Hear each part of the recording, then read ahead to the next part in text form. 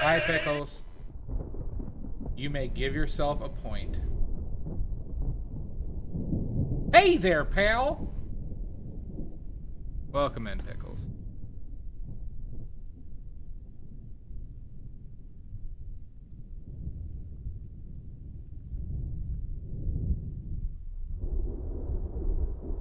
Hi, Salt. Oh my god! What the hell?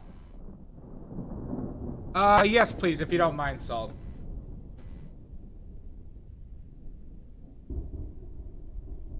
If you don't mind.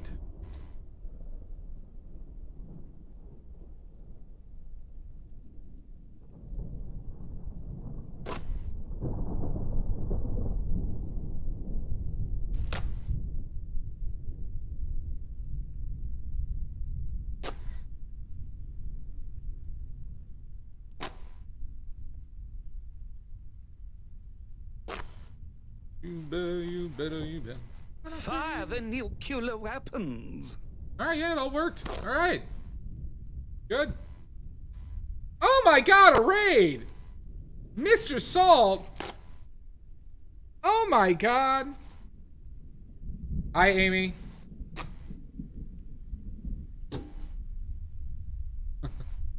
We don't know. We don't know, Senor Sal. Lonks! Now! Because nobody knows who you are.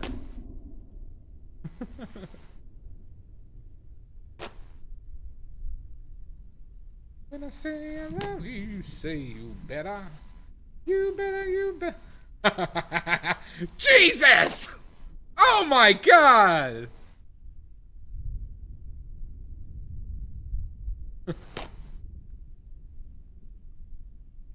Are you talking about your penis? Or the green bag flicking me off? Probably that, not the penis. Come on, stay open.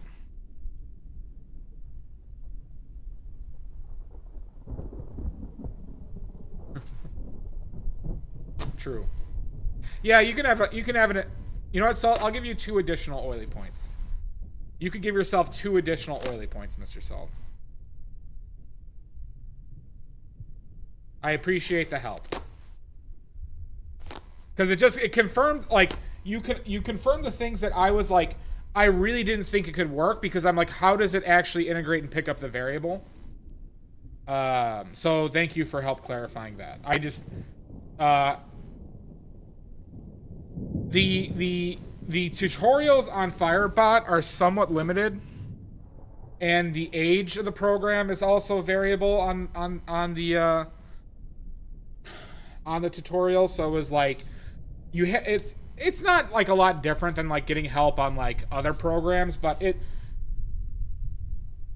you know, it never discreetly said that this would pick up the username on raids from the stuff I saw.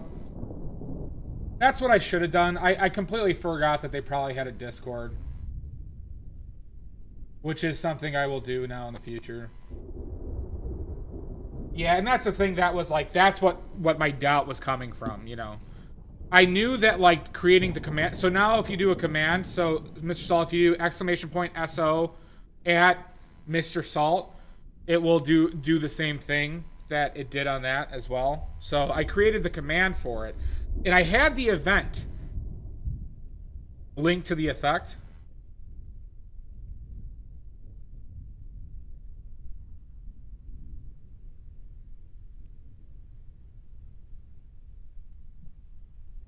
Oh, it does, doesn't it? Okay. I'll fix that later. Missed it.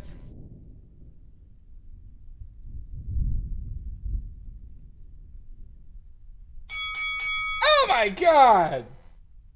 Paninky.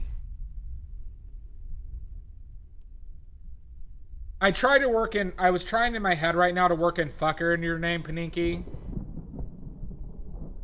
Like Paninky fuckery or something like that. But it just doesn't work. It doesn't work with the ink. I was trying to work it in there. You know, like changing big weird animal to big weird asshole. Like as a natural thing.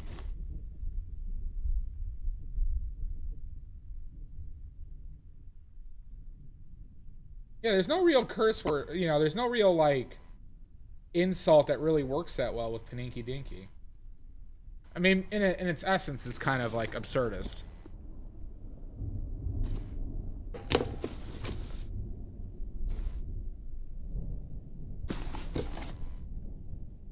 Thank you, Paninky. When I say you love me, you say you... Organic free-range fuckery are only true. True. Oh, God.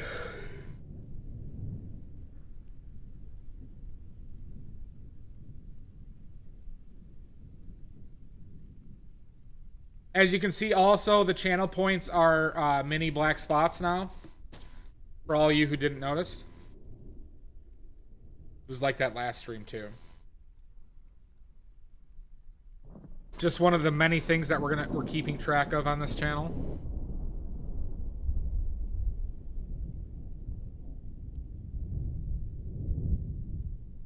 Oh, I got an idea.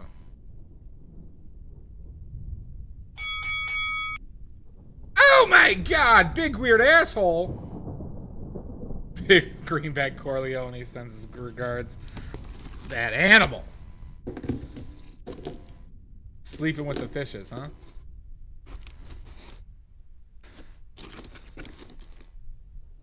I got an idea that I need to keep secret from you animals. I got a plan. I have a plan.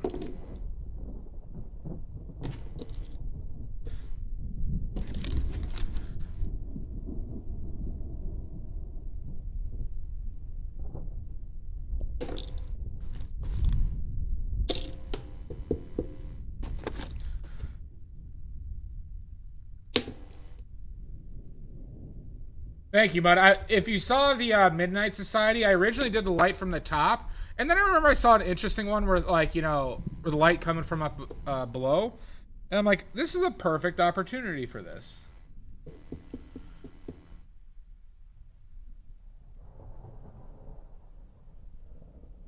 That was the mirror I got for my prop mirror. It definitely does, I think, yeah. Agreed. I think it also helps with the background issues of, like, because I don't have, like, a setup that can, like, really have, like, a proper background. It helps darken the background where the background is naturally dark and works with the kind of design of the still life itself.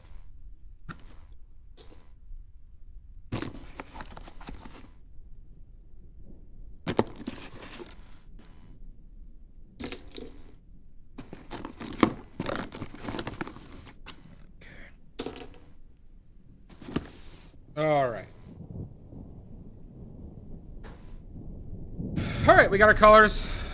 This is a big canvas. We're doing 24 by 18. 24 by 18, everybody. Which, in European measurements, very un-American measurements, that translates to roughly 60 by 45 centimeters.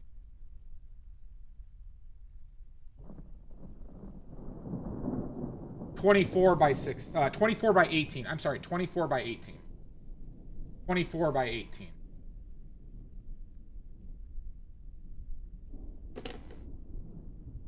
All right. No, not that, Pickles. Not that. No, you're not there yet.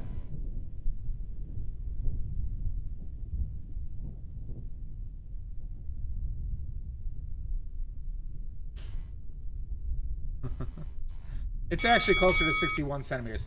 Motherfucker! You'll get there one day, Pickles. You'll get there one day. All right. Colors: titanium white, lead white, bismuth vanadate yellow medium, pyrrole scarlet, ultramarine blue, bismuth vanadate yellow lemon, quinacridone magenta, cobalt turquoise, viridian, blue ridge burnt umber.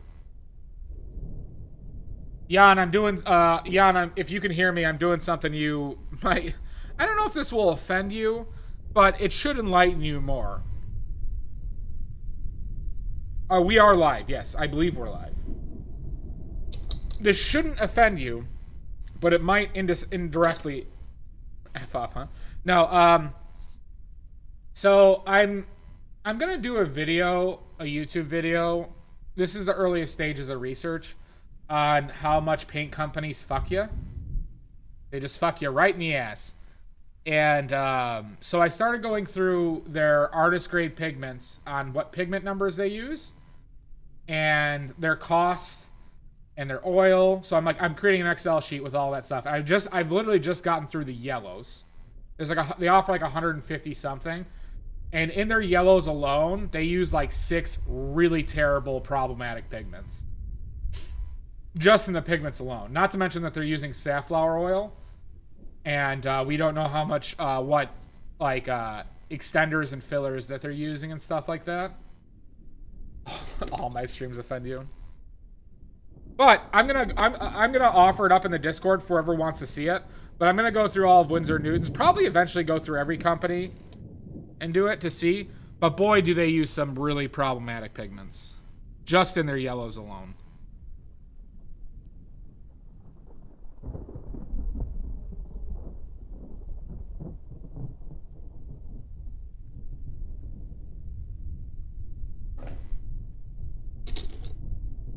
So, fuck Winsor & Newton.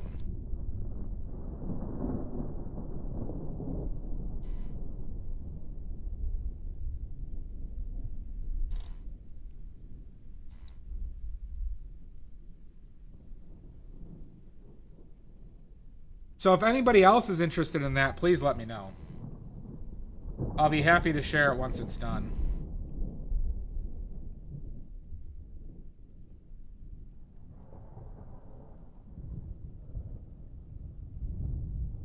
Fire the nuclear weapons. Rock, paper, water? Jesus Christ! Welcome in. Welcome, Raiders. Get on in here. Pukara. I like that name. Makara. Pukara, welcome in. Welcome in. Rock, paper, water. Give us your links. Or we're going to have a real problem here. Thank you for the raid. What did Jan say?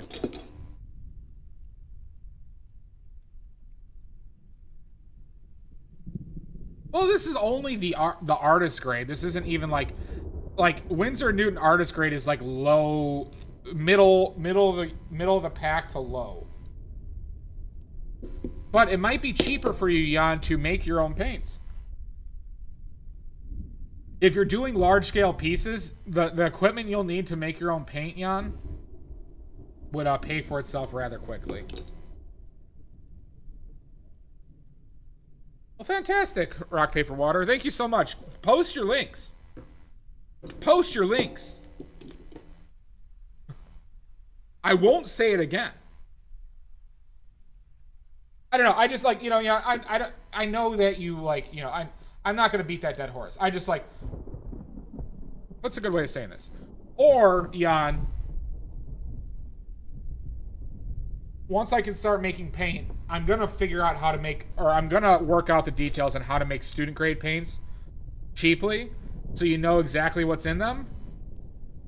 This is not just like a sales tactic. It's really, it is out of concern of just like using pigments that aren't going to fuck you.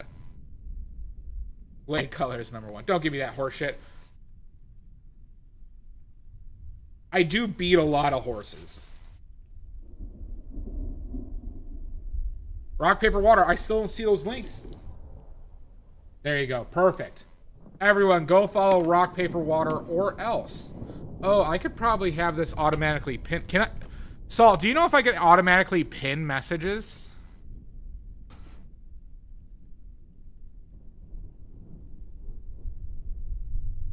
That would be an interesting thing. Maddie, once again, you are not capable of learning this truth. You're welcome. Thank you for the raid.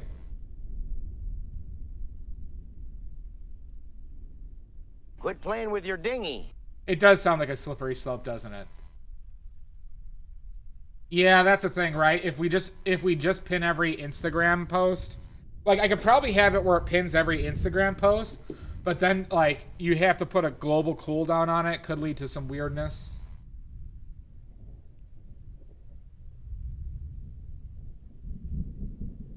Everybody go follow Rock, Paper, Water's Instagram. Since I've been following him for about 30 years now, you can't find a better Instagram. Oh, fantastic. Well, Rock, Paper, Water, if you're a watercolor painter, I know where you can find the best watercolor paints you will ever find.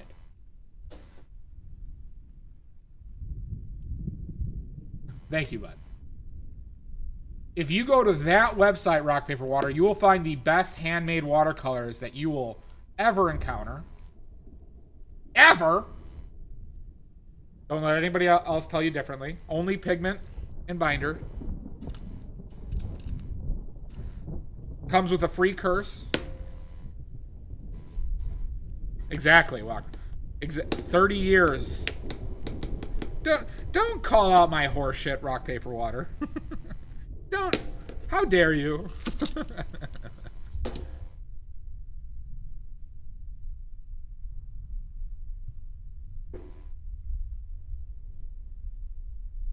They are the best on the market.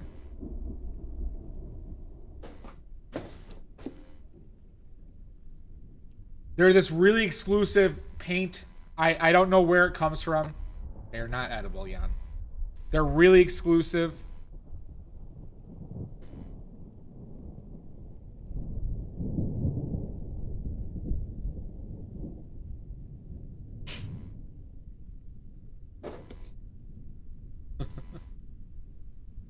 I don't know where they come from, but I just hear they're amazing.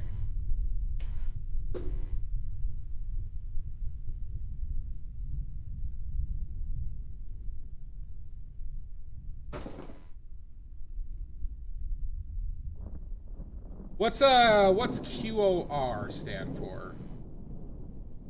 That's true, Pickles. What's QOR?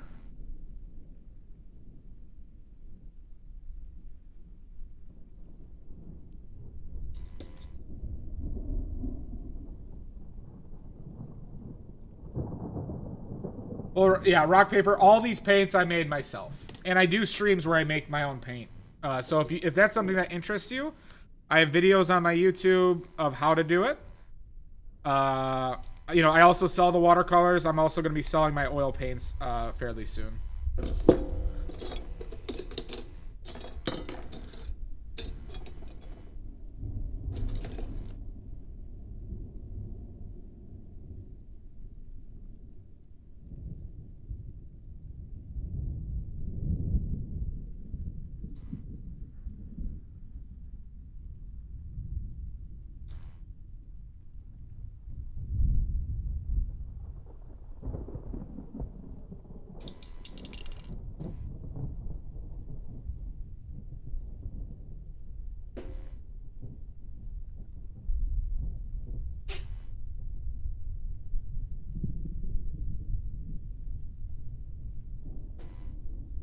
All right. We got our paints, everybody. Oh, good. Awesome, thanks. Thanks for letting me know. How did the bees and wasps hold up?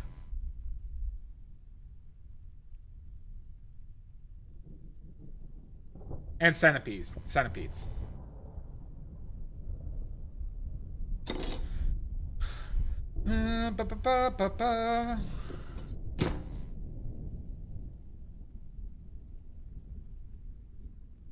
Sounds good. Have fun, Mud. Thank you again for your help, both of you. Okay, good. All right, that's progress. The training went through, Jan. The training went through.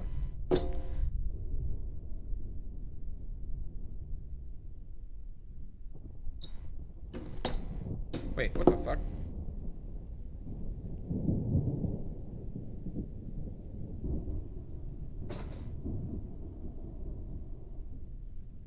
Wait, what the fuck? Burnt umber.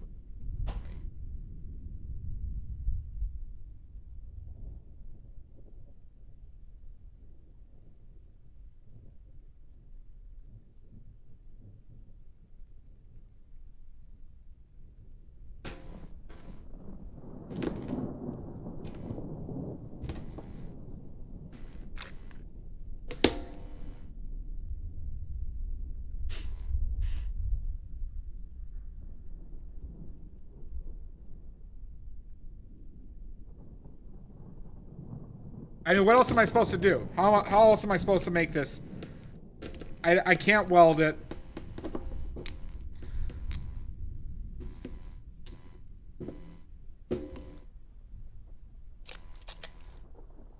Blue squares of despair. I asked this question once before, but I don't remember stuff. Say someone accidentally bought raw umber because senility and wanted to make it burnt umber. How would you do that? Asking for a friend. Yep. So... you're never gonna get it. Well, okay, hold on. Big weird animal. How complicated of an answer do you want? On a rating of 1 to 10, 10 being most complex, 1 being simple.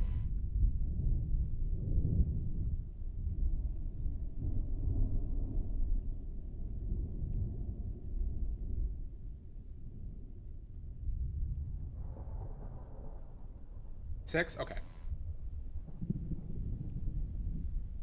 The 6 is... there are literally thousands of variations of burnt umber and raw umber because it varies by the what types of minerals are inside of it. You cannot mix this color with a raw umber and another color. You can get it pretty close. So the quick answer to be is to take your raw umber and mix in a red. Mix in a red with it, like a vibrant red, and maybe a slash of viridian. So, or like a darker green or bluish green, would get you somewhere in the range. But it depends on what burnt umber you're going for. I choose a very I tried to get as saturated as a burnt umber as I could find. Okay, but there are burnt umbers that are more yellow with less red. There are burnt umbers that are go probably even more red than this. This is probably as red as it goes. So point being is, what it's lacking is red. It's lacking orange, right? Red and yellow. So this red, which has a lot of yellow in it, if I mix with a raw umber, could get me somewhere in the ballpark, but not to the extent of this. Okay. Burnt umber is a dark orange, everybody. The dark orange. Raw umber is a dark desaturated orange. Okay? How do you make it more saturated? Well, you're gonna have to add orange to it. Right? How much it leans yellow, or is it like a dark yellow you want to add, right? Because they make burnt umbers with very little red. But a natural burnt umber is citrined or citrined, sintered, whatever the word is. They literally heat up raw umber to a certain temperature, which changes the state of the iron in it, and it usually turns it into an iron oxide, which leans the iron oxide leans very red in that state change. Okay, that's what happens. That's the same with the difference between raw sienna and burnt sienna, raw umber and burnt umber. Ochres, if you were to do that temperature change to ochres, you could actually make them very red and orange and make them closer to a burnt umber if you were to do the same application to ochres. But then it no longer qualifies as being an ochre. Okay. So point being is, Big Weird Animal, if you have raw umber, add orange to it if you wanted to get it more like a burnt umber until you buy yourself burnt umber or you run out of the raw umber. Was that a satisfying explanation, Big Weird Animal?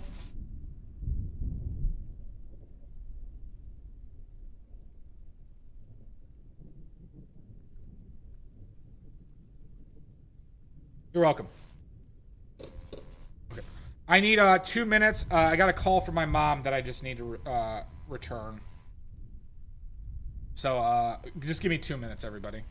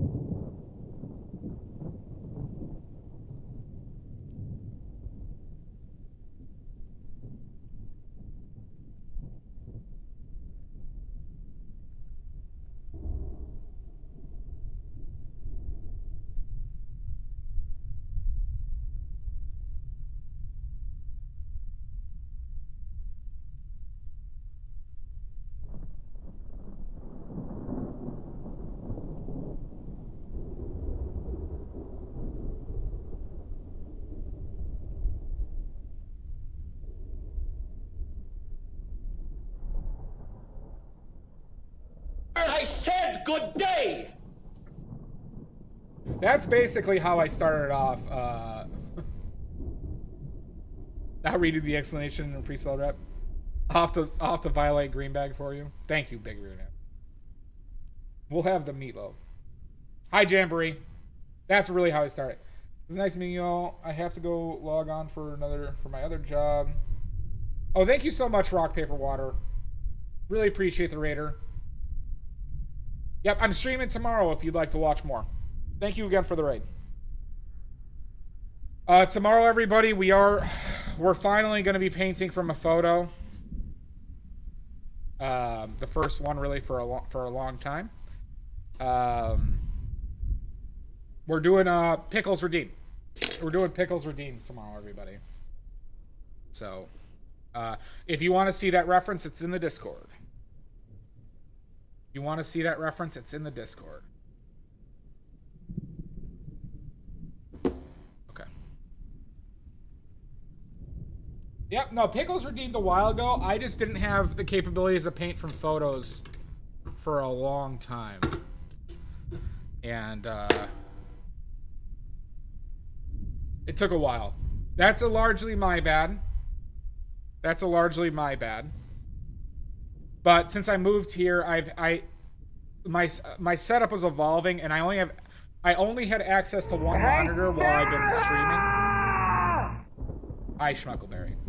And so then I bought a monitor from the Goodwill that didn't work, and then I just ordered another monitor on Cyber Monday that just came in today. So I got to set that up, and we'll be able to have the setup with 2 monitor access. So for anybody who has a lot of oily points that wants to redeem a photo, like I got another one from redeem from Nordic Sparkle, and we got a future redeem from Cody Impasto.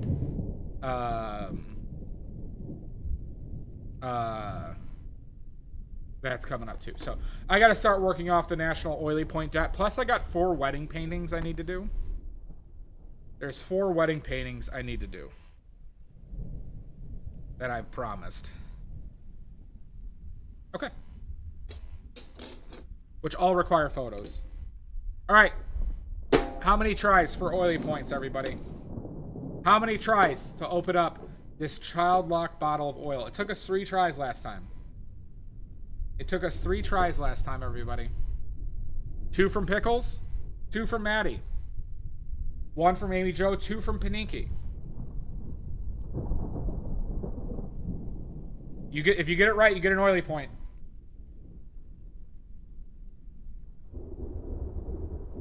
Any other guesses? Any other guesses?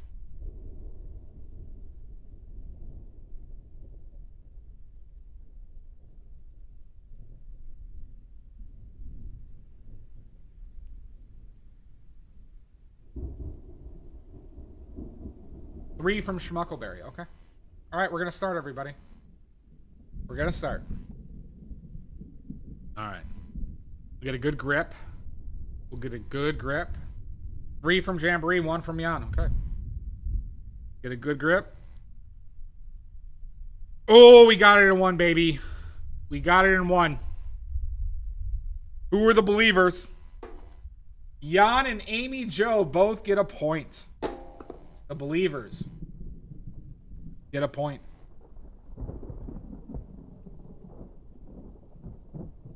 Winner, winner. Boo this man! Don't you boo me for my masculine strength. Cheater, you. I use my natural manly strength. Hi, DM. You like that, DM? Thank you, Pickles. Amy Joe, you're flush with oil points. Oily points. All right. Yeah, I have the light coming up from below. I'm painting manly. You're goddamn right, Paninki. I am a strong man. Flush with chat. Yeah, you are. Are you gonna do a combo?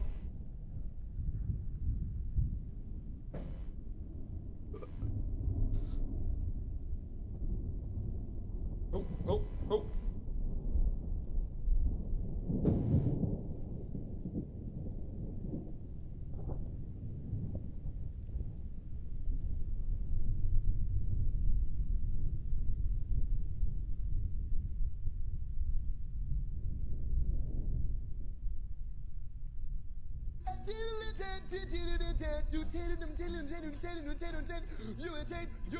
You attain the space between the button balls.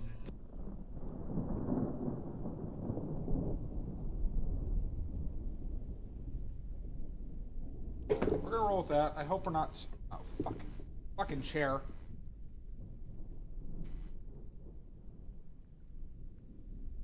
What the fuck is that? The painting. The painting. Ugh. All right. And I am not a taint. I'm a super cool guy. And the fucking chair.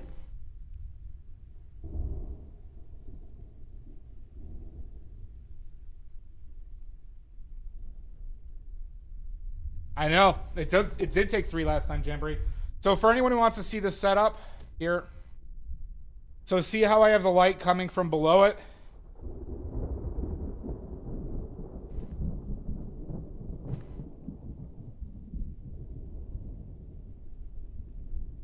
Got the mirror.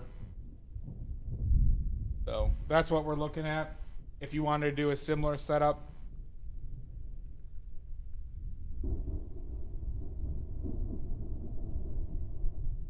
Okay.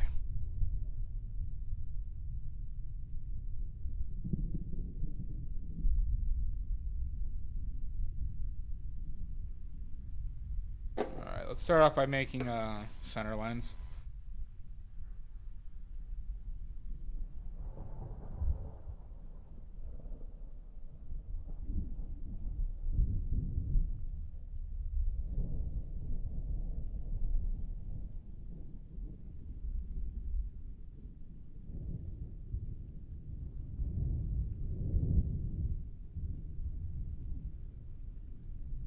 You got a new brush here that I got for my birthday.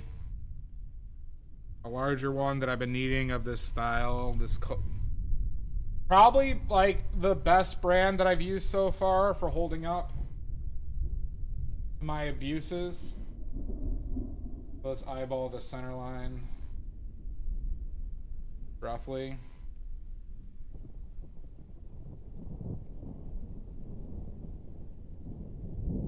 I won't, Maddie. Jesus. Jesus.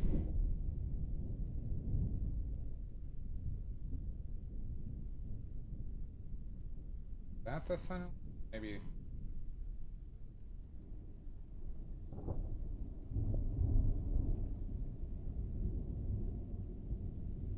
This doesn't need to be exact because it doesn't really matter that much.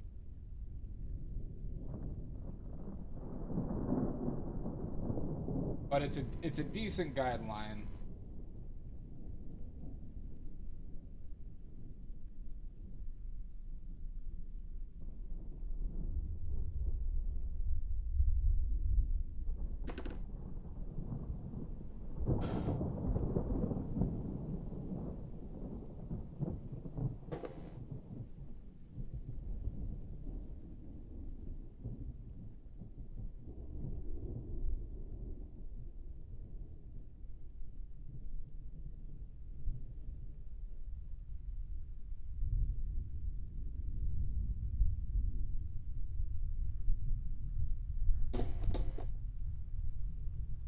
Big weird asshole. This skull was definitely procured legally, and I did not dig it up from a very notorious asshole. Definitely wasn't that for that second one. It was definitely the first one where I procured it legally. All right.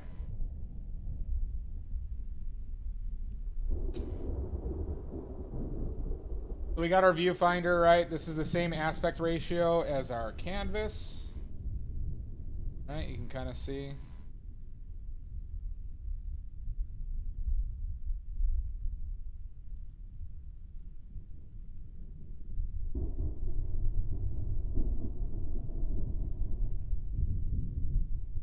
Oh, who mentioned grave robbing? I didn't mention that, big weird animal.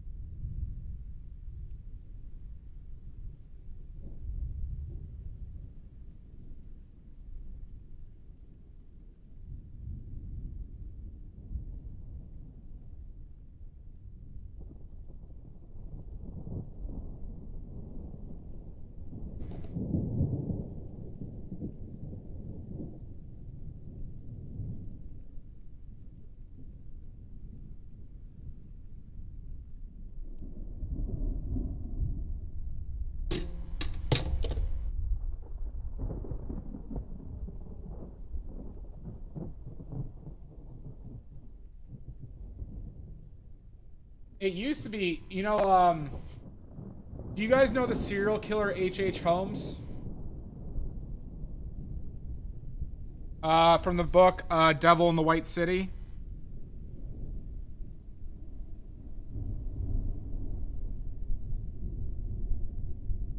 Well, do you know of him? Do you know of him?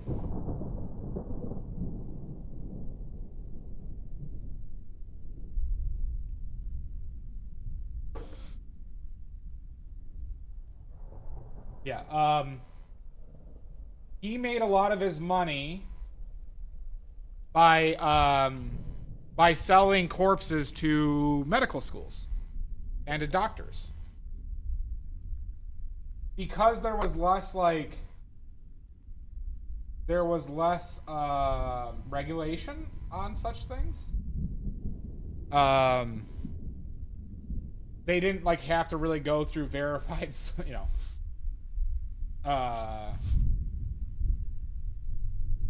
verified means to procure bodies,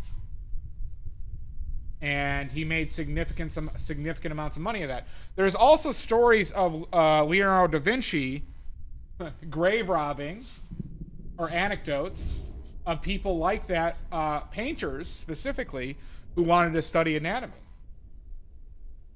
I think Degas got in trouble for that too.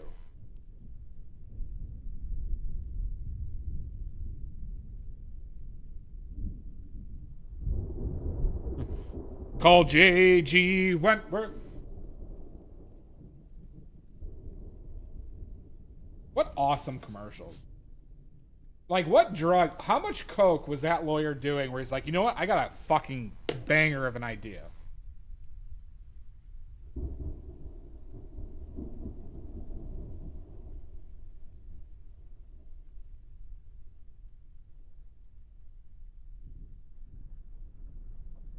basically Paninky. But there was fanatics, right? And, you know, Da Vinci specifically was doing a lot of like biomechanical studies as well. It wasn't just art related, but there were artists in the past who regularly tried to get dead bodies to study anatomy.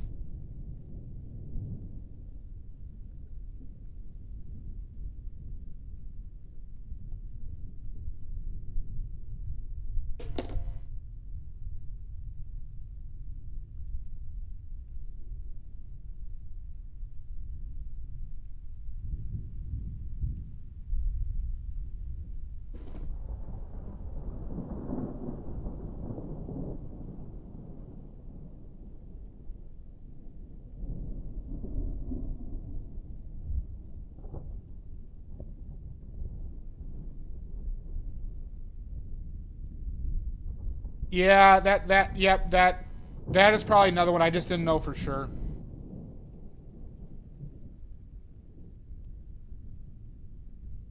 I've heard some interesting criticisms though of Michelangelo. Oh, Jesus Christ, Amy.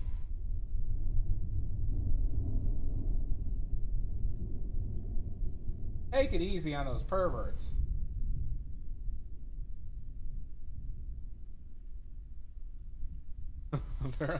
they're just clones of you. Oh, I see. There are some interesting criticisms though of Michelangelo, like where he basically in one trench coat. So instead of a bunch of perverts, it's just Amy in a trench coat.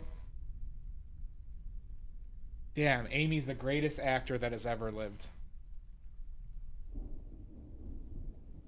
But have you heard that, Cody, where basically Michelangelo only knew how to paint one body, and he did it for men and women?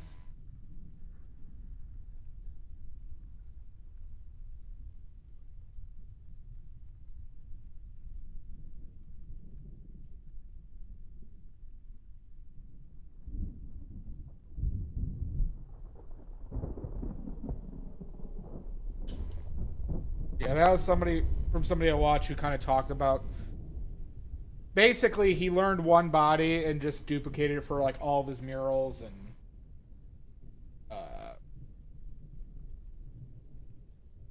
and that's why a lot of like his feminine forms are very like masculine relative to the time periods like standards.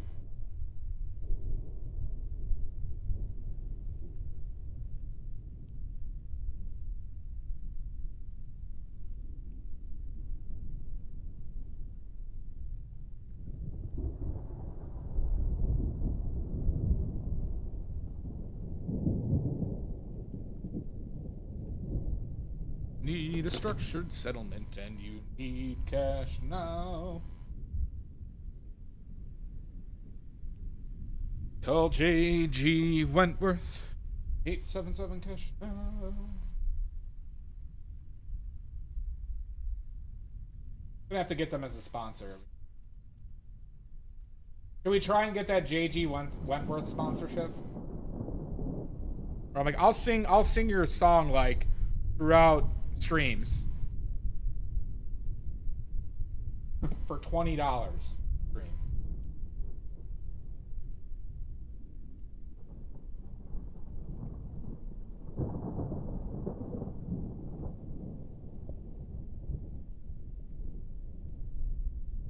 I think we have a whole line of untapped sponsor potential.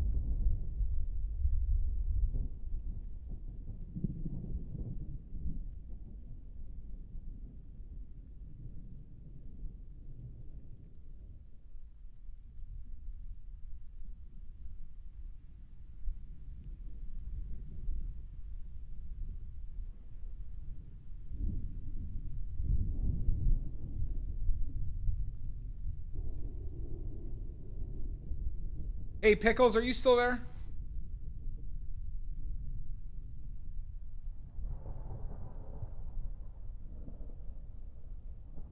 Would you mind sending me a message in my YouTube chat?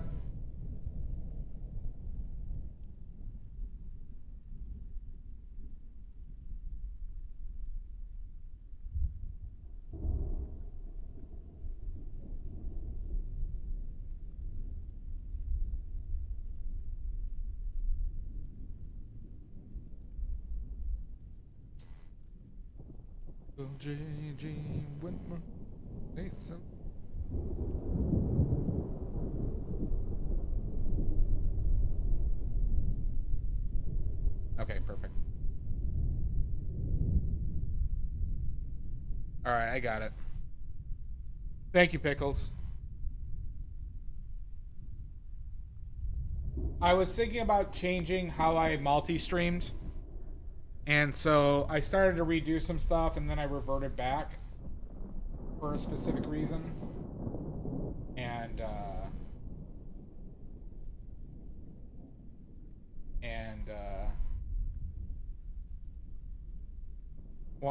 want to make sure it was working. Thank you. It was just like so you can multi-stream through a plugin in OBS, okay? But I learned that with the plugin, it requires double the bandwidth, and I've had some connection issues, and I realized that my previous method would actually be better for my internet connection.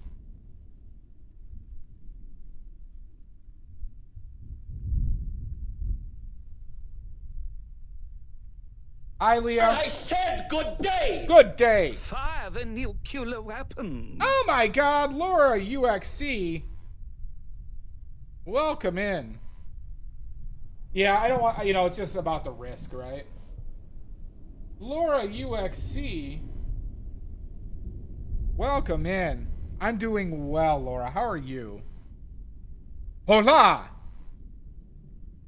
I'm doing well, Tommy. How are you doing, buddy?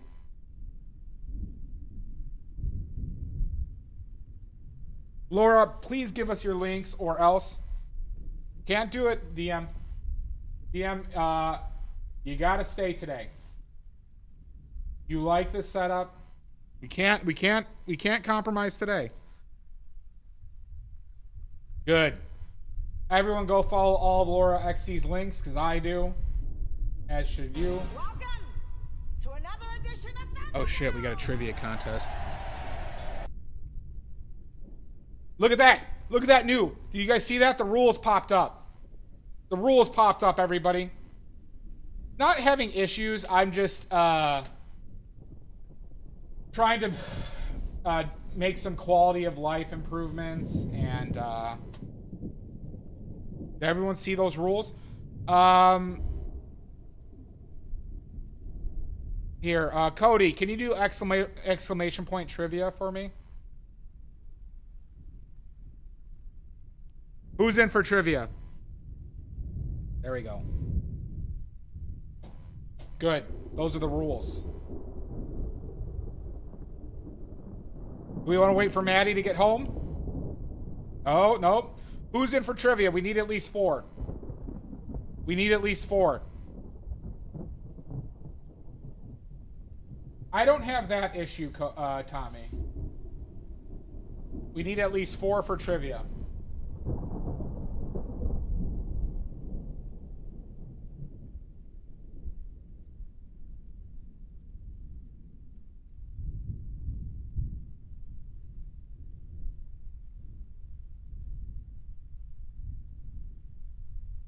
Well, we still need 4. Jamboree's in.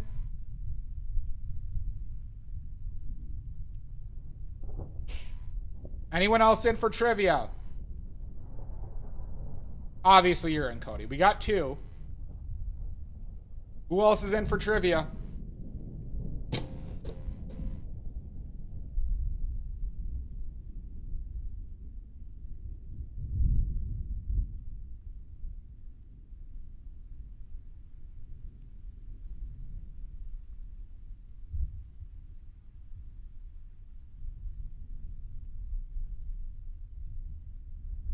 Uh-oh.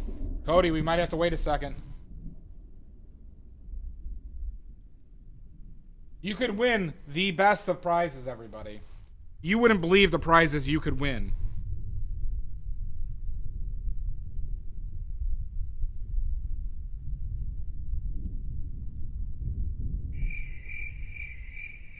No worries, Laura. Are you sure you don't want to stay for trivia? Are you sure you don't want to stay for trivia, Laura?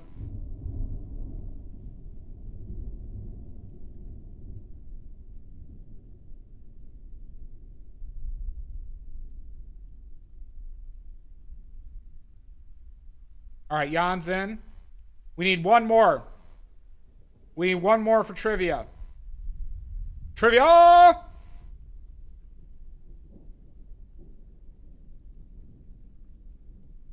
Well, Pickles, do you want to participate? How about this, Pickles? You'll be the safety trivia safety net.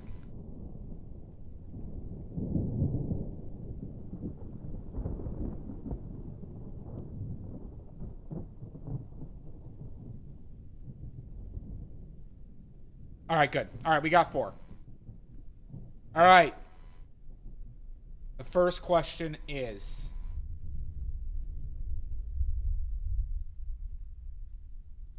And I forgot to look up more trivia. So that's good. All right. What resin was particularly popular in the medieval Dark Ages as a usage for red ink, specifically in books? What was the name of the resin sourced from China? Help! I'm being repressed! Damar? Nope. Not Damar. Maddie gets it right. Dragon's blood. Dragon's blood was a red resin from a specific tree in a area of China, Southeast Asia. Has been not very light fast. It's not a pigment. It's a resin. Good job, Maddie. Maddie, movie, art history, or pigment history? Dragon's blood got energy drink.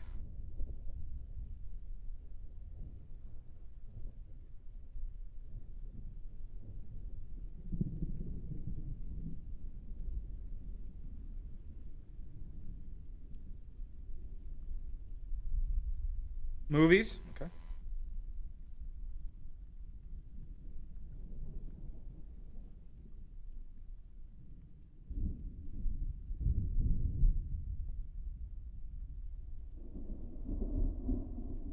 What was Chris Farley's last official movie? What was Chris Farley's last official movie? Uncle Buck? Nope. That's not Chris Farley. That's John Candy. And I'm almost positive that wasn't John Candy's last film.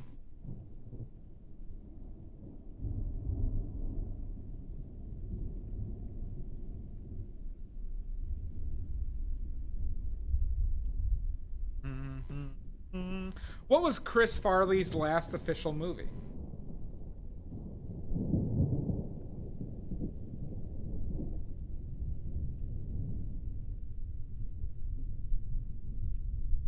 Nope, not Tommy Boy. David Spade was not in it.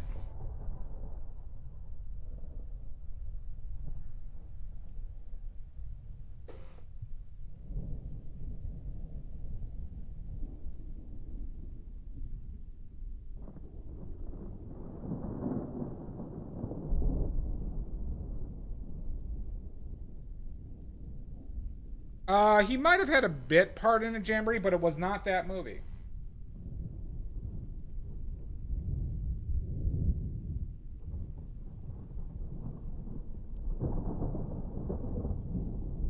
It's a bit of an obscure movie. This is a tough one. But it did get a theatrical release. You also might have heard that he was originally going to voice Shrek, which is true. But that was not his officially last movie. He did record voice lines for Shrek.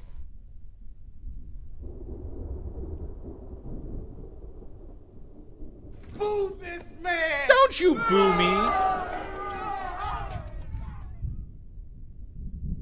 No!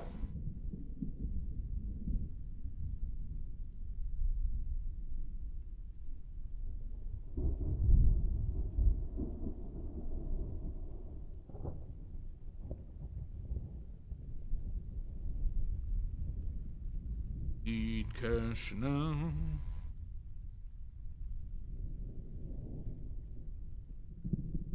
Anyone? Anyone?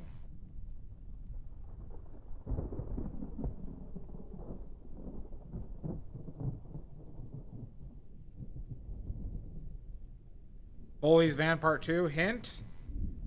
There's not a great hint on this, but the movie deals with American settlers. Early American settlers.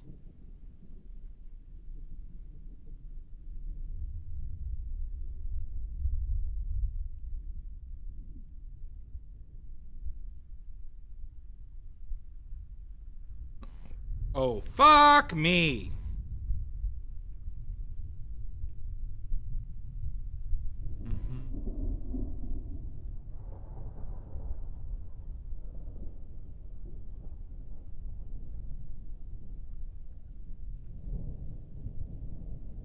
Anyone?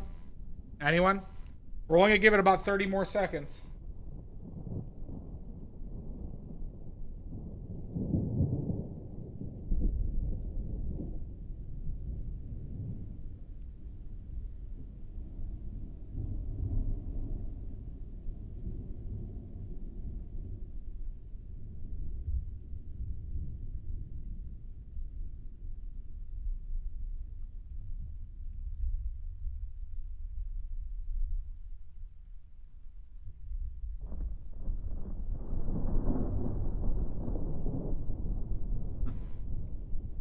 True.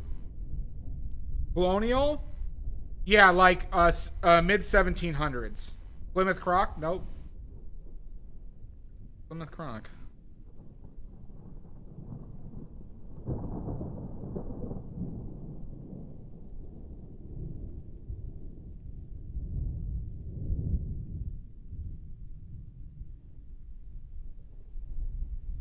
Damn, Jan, you got it right. Almost Heroes is correct. Jan with the point. Almost Heroes is correct. Good work, Jan.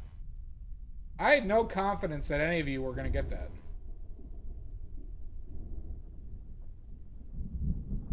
Almost Heroes is correct.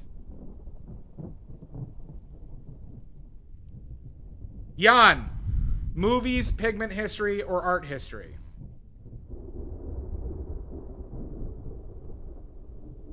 That's true. I was an unbeliever. A non-believer.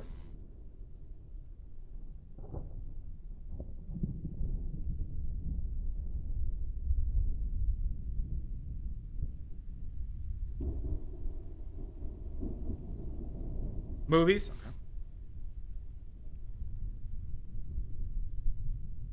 All right. Who did James Cameron originally want to play the Terminator? Who did James Cameron originally want to play the Terminator?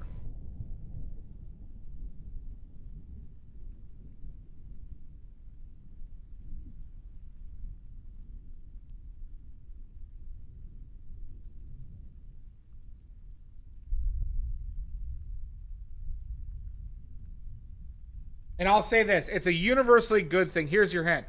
It's a good thing that they didn't choose this guy. Me, nope. Not you, Maddie. Jean-Claude Van Damme, nope. Pickles. Oh, wait. You're laughing at Pickles' ass joke. Steven Seagal, nope. This person is worse than Steven Seagal, Jamboree. F. Sylvester Stallone, nope.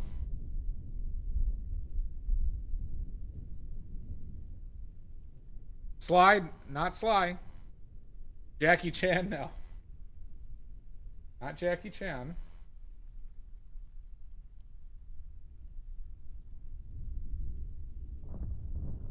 Michael Bay, nope. Michael Bay did start off with horror films, though. You, nope. Joe Mama, oh my god! My mom catching a lot of strays here. From you animals.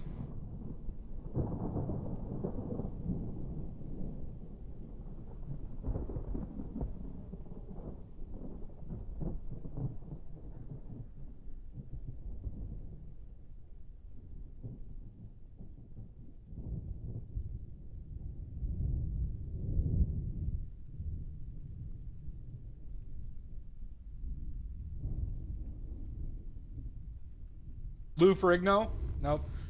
It was an American. Jamboree, it wasn't an American. Nick Nolte? Nope. My mom is the greatest, Maddie. John Malkovich? Nope. Hulk Hogan? Nope. Anthony Wheeler? We could only wish.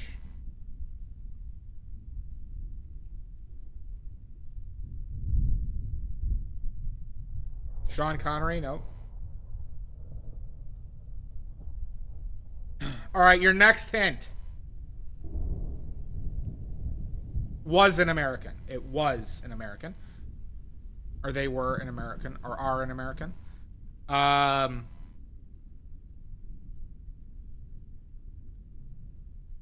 They were... this would have been one of their first, if not their first, acting role.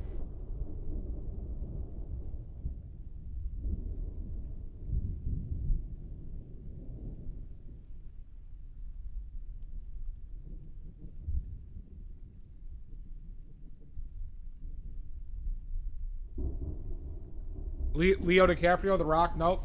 Hi, Emmanuel. Mike Tyson, nope. Jason Brolin, nope.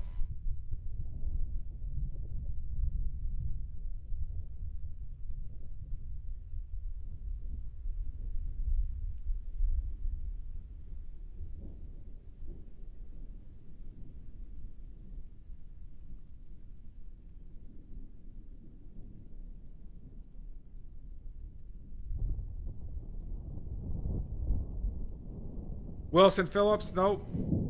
James, Mr. Bean, nope. Randy Orton, nope. Shaq, nope. Do any of you know when the first Terminator was made? It was like the 70s. Or early 80s. Michael Jordan, nope.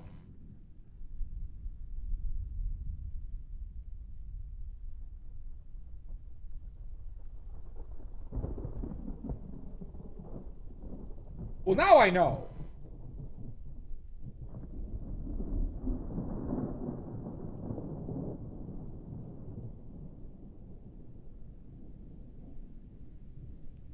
Patrick Swayze, nope. Dagon, nope.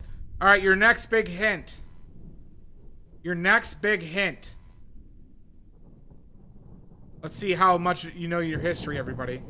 Your hint is the Kardashians. The Kardashians.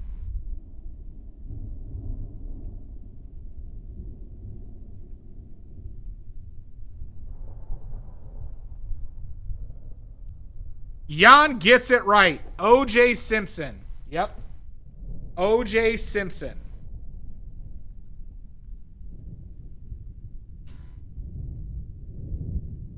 Caitlyn Jenner. O.J. Simpson. Cameron originally wanted O.J. Simpson to play the Terminator. Jan with another point. Thank you, Pickles. Jamboree. Movie, pigment history or art history trivia. Kanye West. No. Not that son of a bitch. Movie, please. All right. Movie it is.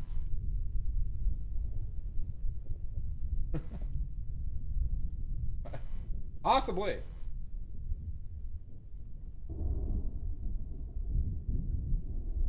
I think I wanted this to be more blue than green.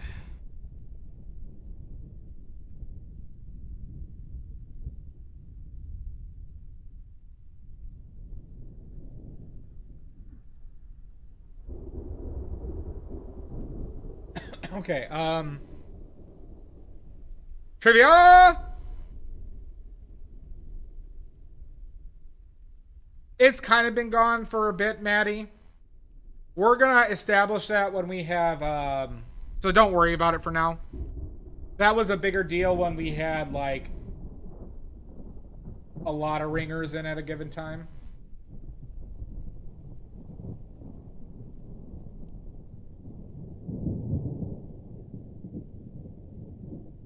They cannot for cheeseburgers. They cannot.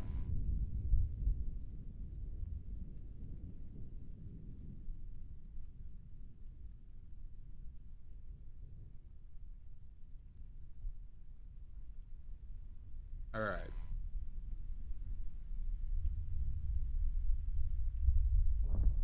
Okay. I like this line of questioning. Who was the first choice to play Aragorn in the Lord of the Rings trilogy?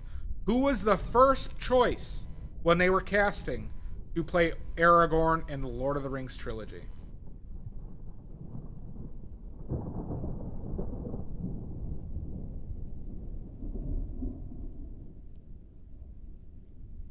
Nope. That was the third, Cody. That was the third.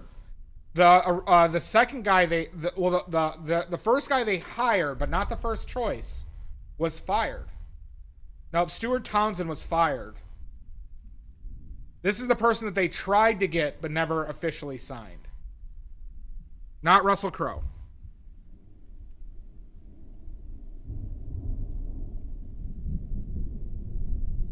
Jason Momoa, no, too young at that point. Remember, they started filming the Lord of the Rings trilogy in the late 90s. Herbie Hancock. Good Tommy Boy reference. That is incorrect.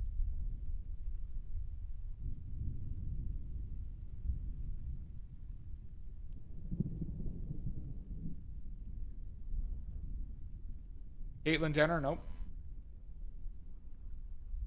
Fat guy in a little coat.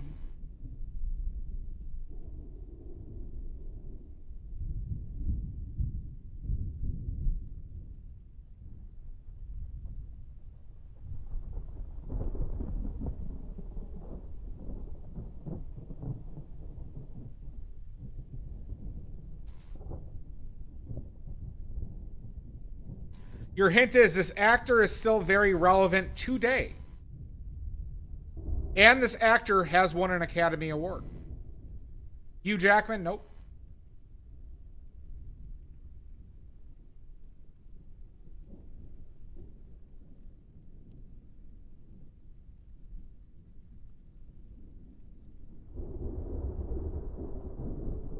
Tom Cruise? Nope. Ryan Reynolds? Nope.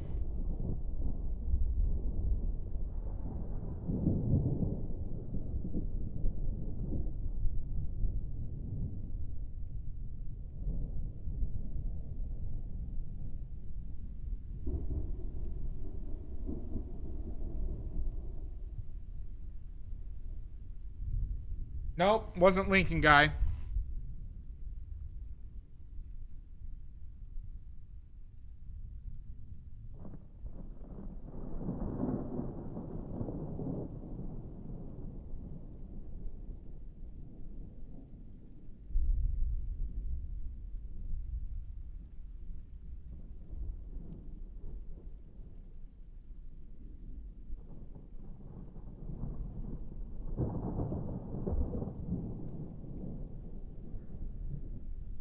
Jean-Claude? Nope, not Jean-Claude. This person is considered a good actor. Especially for the right film.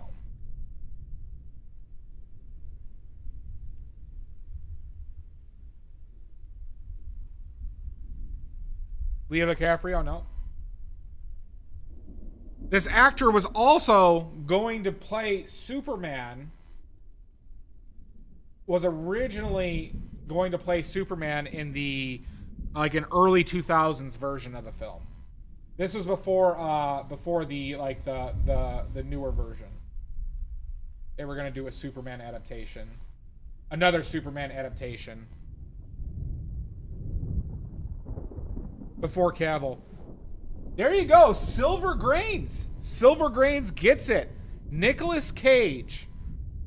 They originally want to get Nicolas Cage to play Aragorn in the Lord of the Rings. You are correct. You get only a point, Silver Grains.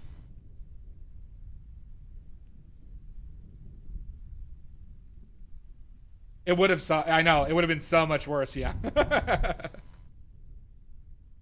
Thank God that Nicolas Cage turned it down and Stuart Townsend got fired.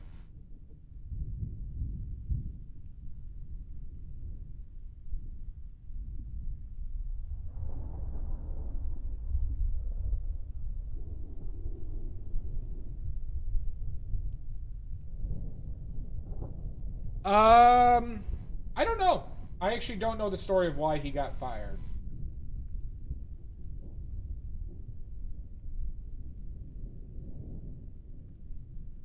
But this needs to move.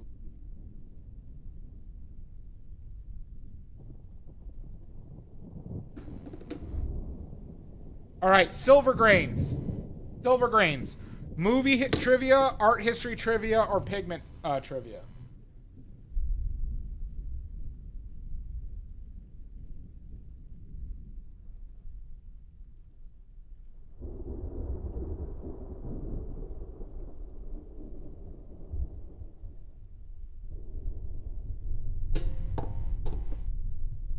Art history?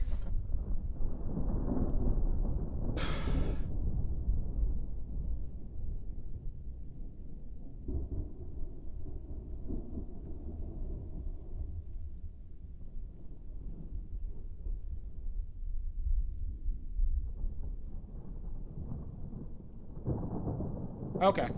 That makes sense.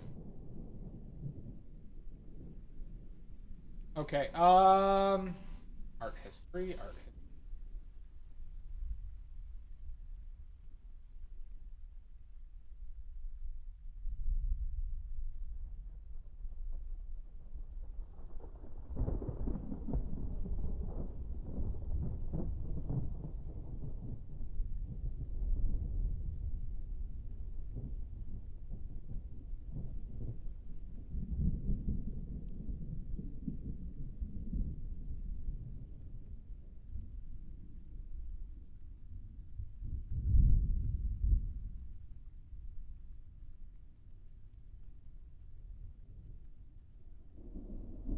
Oh, really?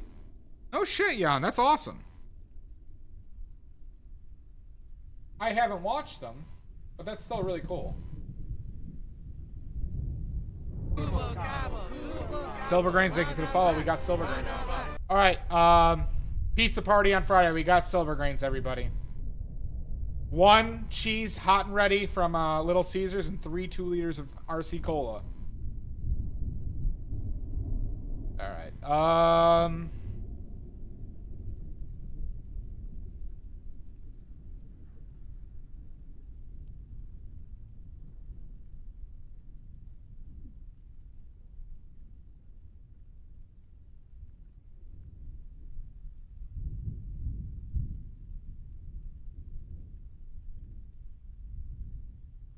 Nope, regular RC Cola, Maddie.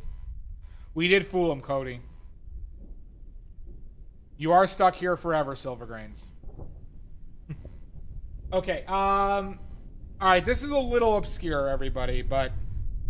And maybe this isn't art this isn't art history.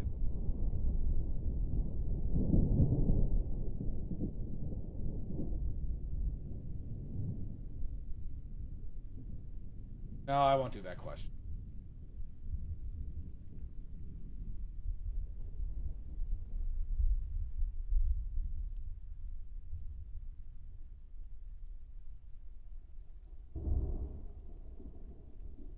This is a little obscure. Because there might have been other painters who did this, but this is an example of a famous painter doing it. No diet, Maddie. It's 3 2-liters of regular RC Cola. And we're only going to get the small paper, you know, the small paper cups. So you have to keep on refilling it every time you want, like, a little drink of it.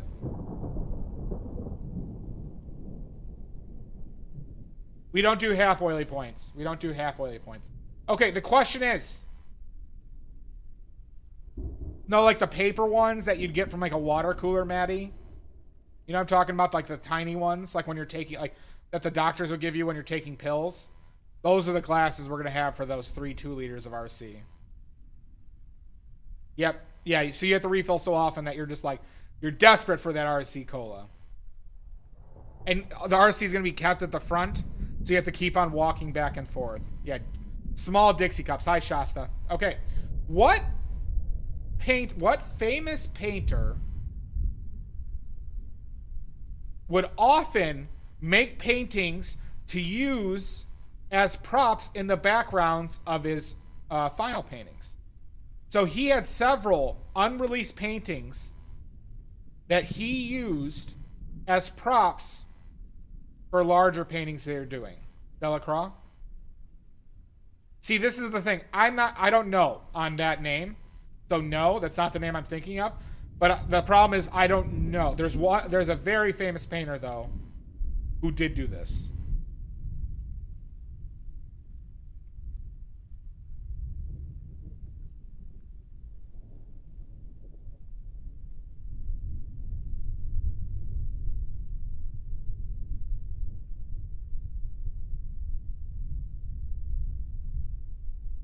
Holbein? Nope. Van Gogh? Nope.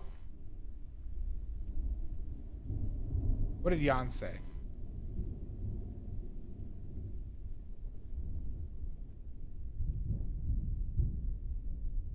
It's not Van Gogh. Rudy is a vain... Thank you, Dia. Rudy is a vain little fucker. Hi, Dia. Hi, Sashi. It's not Jan. Nope. I said famous. I said famous.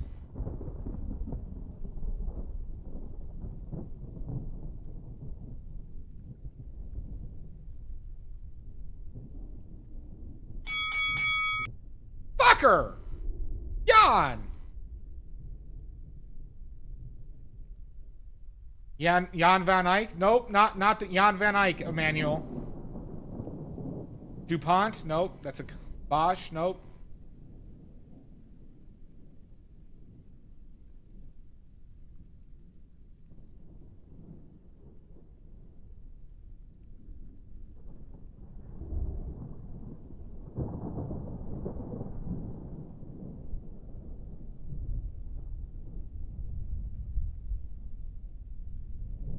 Cassatt? No. Whistler? Nope. Michelangelo? Nope. There's a bit here, Sashi. There's a bit. Bazille? Nope. Da Vinci? Nope. Dia, the question is, what famous painter would regularly paint full paintings to use as props in the background of other paintings that he was setting up? No worries, Sashi. I do need YouTube viewers.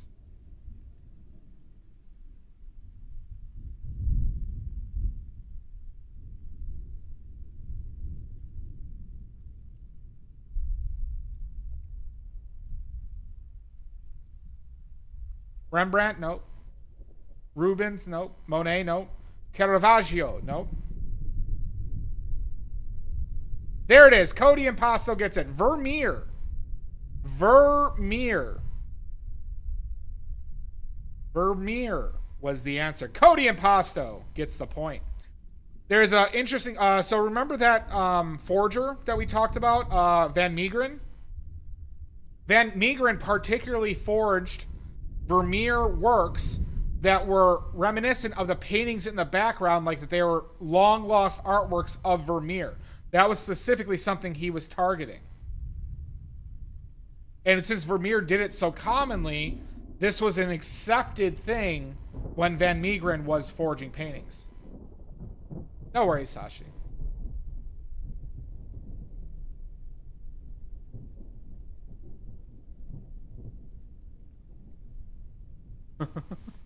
All right, Sashi, movie trivia, art history trivia, or pigment trivia.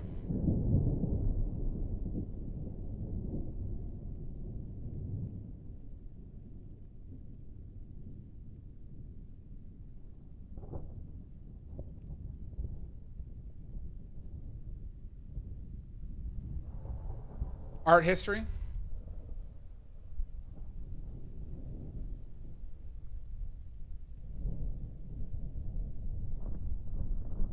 All right, we're gonna do a little bit of oh, I guess that's pigment. Fucking A. God damn it.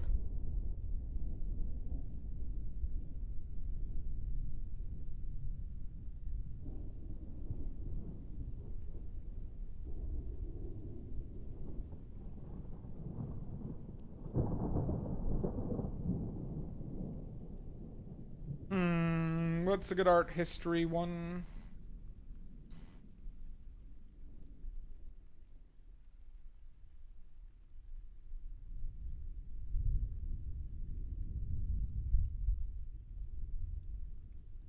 A little bit of them. Are you talking about meth again, Cody? Damn it. Damn it, Cody.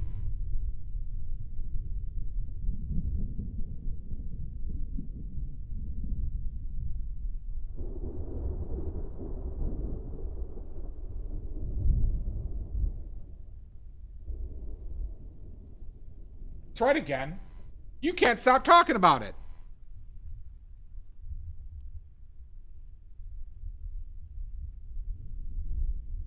Ketamine is supposedly what Elon Musk, right, does like constantly. God, I hate Elon Musk.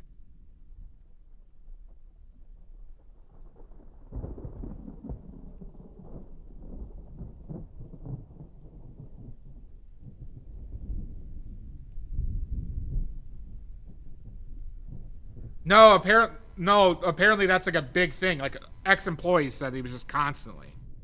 And he's admitted he has a prescription for it. I believe it's ketamine, Cody.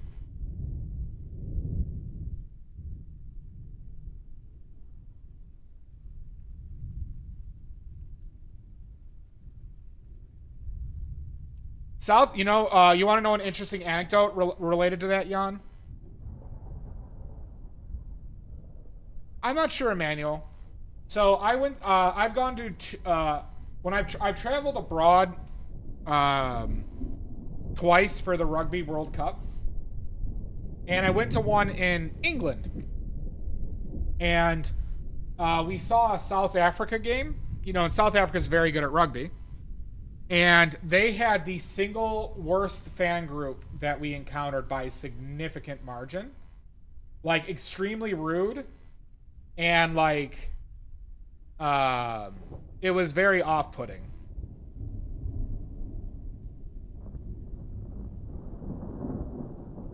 That there's a like it's a very like it was like a really weird attitude because these were also wealthy South Africans, obviously. So it was very awkward at times. If you know what I mean.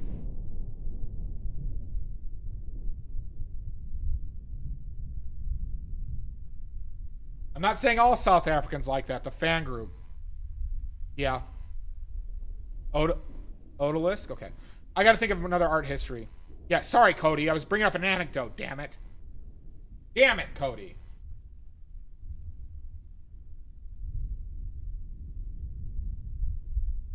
Don't make me ask a rugby trivia. I'll do it. I said good day. Good day. Alright, a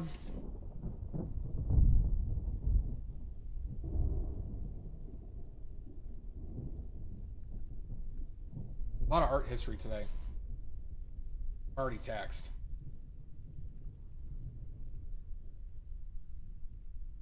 I said good day! Good day!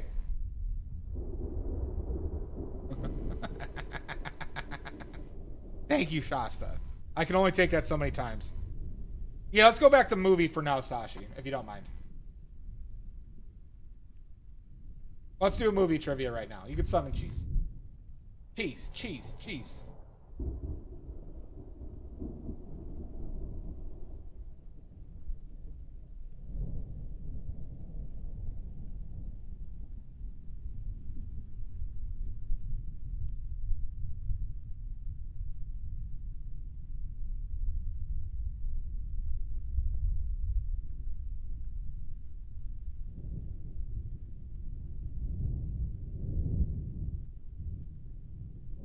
Nope, that's not how it works, Cody.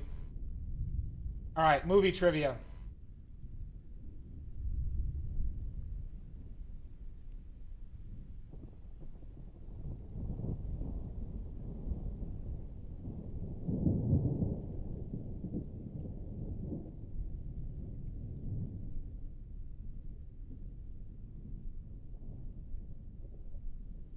That could be a trivia.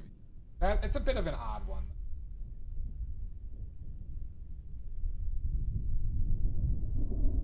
Sorry, everybody. I'm just trying to think of good ones.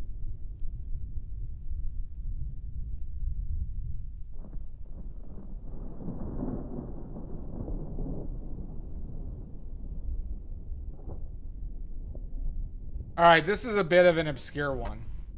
All right, bit of an obscure one. In Naked Gun 33 1/3, starring Leslie Nielsen, what actress made their acting debut in one of the main villain roles? Priscilla Presley. I wouldn't say actress. What person made their acting debut as one of the main villains? Kate Winslet, nope. Jamie Lee Curtis, nope. Priscilla Presley, nope. Kris Jenner, nope.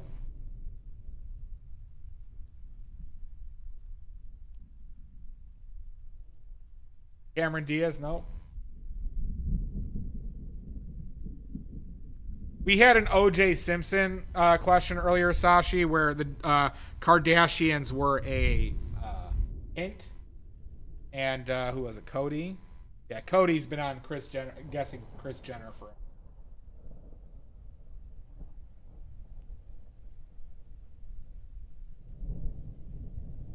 What person made their acting debut as a villain in Naked Gun 33 1/3 movie?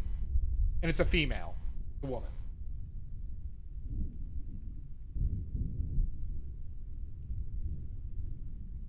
Roseanne Barr? Nope. She was acting way before that. Yeah, they did that with their names. It was the third movie, but they titled it 33 1/3. Great. It's a fun film. Fun film. God, I love Leslie Nielsen. Halle Berry? Nope. Barbara Bush? No. Not Barbara Bush. Carrie Fisher? Come on, you know that's after Star Wars. This person was not known to be an actor prior to this.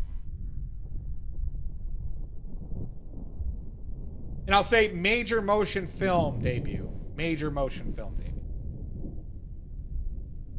Mid-90s? Mid-90s? O.J. Simpson was also in this film, Cody.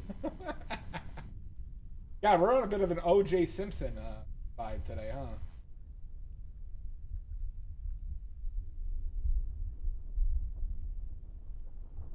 Liz Hurley, no. Brooke Shields, no. Brooke Shields had a really weird first film. And she did a lot of weird films when she was young.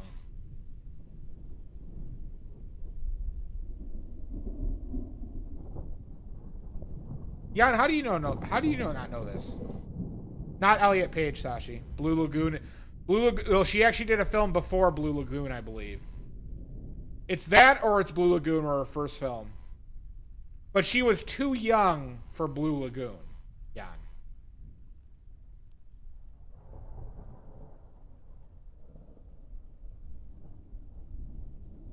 One of her first films was Sweet Alice, which is about a child murderer.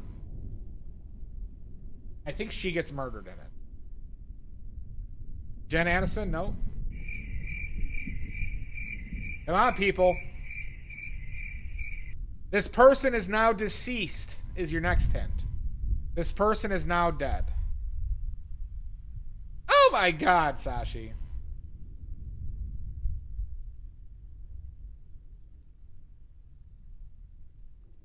Joan Rivers? Nope. You ever know that you're my heat?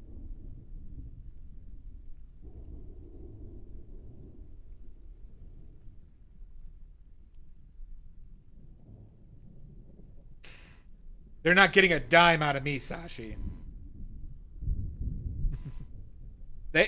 What were they doing walking on the sidewalk while I was driving by, huh? That is their fault. Brittany Murphy? Nope. Good guess, though. Good guess, Silvergrains.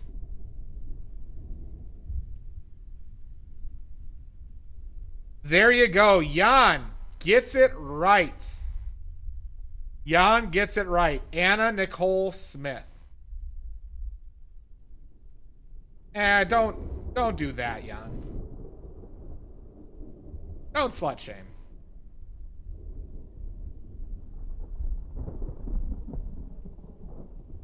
She was troubled. She had a drug issue. I'm not saying she's an angel, but, you know. We don't need to. Everybody has their circumstances.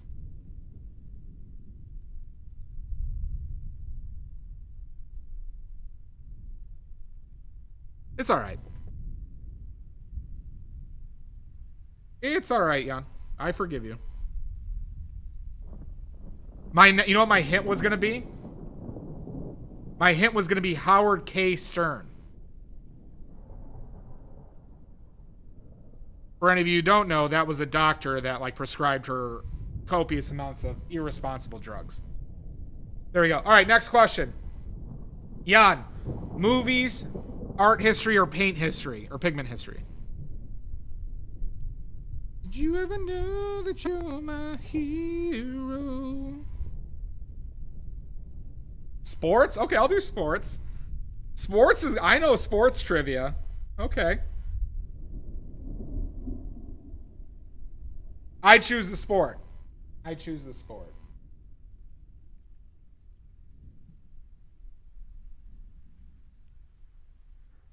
All right, we'll do a simple one.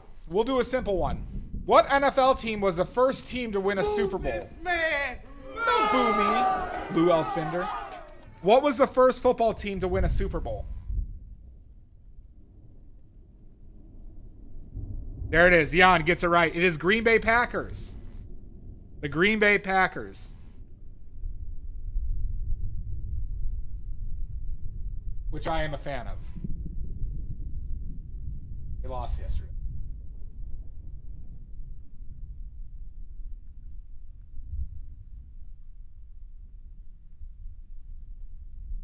All right, next question. Lombardi, not Limbardi. Lombardi. Okay. Maddie.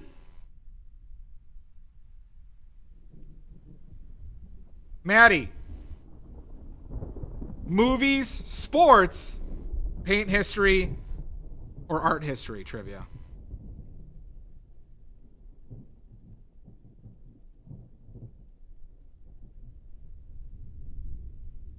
Pigment?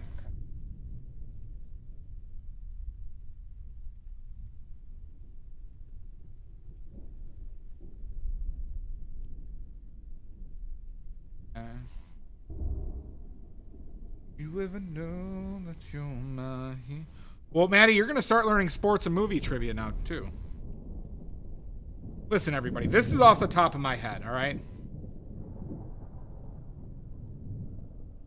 Both Omizu. It's a narcissistic existential crisis.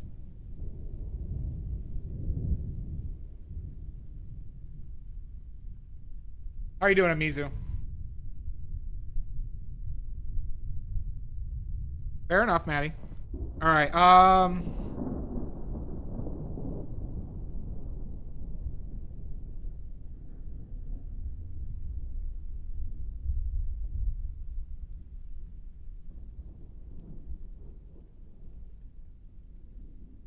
You do, Cody.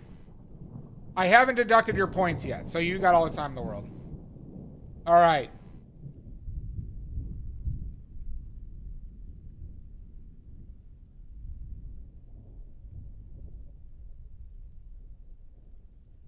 Prior to the Renaissance, what pigment, or name me a pigment, or name the pigment that was most traded, financially traded as a good? What pigment was most traded prior to the Renaissance? Ultramarine blue is incorrect. Venetian red is incorrect. Indigo, incorrect. Lapis is incorrect. Lead white, nope. Emerald green, nope. Emerald green didn't exist prior to the Renaissance. Malachite, nope. Not malachite. Egyptian blue, nope. Tyrian purple, nope. Lamp black, nope. This is by amount of money and volume and weight. Lamp black, nope. Azurite, nope. Joe Mama, Jesus! My mom catching all these strays. Smalt, nope. Phrygian, nope.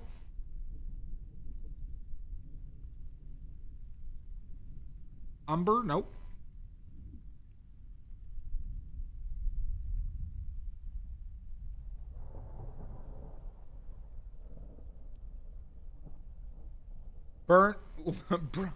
Brunt lapis lake deep hue, nope. Umber, nope, not umber. There it is.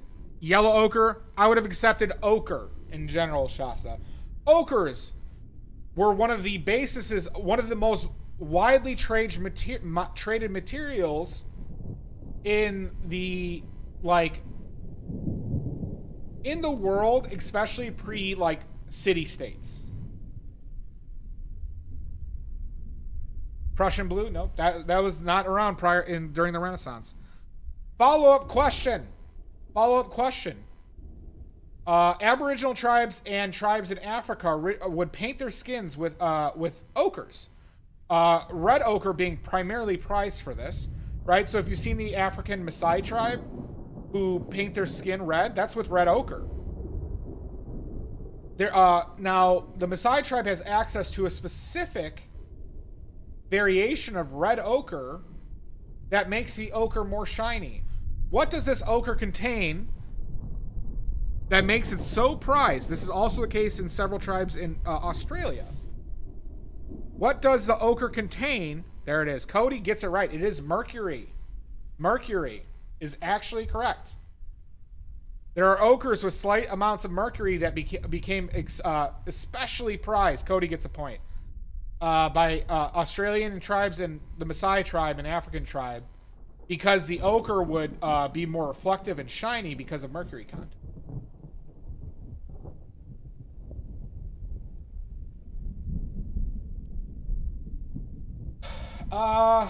You know, with their amounts, it's hard to say, but, you know, obviously it's not great.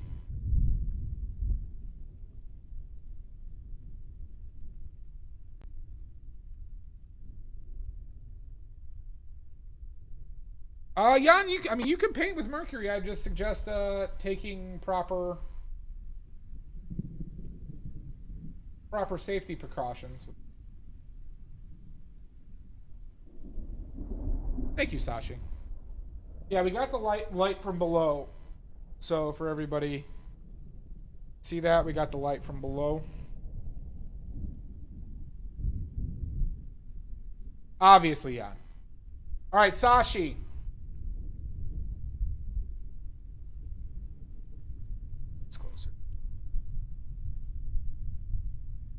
Sashi, what trivia do you want? Sports? God damn it. Sports? I know you love your sports. Sports, movie, paint history, art history.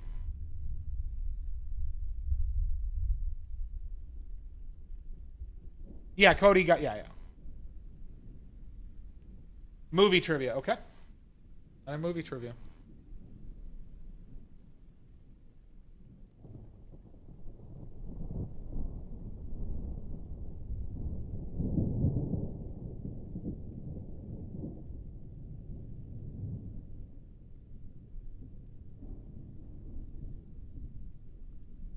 What the fuck was...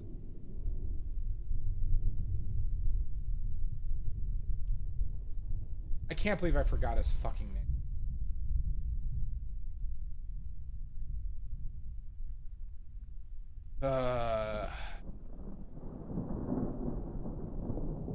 and her name, too. Those would have been good trivias.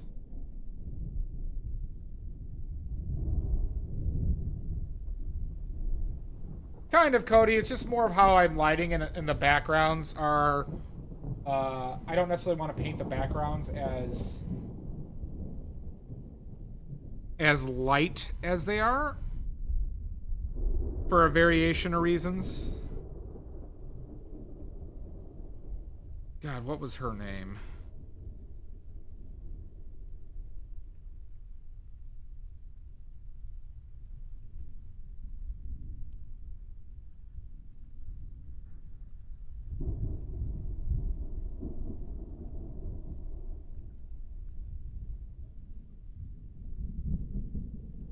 Fuck. I have a good one. I just can't remember the name. Hold on. I'm going to look this up, actually. No. I got my phone by me. I'm gonna look it up. I'm annoyed that I forgot this name, too.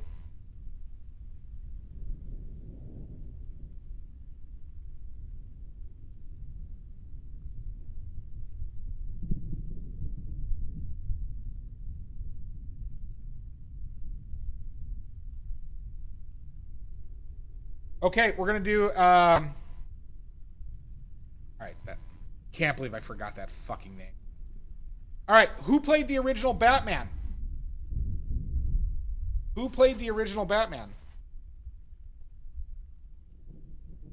Alright, Jamboree. Jamboree gets it right. Gets a point. Who played the original Robin? Who played the original Robin?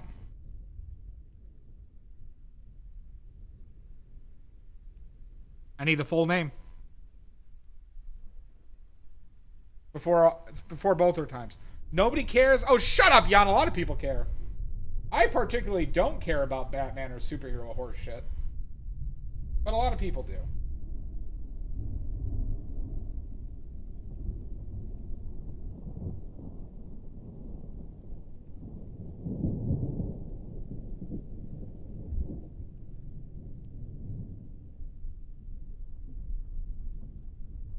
Burt Reynolds, nope. Burt is the first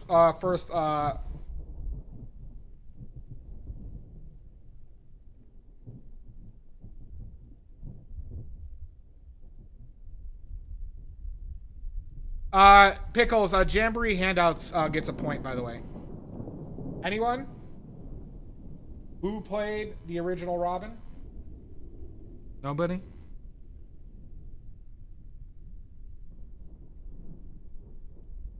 Nope, not Burt B. Burt Conroy, nope. Thank you, Pickles.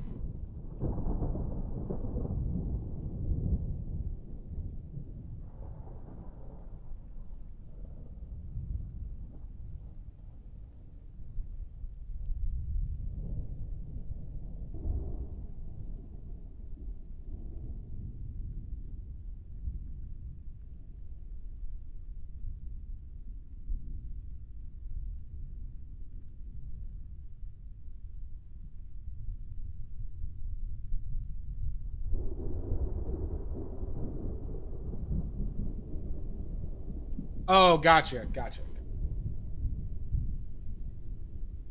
All right, that's true. I'll concede that point, Jan.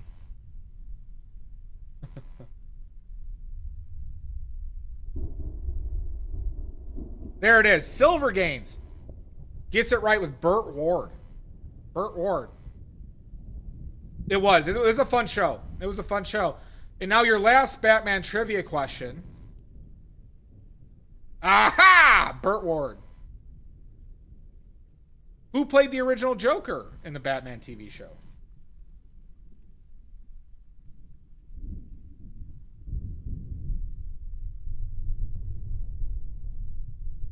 All right, Jan got that right off the bat.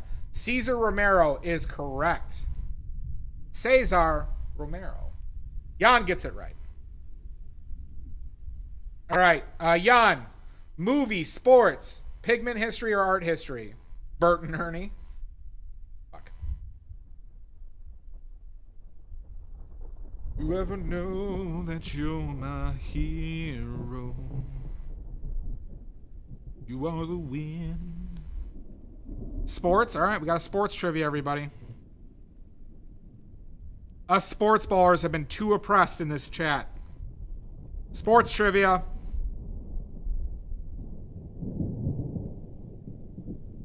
Sports trivia.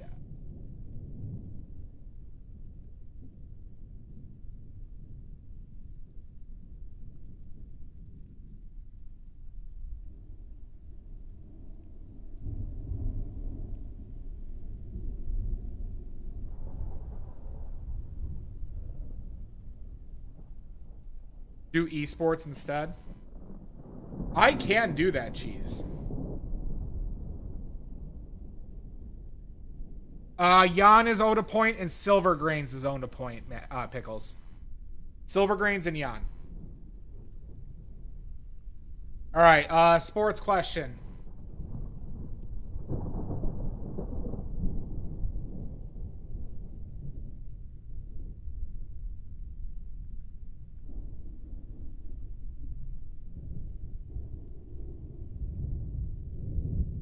See.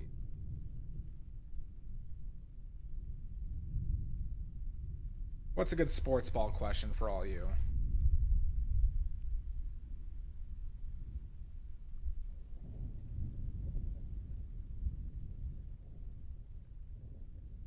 Okay. What country won the first Rugby Sevens was brought back to the Olympics 2 Olympics ago. Not this last Olympics, but the Olympics before was the first one. What country won the first gold medal for rugby in its return?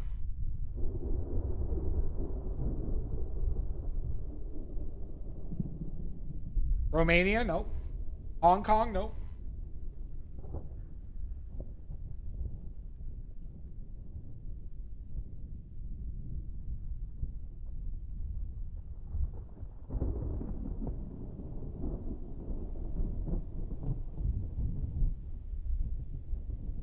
Japan? Nope. Nobody cares. Oh, come on, Jan. I care. New Zealand? Nope. Aussie? Nope.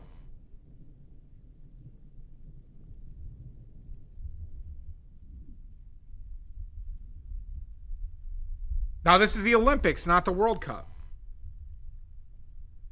This country is especially good at sevens. Where that's 7-on-7 rugby. Very high-paced.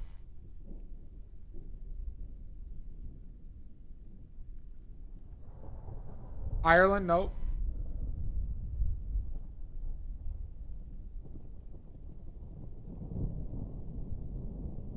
You ever know that you're mine?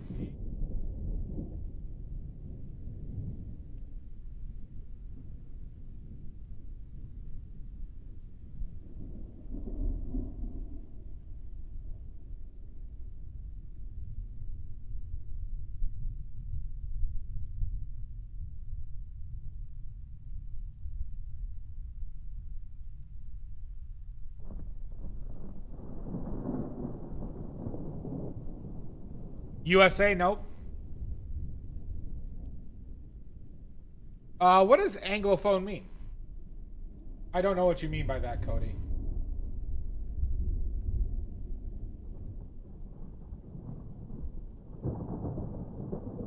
South Africa? Nope.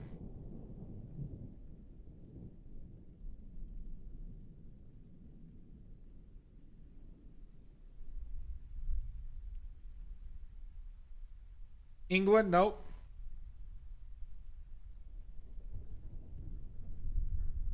And let Jamboree have it. Let Jamboree have it. It's okay. We don't take away points in that capacity unless it's a big mistake. Yeah, he did get one, but he's gotten 2 points today.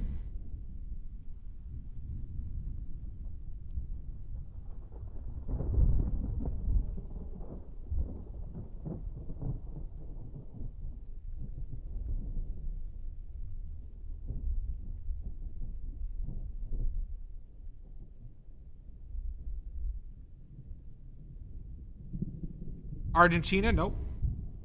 I believe it was this country's first gold medal in an Olympics. Oh, no, yep. Well, actually, it might have. Not sure, Cody. Not sure. It was this country's first Olympic gold. Jamaica, nope.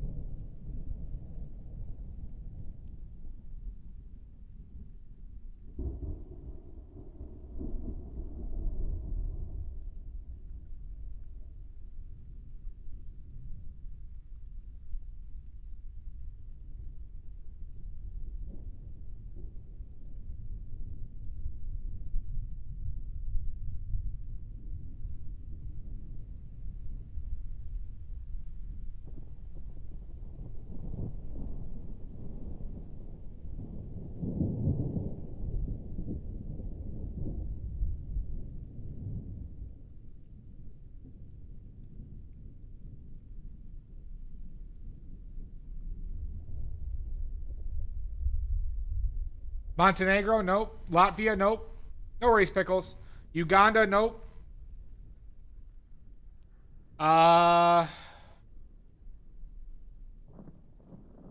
Is it Polynesia? Is it what would be considered Polynesian territory? Samoa, nope. Samoa's a good guess, though. Samoa's a good guess.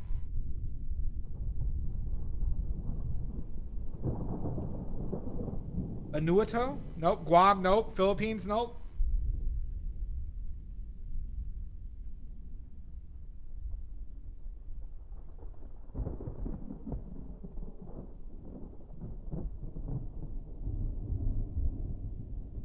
Hi, Casey. How are you? Nice to see you. Been a bit. And how dare you just come in here and lie? How dare you?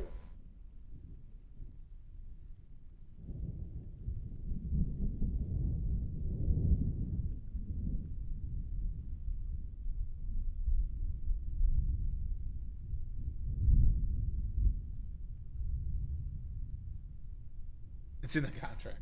You don't we know you don't read the fine print. We know.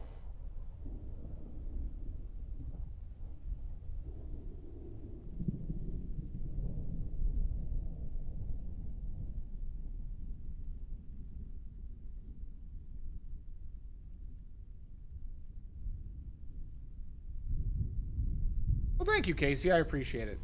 I abandoned funeral. I bet, Casey. I bet. What country was the first country, or what country won its first gold medal by winning the rugby gold in the Brazil Olympics? I'm doing well, Bandon. How are you? You're just in trivia right now that people are failing at.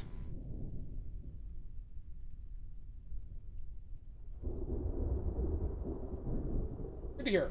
Good to hear, Bandon.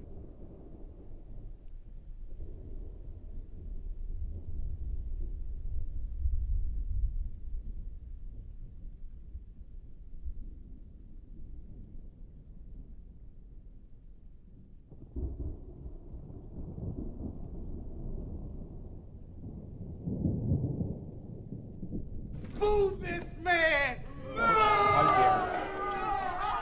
How dare you boo me?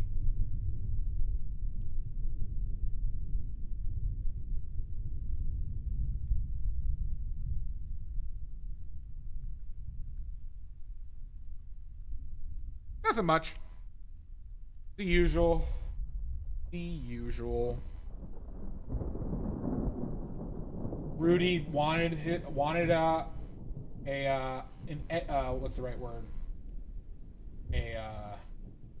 Another painting of himself, and here I am painting him like an asshole.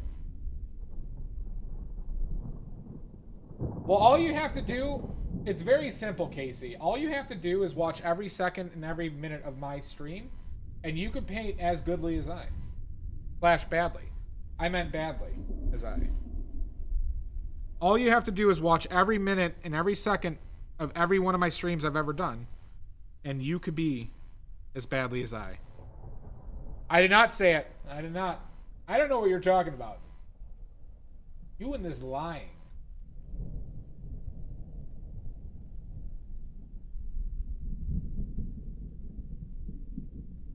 Every minute of every second. Is nobody going to get this rugby trivia? Dench? Nope. You've heard, you know this country, Jan. You know this country.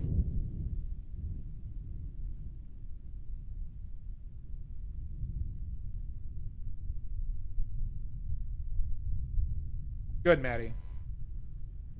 Morocco? Nope. I'm going to give it 30 more seconds. Give it 30 more seconds.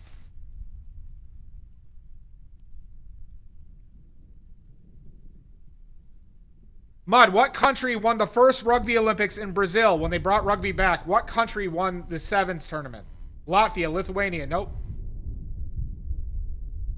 Luxembourg, nope.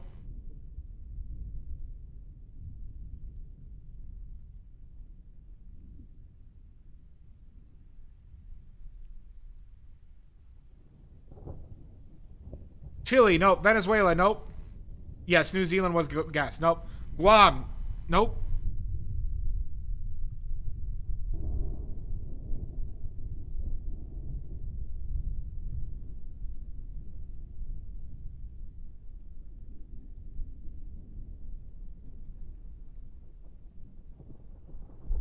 Samoa, nope.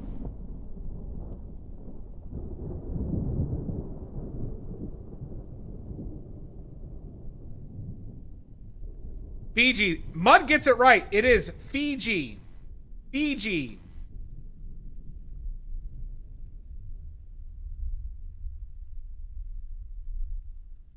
Wait, what clip is this? Oh. How dare you, Casey? How dare you try and catch me in a slip of the tongue?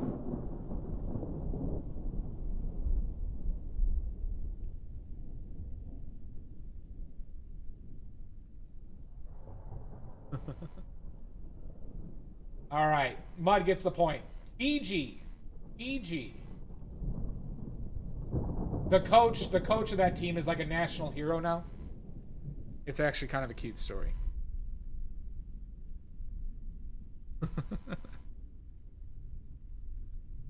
I knew it when because I recognized when I said it. I knew I was going to get beat up for that.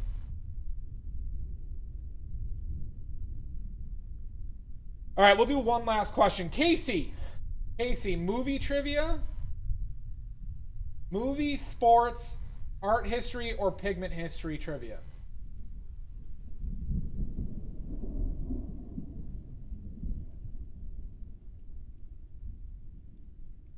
Movie? Okay.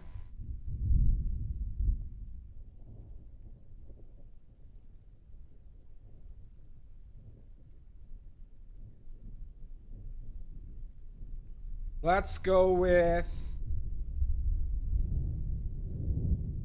Oh, dare I? I'm trying, Amizu. I'm trying not to. We had some good movie trivia that I remembered earlier. Okay, let's go with...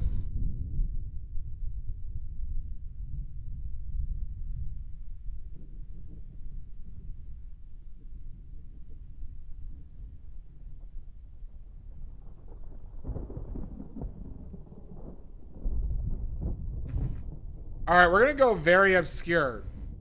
We're going to go pretty obscure with this one.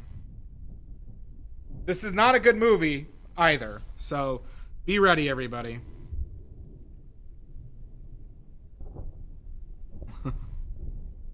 Well, you might have heard of it. What movie did Will Ferrell play a villain who was obsessed with wrestling other people and oiling himself up?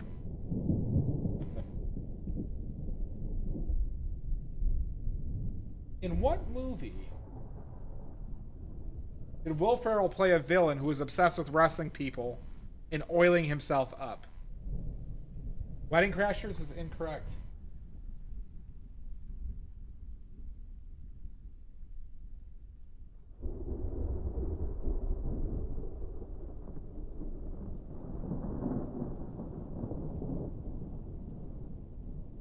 I don't know why this movie's in my head right now, but it is. College movie, Tank. I'm fine with Will Ferrell.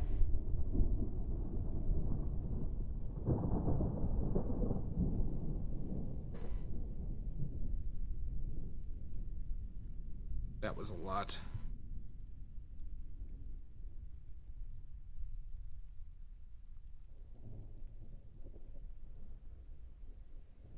Hank the Tank, old school? Nope.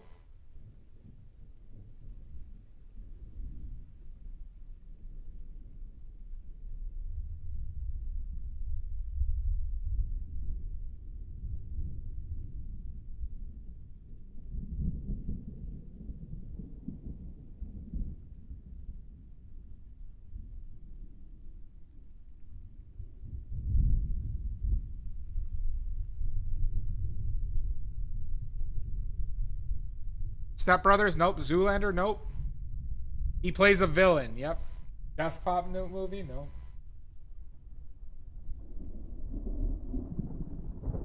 I would say he more plays the antagonist. But you could call it like, you know, he's the villain in this film.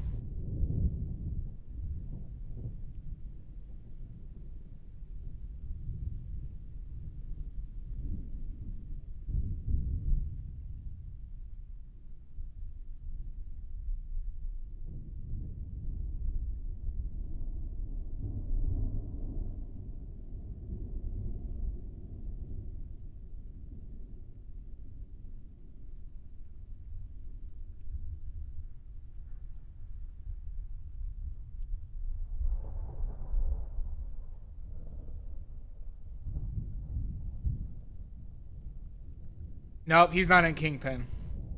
That was Bill Murray, too, in Kingpin.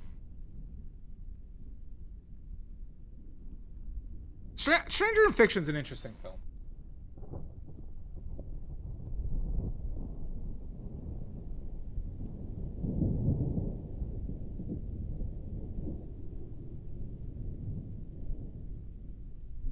Yeah.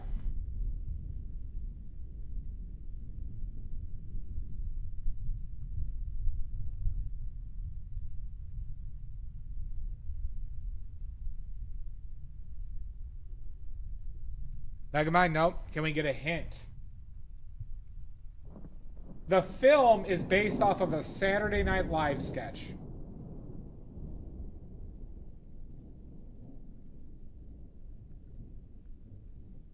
The film was based off of a Saturday Night Live sketch.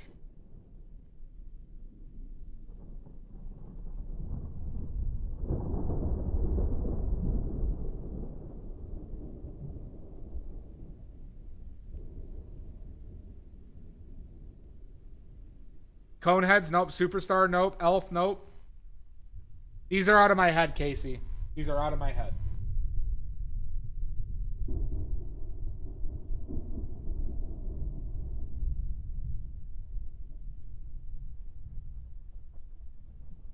No Googling, Casey. No Googling.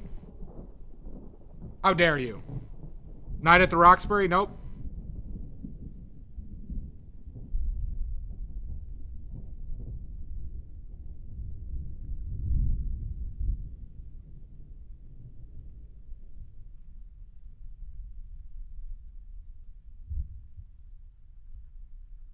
Blades of Glory? Nope. I'm surprised I remembered this.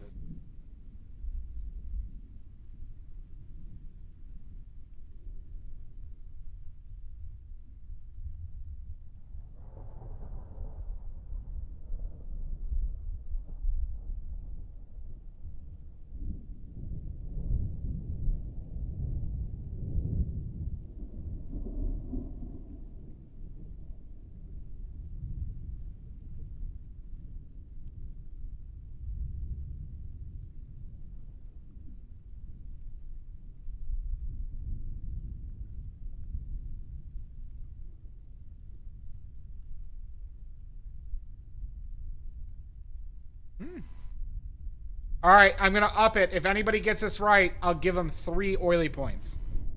If anyone gets this right, 3 oily points.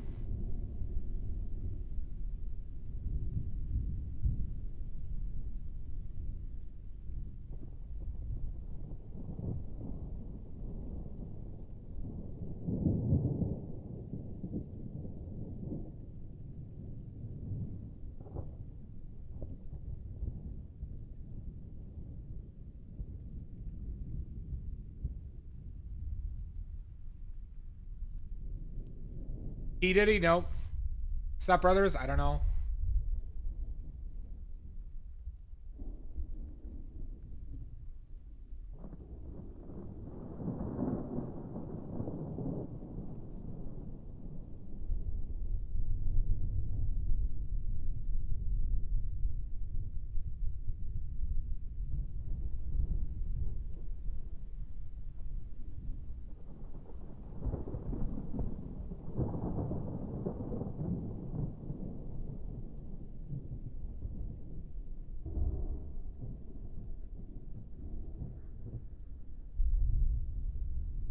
Am I? Oh.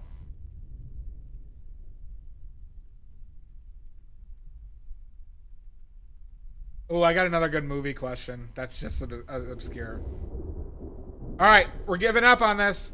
I'll give you 10 more seconds for last second guesses. That's right, Sashi. That's what makes trivia trivia. I can't make it easy. The answer is...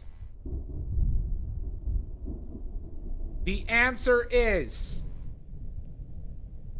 The Ladies' Man. The Ladies' Man.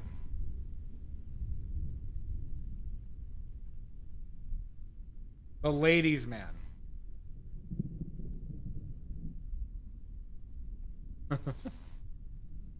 Yep, Leon Phelps. Ooh, it's a lady. It was a long-term recurring sketch on Saturday Night Live.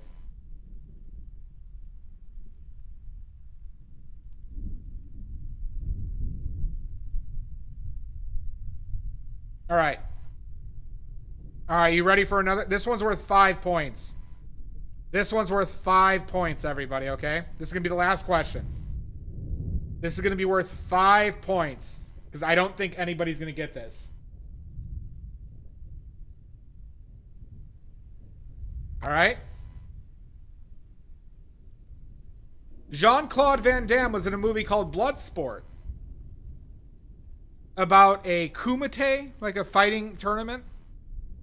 The movie was soft remade where Jean-Claude, it was the same storyline except in a different time period with different character names, but it was the same, like they almost had identical scenes in it. What was the name of this Jean-Claude Van Damme movie that was a soft remake of Bloodsport?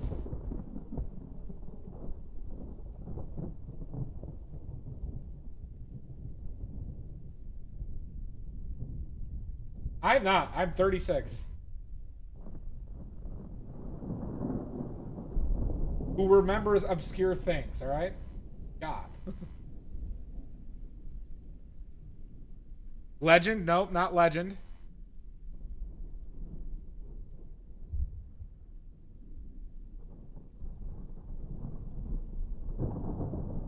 And let's say I saw the remake first and I was shocked when I saw the original. Ipan? Nope. Jean-Claude was the star of this film.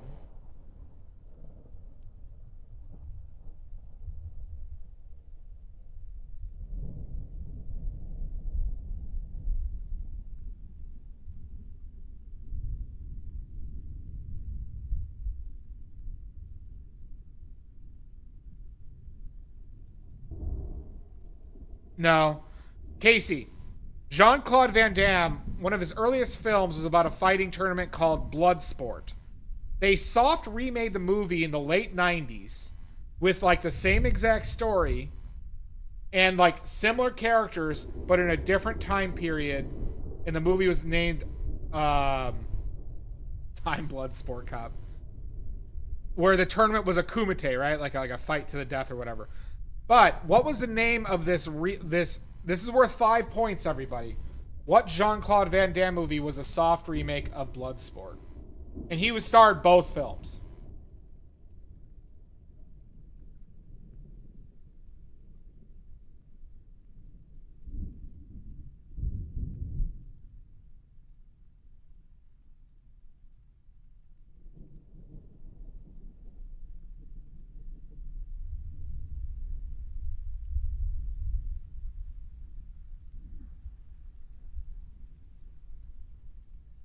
Fight Club? Nope. Both these films starred JCVD.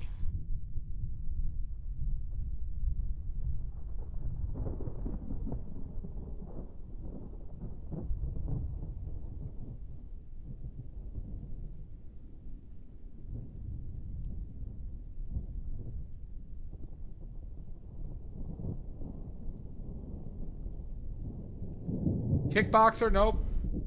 Les Mis? Nope. This is worth 5 points. Everybody, this is worth a rare 5-pointer. Because I understand how difficult this is.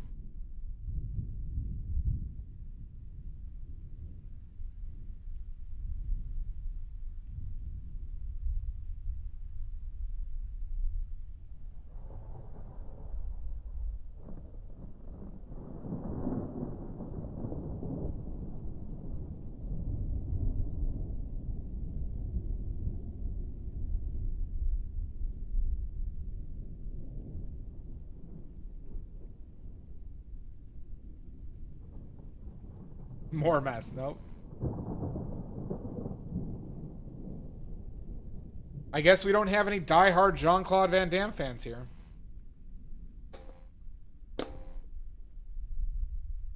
I actually liked this movie a lot as a kid. For some reason. It's not good. But there's a lot of roundhouse kicks in it.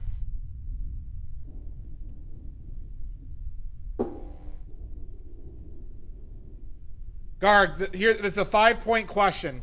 Yeah, Garg, 5-point question. Jean-Claude Van Damme was in a movie called Bloodsport, which is about a fighting tournament, like an international fighting tournament, underground fighting tournament, that he competes in. There was a soft remake of this film. There was a soft remake of this film starring Jean-Claude Van Damme. So, like, same storyline, but different setting, different time period. Jean-Claude starred in it again. What is the name of that film?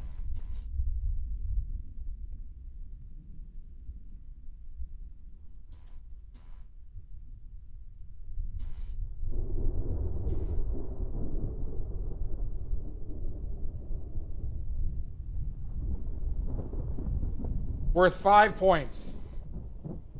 Worth 5 points.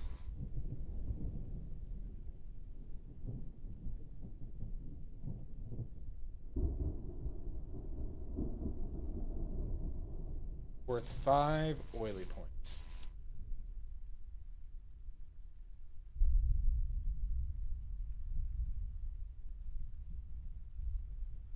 I mean, I'm not a huge fan of him either. This movie's stuck in my head. Ronin? Nope. That was Keanu Reeves. Or there was wait, sorry. There was the Last Ronin or whatever. But then there was that other movie. Wasn't it like Pacino? No, not Bloodsport. It was the remake of Bloodsport, also starring Jean-Claude Van Damme. Omizu. What was the remake of Bloodsport, but in a different time period with different characters, but also starring Jean-Claude Van Damme? Worth 5 points.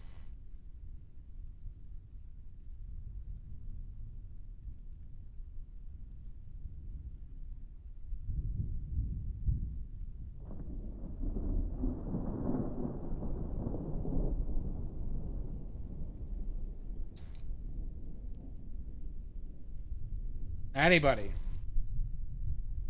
No, there was blood in this one.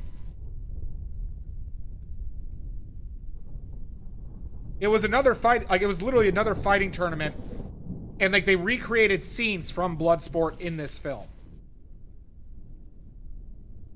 You could argue it was one of the first soft reboots ever.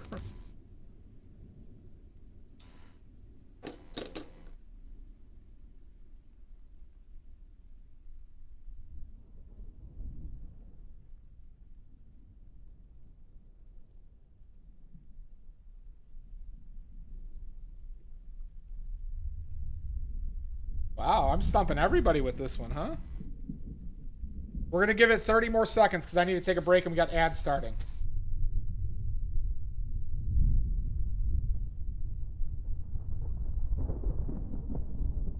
Oh, you've seen the film? Okay. Ads are starting. I'll reveal it when I get back. Feel free to keep on answering. We're taking a break. Keep on answering. I'll reveal it when I get back after words from these sponsors.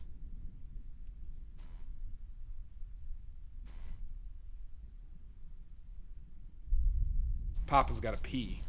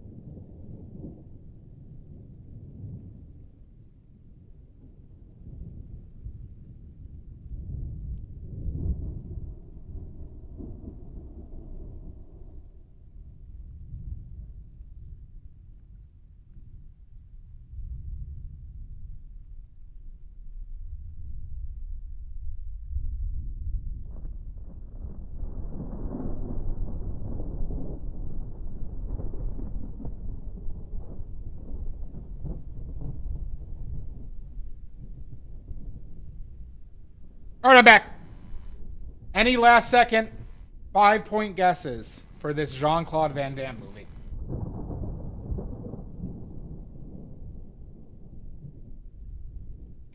Well, now you know, Dia. Now you know.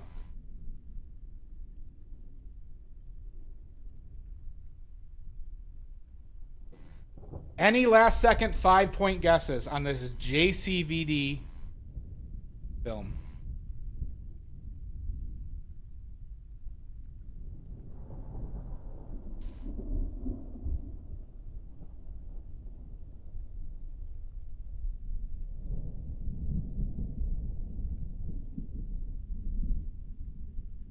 Nothing?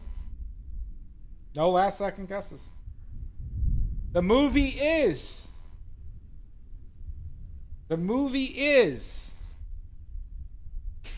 The Quest. The Quest.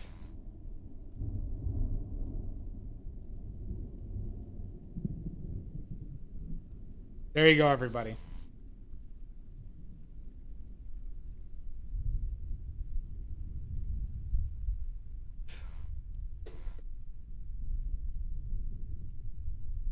Well, Casey, now you got one to add to your repertoire. Diabolical.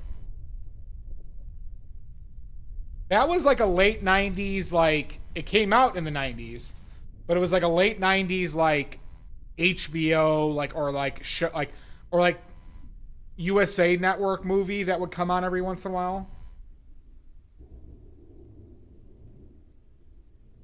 Google did you wrong? Check out The Quest, Omizu. The Quest, they literally recreate scenes from Bloodsport. They have like the same type of like final villain. It's like it's another like fighting competition for a similar prize.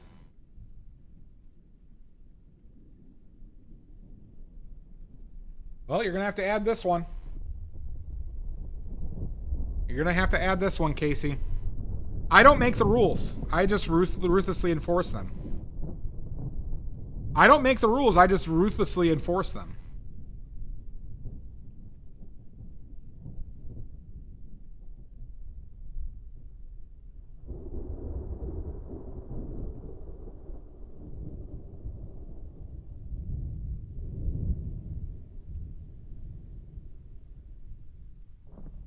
No. God, no.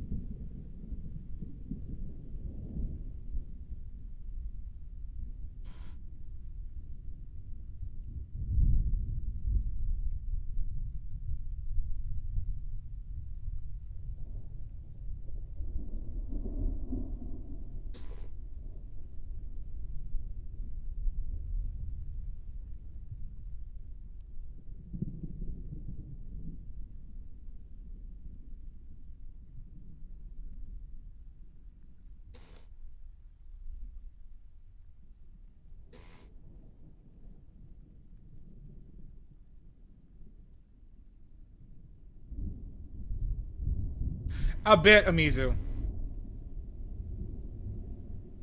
Oh yeah, Roger Moore was in it. Oh shit, I forgot about Roger Moore.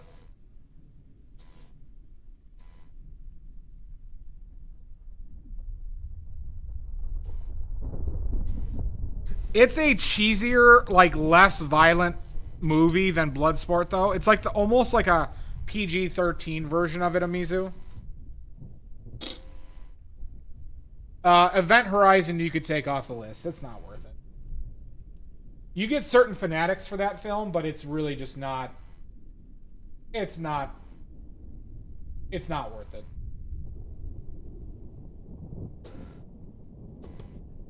Some people will swear by that film because it has a link to a game called Warhammer.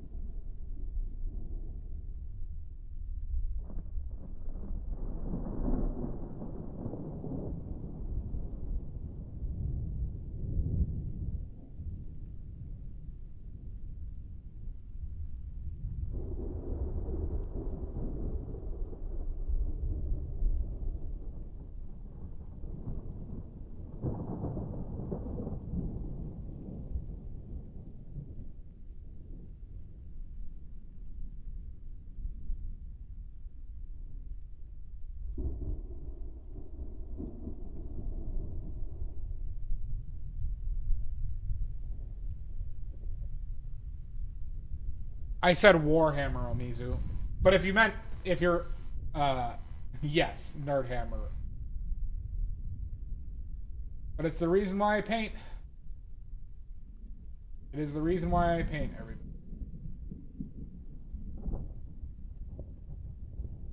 So you could bring your protestations to Games Workshop, which is the owning company, and complain to them about how it got me to start oil painting.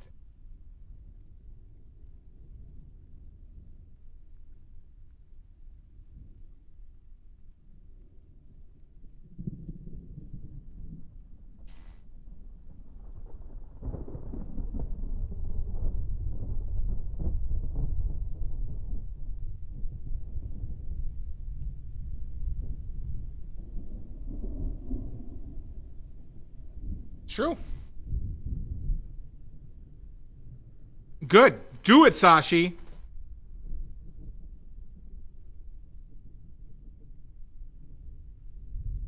There are some, it is a horror movie, Casey. It is distinctly a horror movie. But it's also kind of up its own ass a bit. And it was at a time when CGI was a lot worse, and they used a lot of it.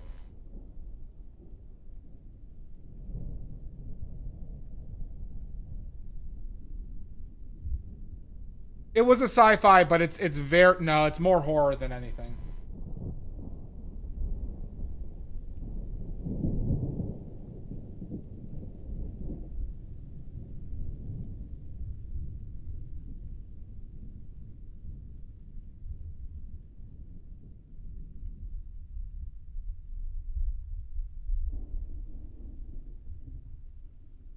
I mean, Sashi, do you really not consider that a horror film?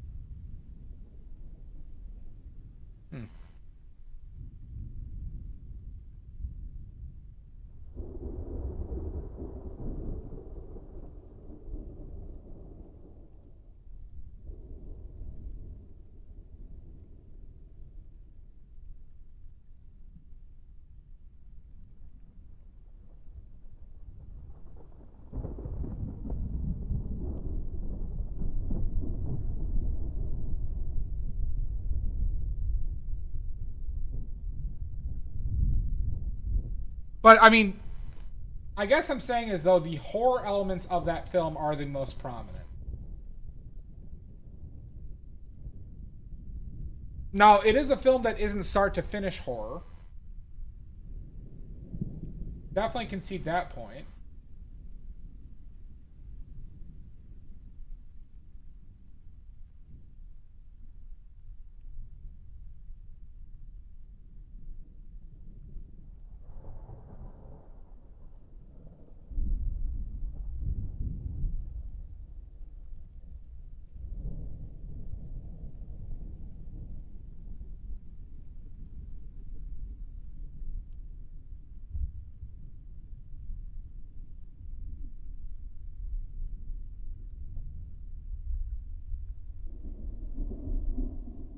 No worries. Dashi, I'm not offended. I don't get me wrong. I'm not gonna die on this hill. If you don't think it's horror, I'm not like gonna say you shouldn't. I think it like definitely leans in that direction, personally. Event Horizon, Amizu. Okay.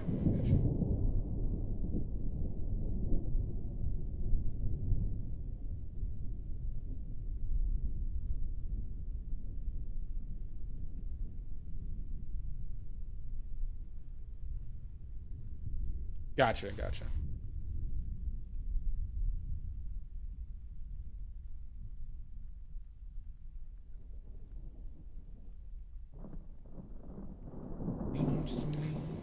Live your life like a candle in the wind.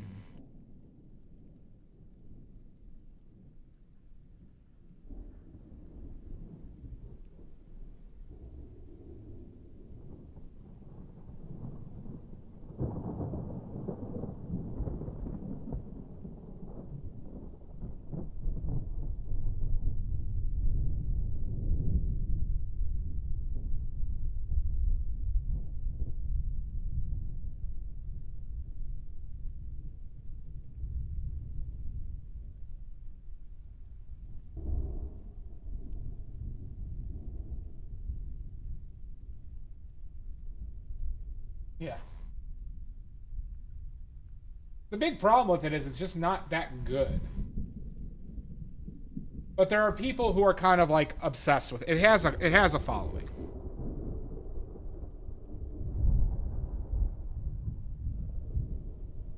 Yeah, I don't like pornographic like showings of gore that a lot of films do. Yeah. Nope, Cody. And give it a little time before we did a long trivia session there.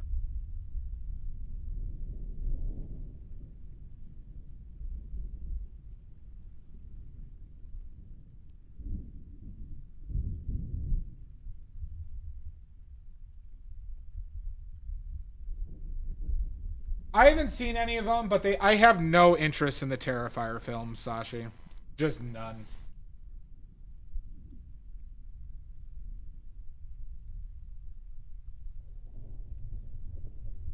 I don't have a problem with people liking what they like. I'm never gonna do, like, I just have no interest in it.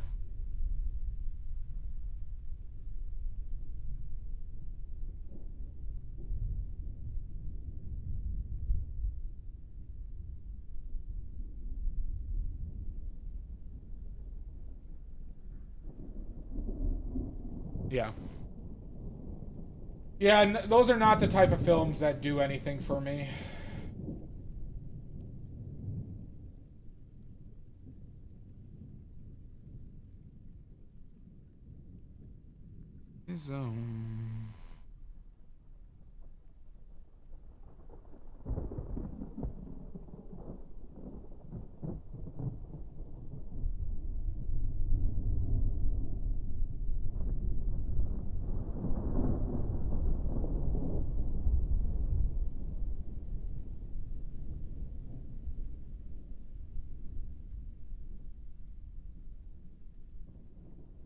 Yeah, I bet that'd be difficult.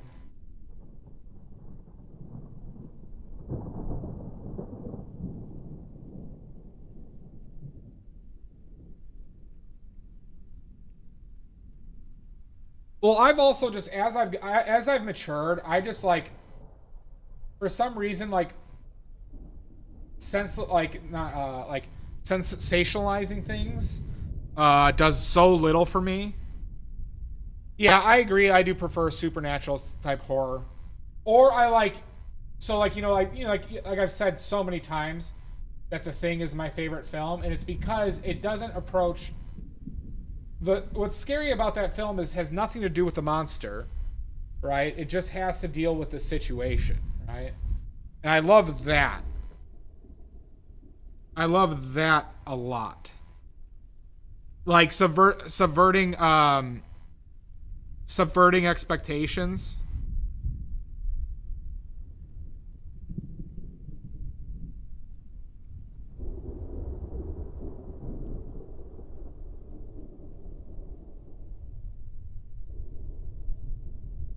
Situational horror? I don't know.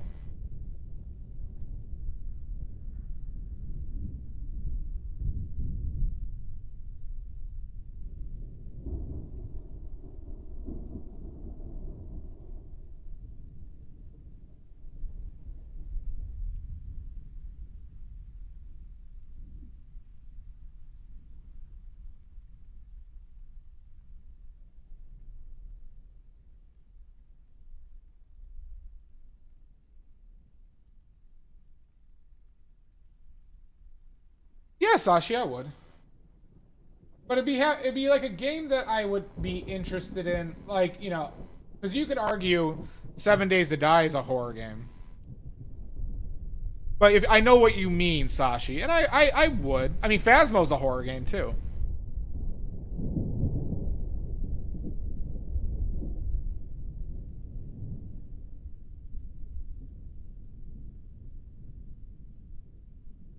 Yes. Saw does nothing for me. But I know, Sashi, I know what you mean. I know that's like kind of a facetious thing. Yeah, the quick answer is yes, but, you know, they're generally games I don't have a lot of interest in because they're not necessarily, like, strategy.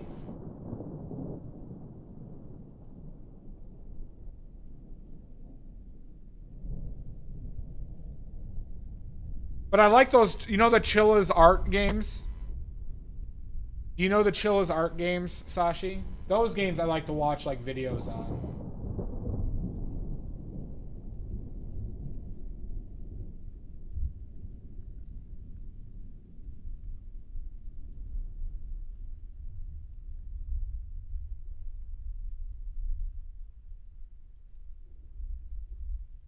CHILLAS. It's a Japanese horror company that makes these really ethereal, like, situational horrors games that, like, they really have no little gameplay, but that's just about the story of it, kind of. Chilla's art games are very fun watches. Yeah, you like them too? Yeah, they're fun. They're fun.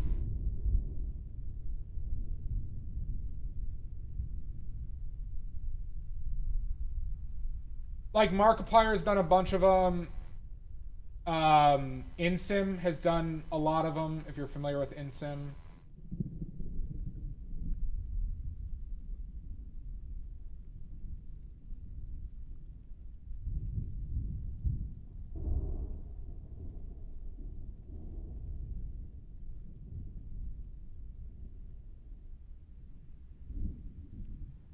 Look up, what is it fucking called?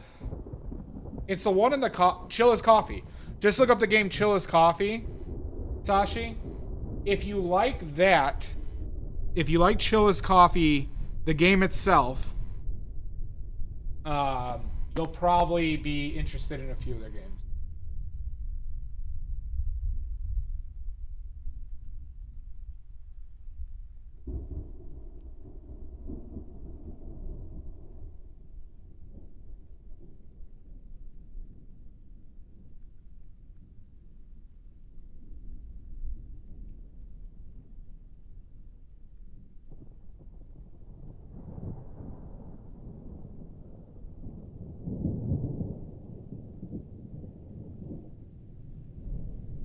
Nice, Emmanuel.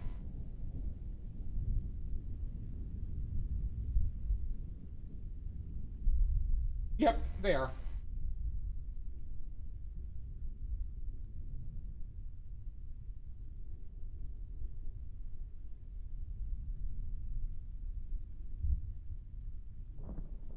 Boo, boo, boo, boo. Boo, boo, boo, boo, boo. Does anyone here watch on cinema at the cinema?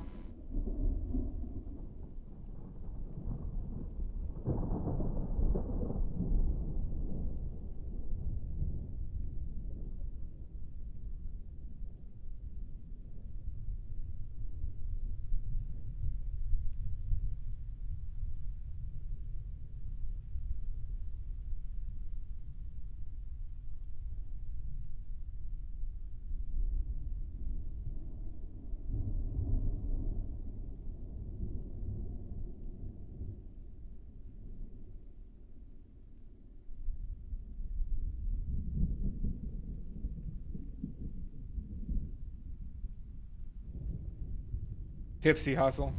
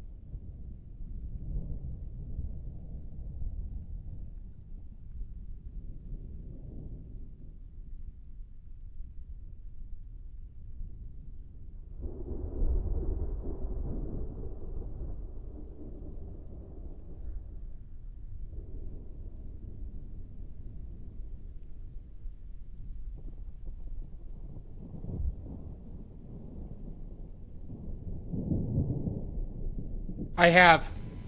There are some very fun moments. Like, Maddie, I saw a YouTube video of a guy going to one of those watchtowers and playing Fears to Fathom.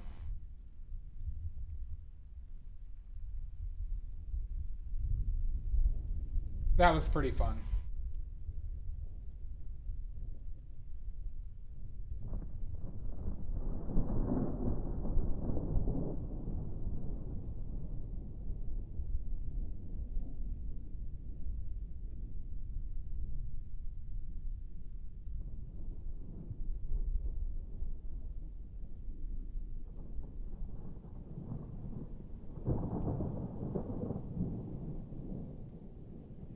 Yeah, he actually went to. You could apparently there. He found one that you could rent as a B&B.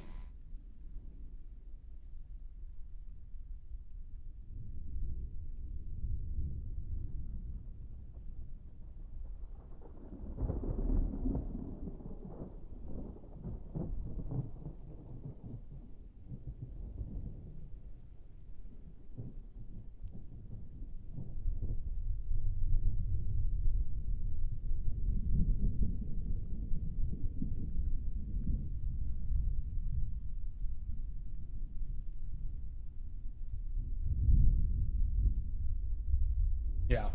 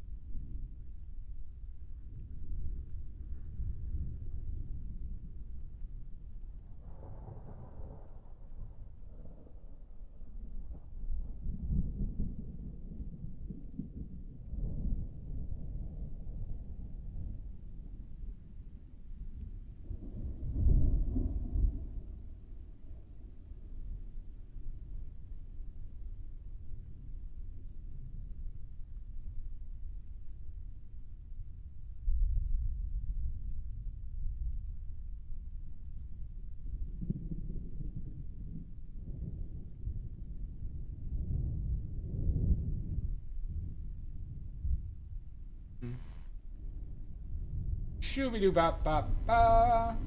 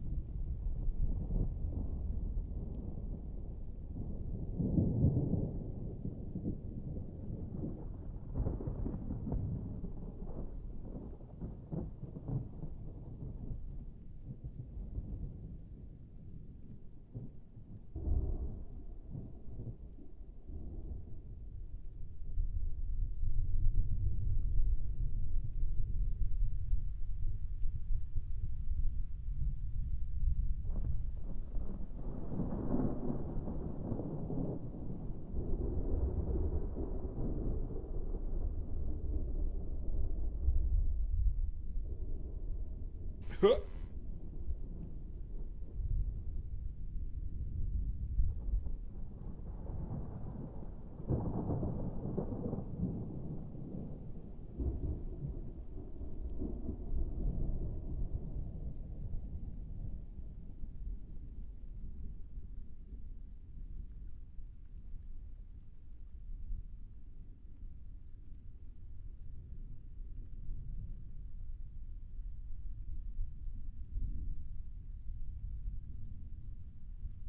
Fuck.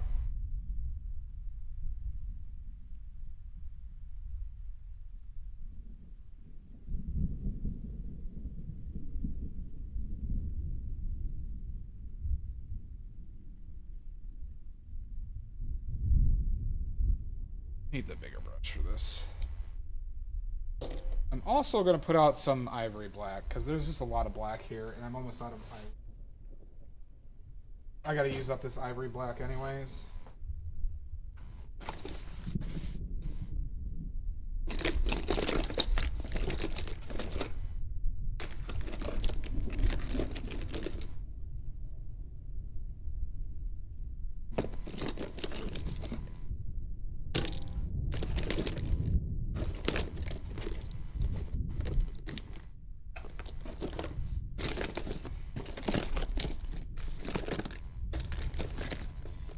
Maddie, oh, there it is. Okay. I was going to ask you, where'd you put the ivory black?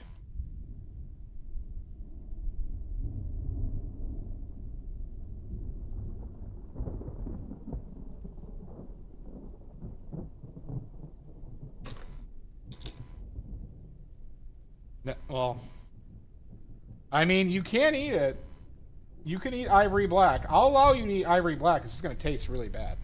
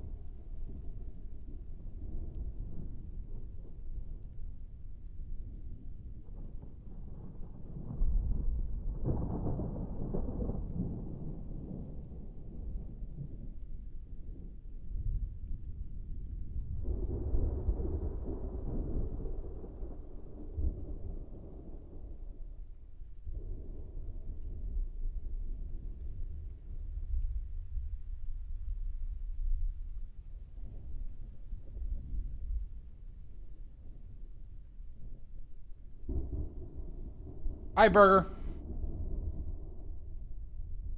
How you doing? Ooh, God. Sneeze. Excuse you. Excuse you, Maddie.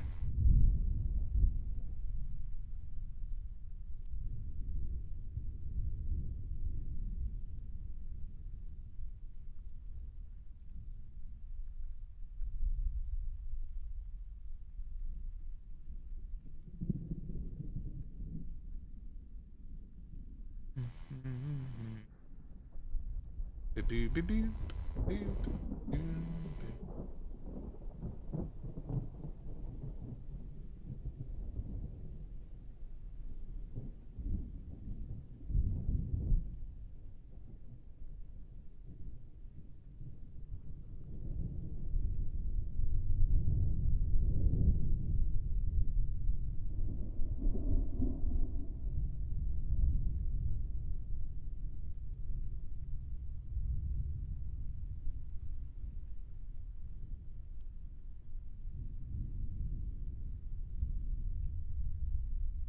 Thank you, Burger. Yeah, we got this set up right here. What we're looking at.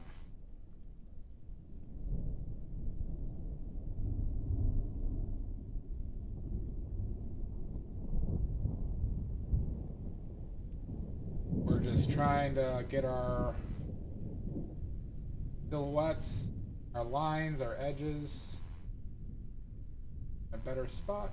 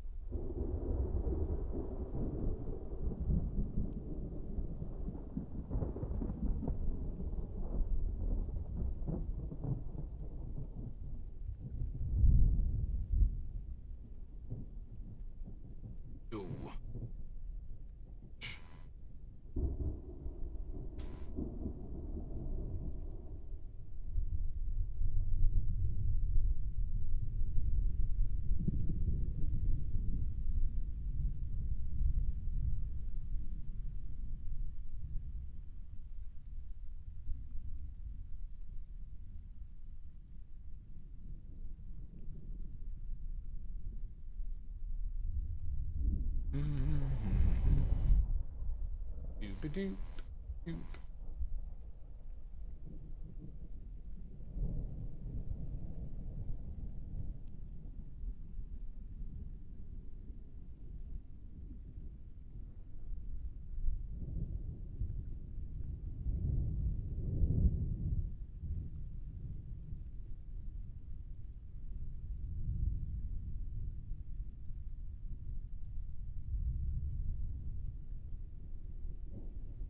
I appreciate it, Burger. I do my best. I do my best. Try and get better.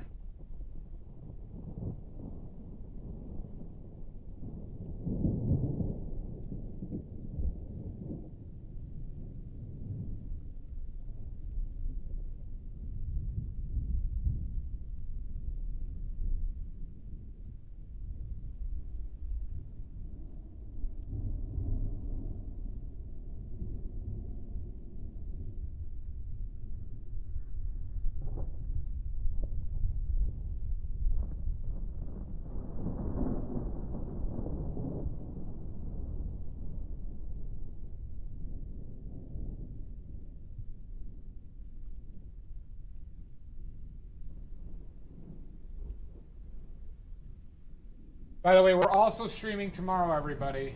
We're painted tomorrow as well. We are doing a redemption from Pickles. It only took about 6 months to get this all figured out. I wonder if that angle... Great, but we'll figure it out. It is a pretty blue. We'll start doing Bester. Curious. It's in the if you want to see the reference, Sashi, it's in the Discord. I created a channel for redeems that you guys can't like write on, but you guys can see the queue for redeems that we have. Right now we have two in the queue, two officials in the queue. We have one from Pickles and we have one from Nordic.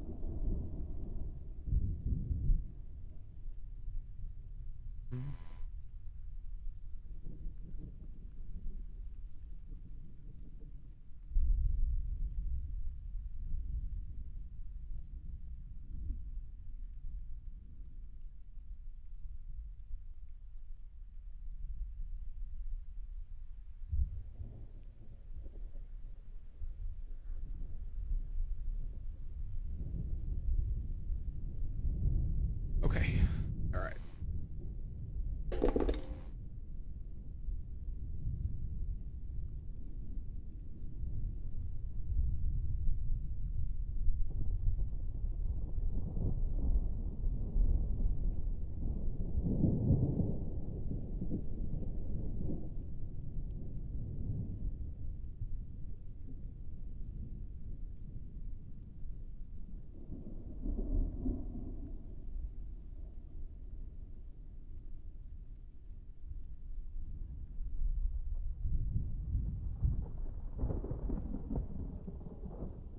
Are we?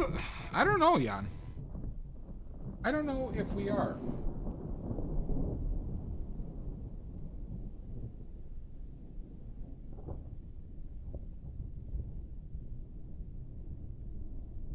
Hard to say.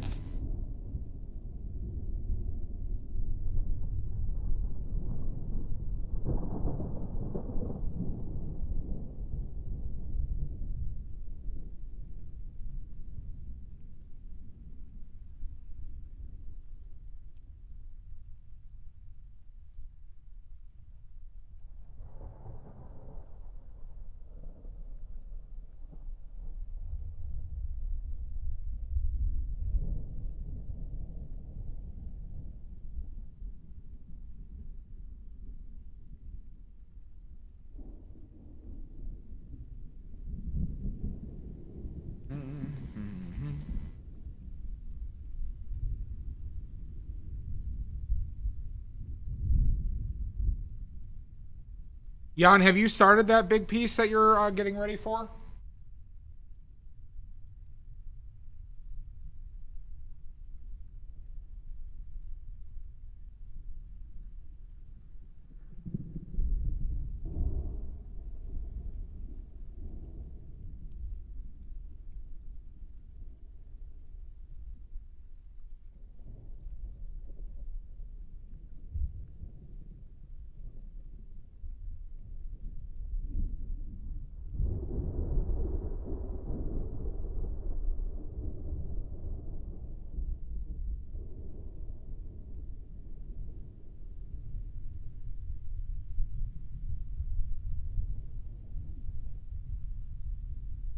It's...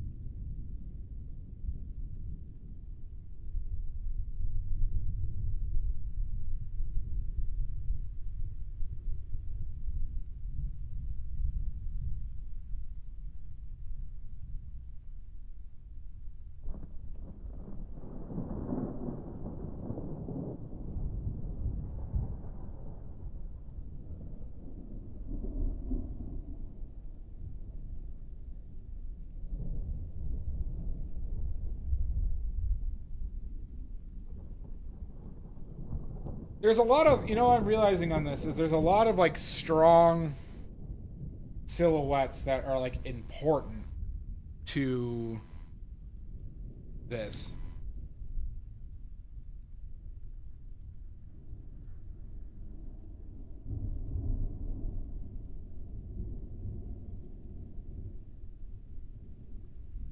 Kind of hard to realize it when you're setting it up at times, how important the like certain things are. But it's stuff that makes a painting a lot more difficult.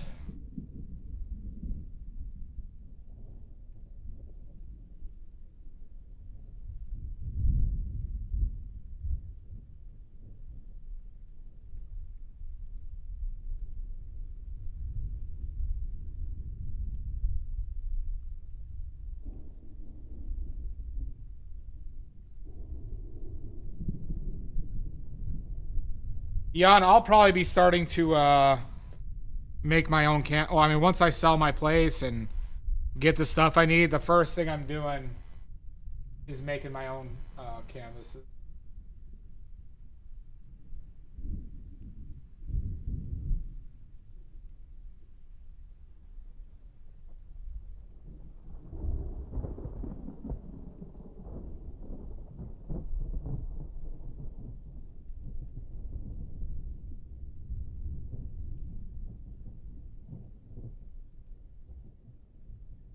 Oh, do you?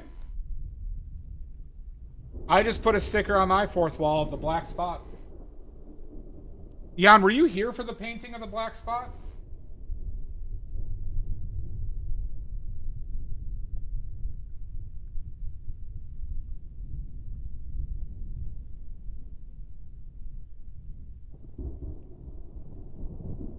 Now, these aren't handmade, though.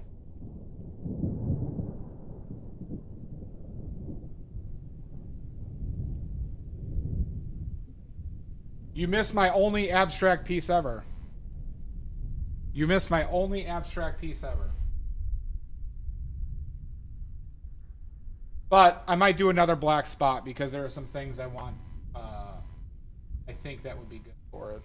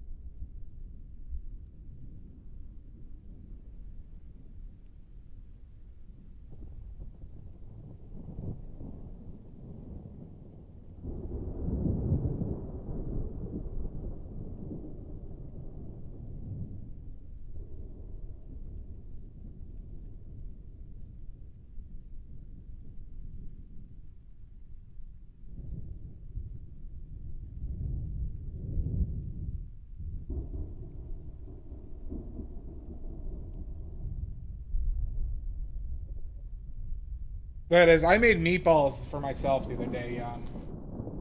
That were turned out very good. I made meatball sandwiches.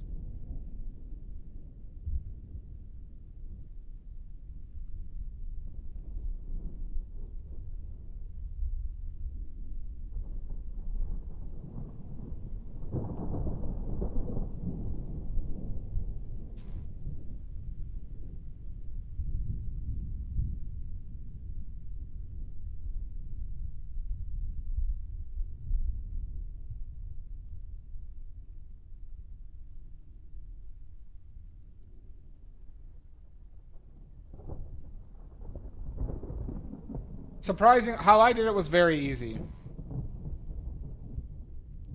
I sliced them in half, Dia. I sliced them in half.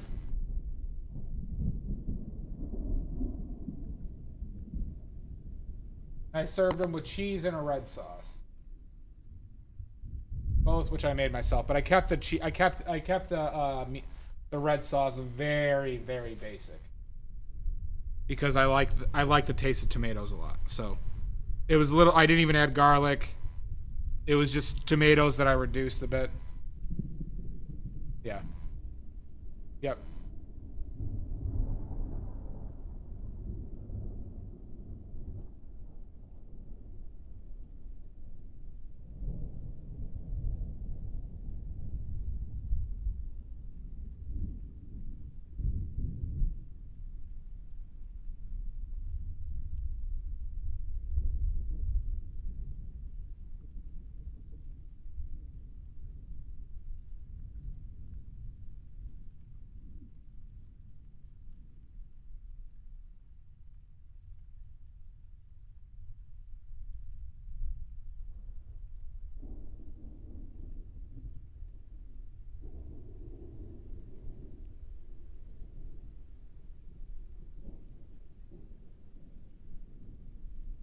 Yeah.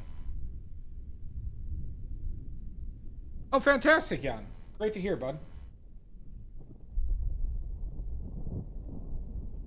That's great.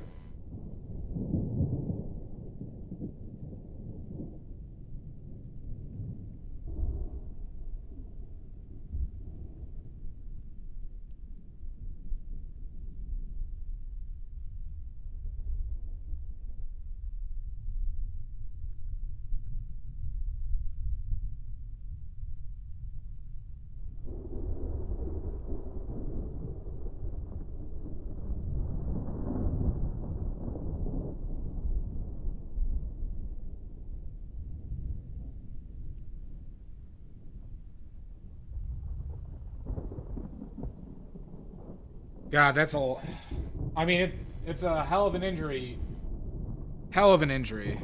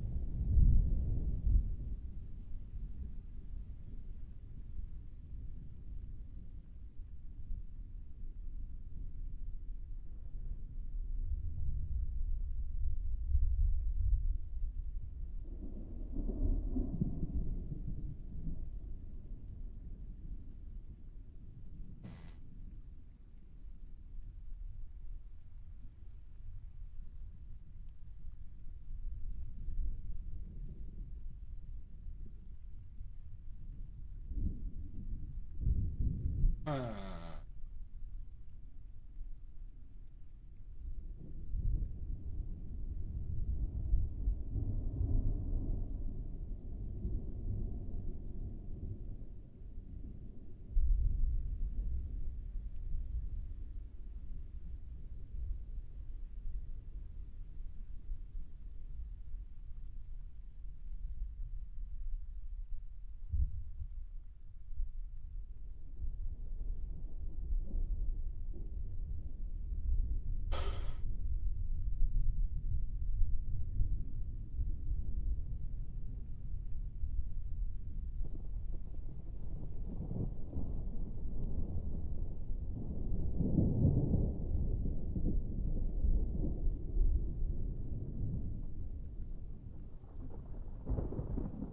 Um,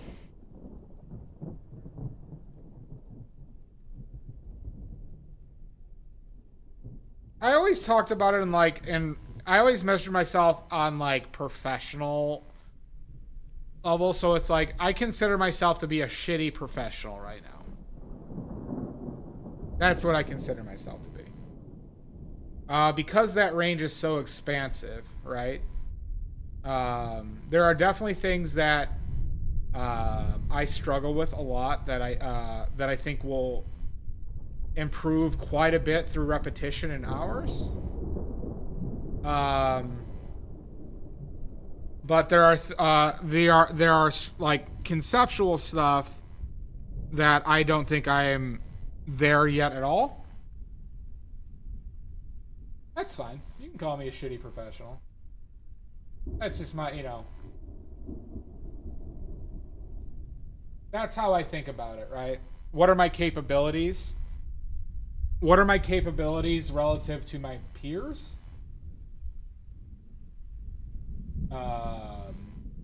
Because there are people who I think I am definitely more skilled than, who are professionals or who make their living off of this. And then I think there are people who are more skilled than me, who don't, right? But measuring comparatively to those points, right? That's where I kind of...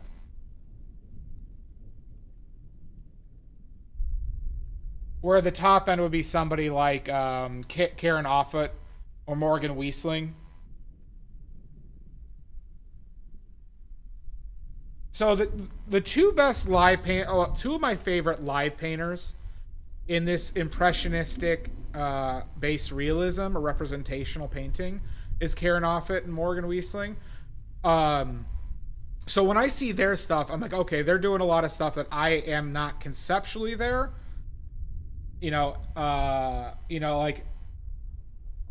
But one thing is they still paint different than me. I'm talking about currently alive, right? I definitely strive to be like one of the Impressionists, right? Like my approach, my philosophy, which I think is not a lot of people do. There are people who definitely do, but I don't think it's a very common thing. So, that might be a bit like pompous, but that's what I'm striving for, right? Is a complete conceptual understanding of painting, and to execute what I want to do. But that leaves out quite a bit from what some people would consider like a strong understanding, right? I have no interest in doing imaginary work. Now, I will start doing like more like intricate setups. I have plans. But that doesn't mean that like I'll do what the workshop painters were like. I'm not going to do imaginative work. I just have no interest in it.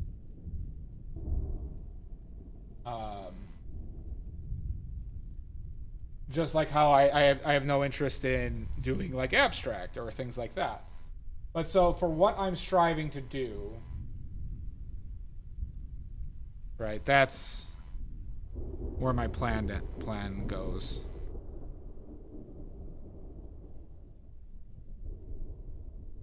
I get that.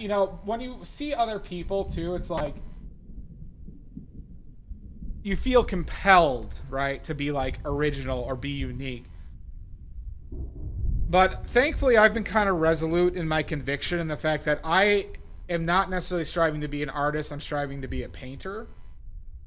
As shallow as that might sound to people. So, because what always enticed me was when somebody painted something so simple that's like that I considered to be beautiful, right? Like in a still life or a landscape, right? How they transcribed it and represented it was beautiful, right? And to me, that resonated more as a skill of painting versus a skill of like being an artist necessarily. So I kind of keep that distinction in my head that I am working on being a painter because that's what I enjoy.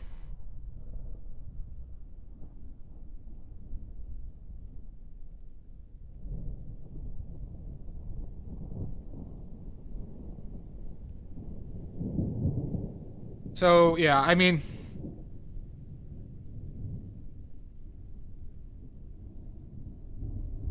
so I'm not like comparing myself to like Karen Offut and like the subject matter also. I'm comparing him to their skill as a painter.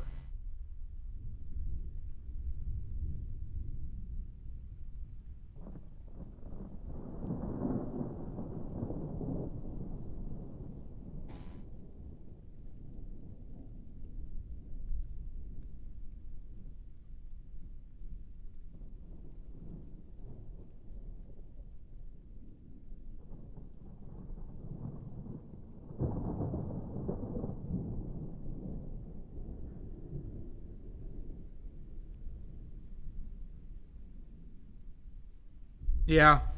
It's hard not to be preoccupied with like what's commercially successful, right? Like it's hard, right? Because you just like because of the freedom those artists have, I'm envious of it, right? I'm envious of the freedom those artists have, right? To do what they want. And I'm not going to argue on like the concept of what is art, on that, but like for the sake of the discussion, I'm calling them artists. I'm talking even like Damien Hirst and stuff like that,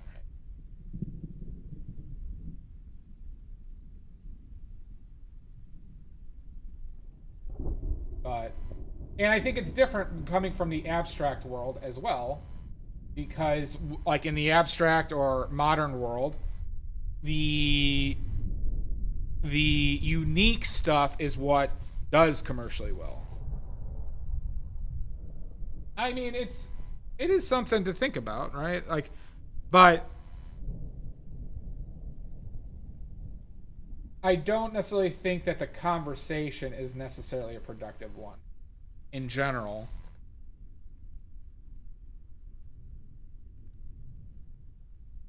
I mean, with me and you, it would be fine. I'm talking about just in a general sense. People have strong feelings about it who don't create or paint, and they have the right to it, but it just becomes a lot of like dick measuring or bad feelings. I'm happy to talk about it with you, but I'm just saying in general.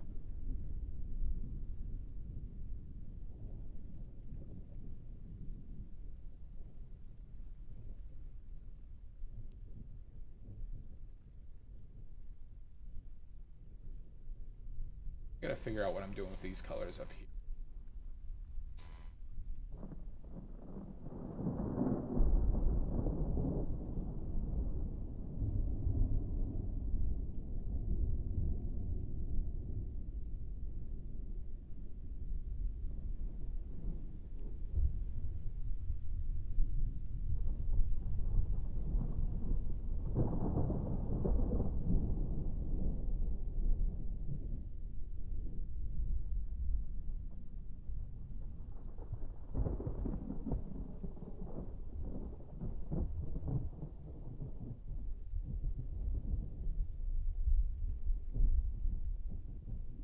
So I guess my question is for you, Jan. When you create a piece, what are you trying to achieve? Have a good one, Sashi.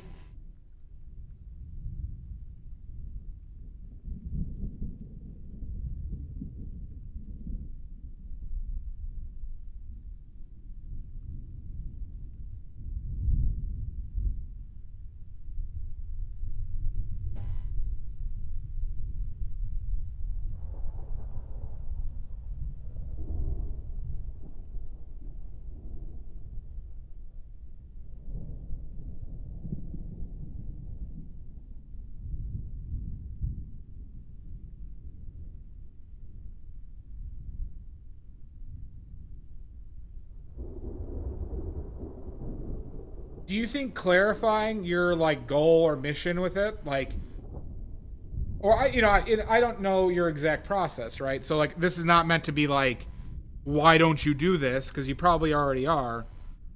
But like, do you actively think about that before you start, or do you just kind of dive in and then it formulates?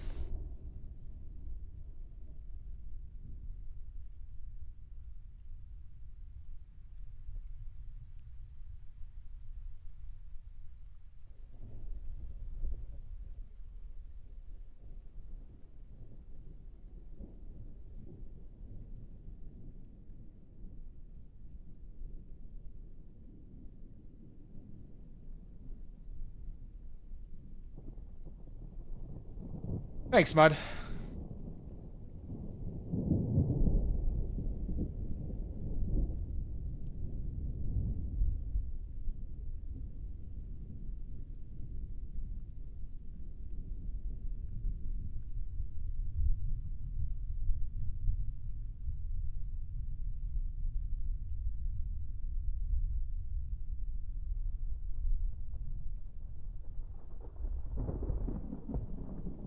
Okay.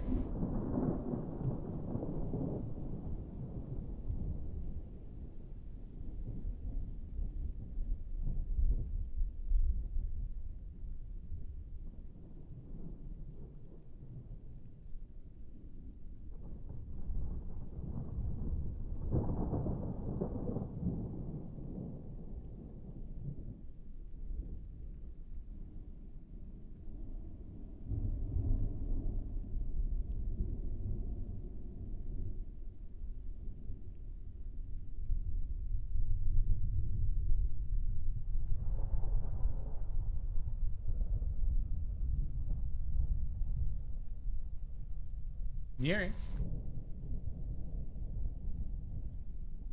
Darker.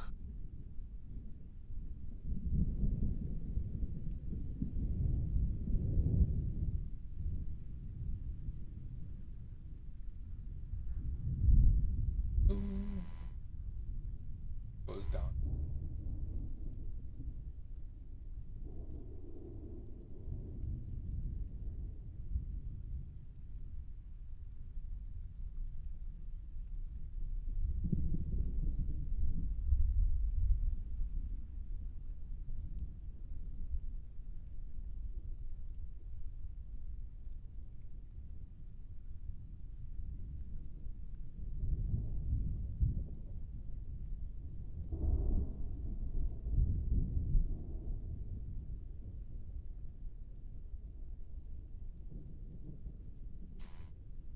Let's take a look.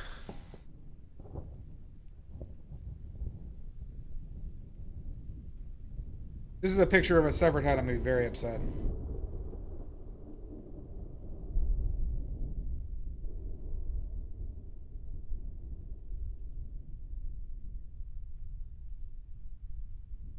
Let's see.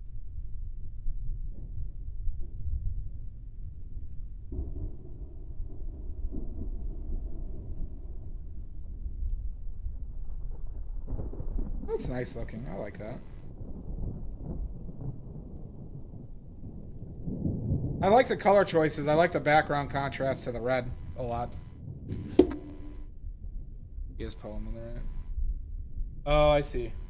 Yeah, I can't really make that out, but...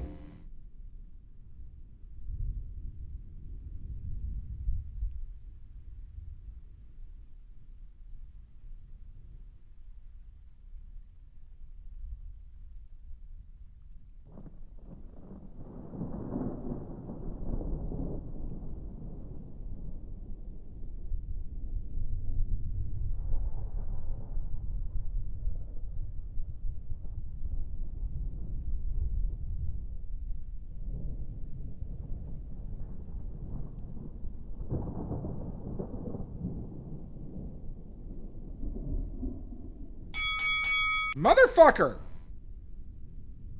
The hell, Maddie?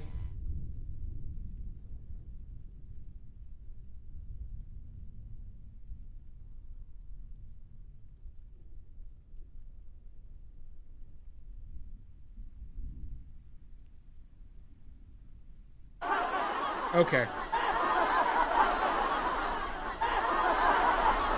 Apparently it's fucker o'clock.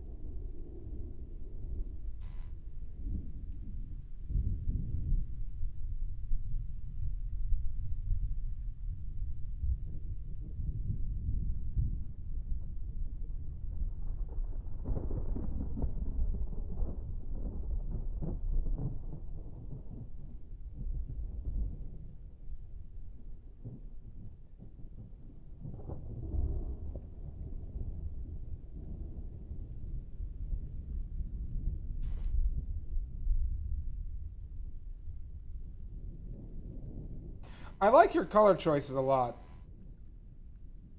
That's a lot of dioxanine and probably quinacridone on that second one. Titanium white. And what, cobalt? Phthalo blue? Yeah, phthalo blue. Or it's just phthalo blue and quinacridone. I do really like the red in that teal combo.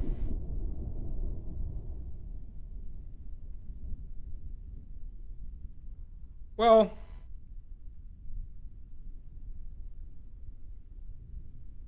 I don't necessarily think it's low talent. I really don't. I mean, also, speaking relative to the shit I've seen. I like those as far as abstract are concerned, Jan. I like your color choices. I think the design's nice. I think the size is really cool with it, too. I see what you're saying with the size. Those are Jan's, Mud.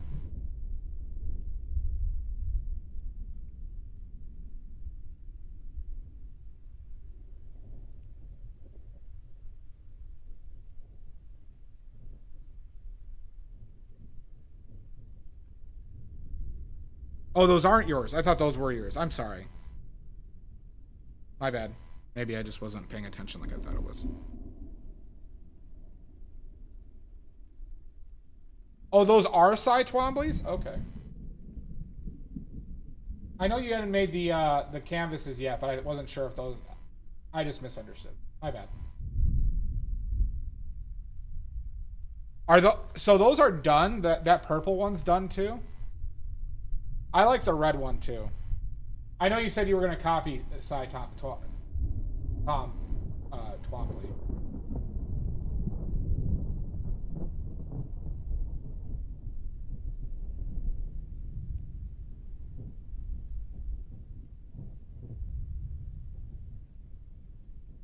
I like the purples and the blues.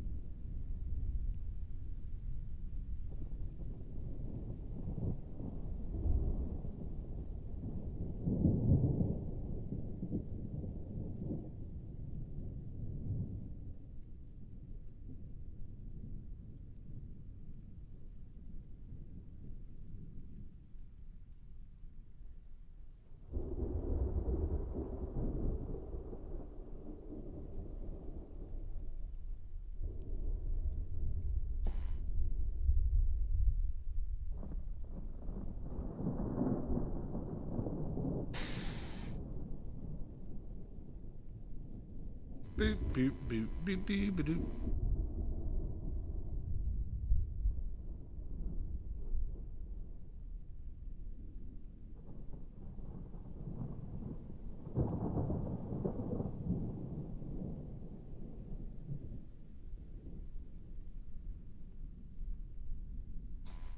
Let's see. Yeah, I like that one the least. I also am not generally a fan of drips. I'm generally not a big fan of drips, but that's my least favorite. My favorite is the top one, despite the dripping. And then the purple, blue ones.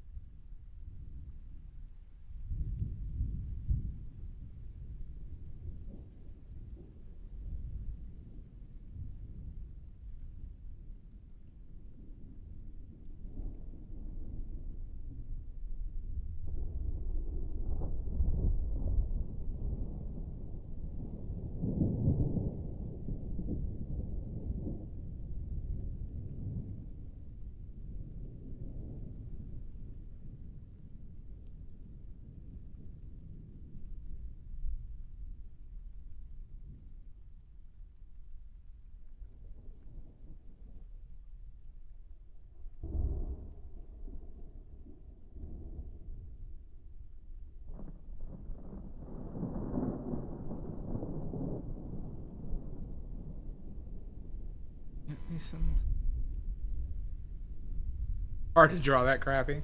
Well, are you trying to do like a literal copy? That's what I'm curious. Like now, I'm curious. I'm like, are you just trying to like an exact copy or make it your own?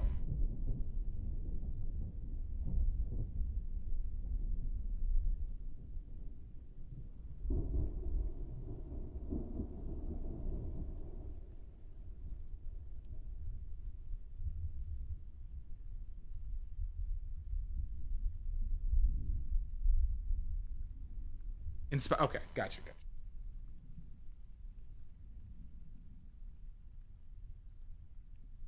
Okay.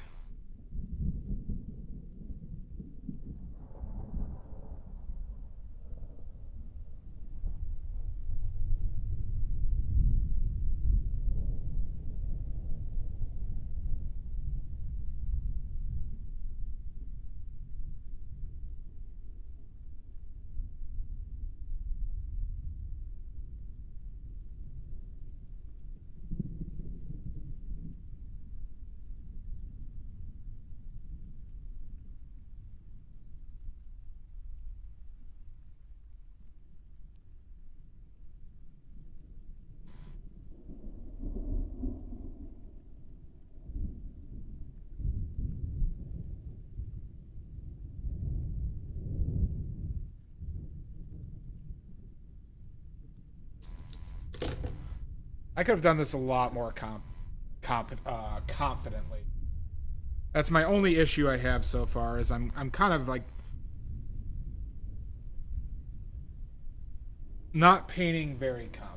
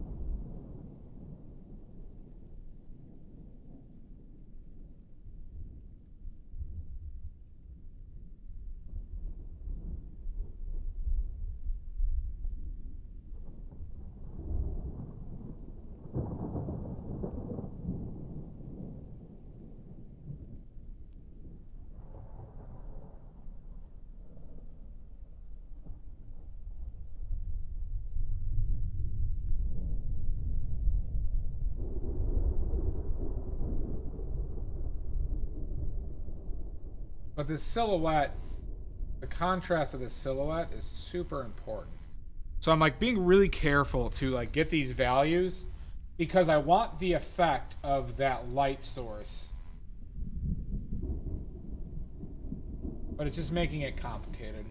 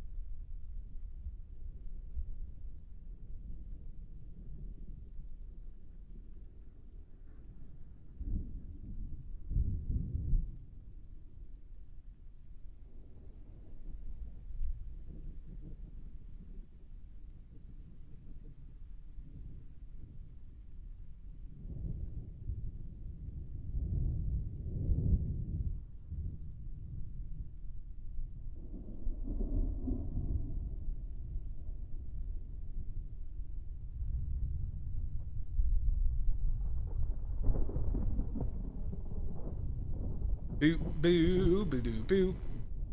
Chigoo, da, boop, boop, boo, boo.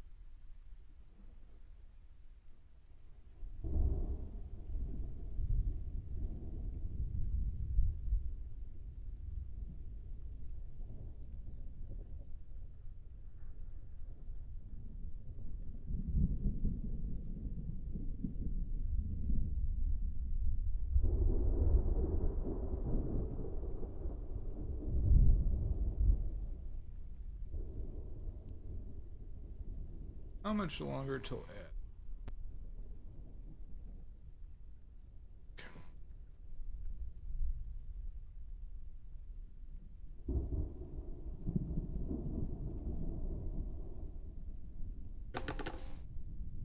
Eat him.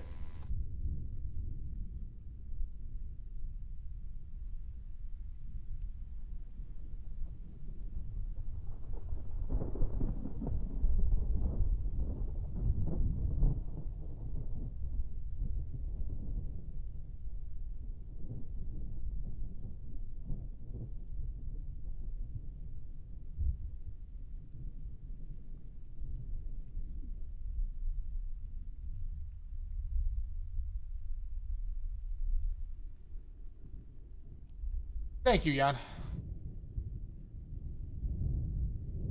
I'm also considering doing more penis paintings. You know, the fruit and veg as penises. Considering doing more of those.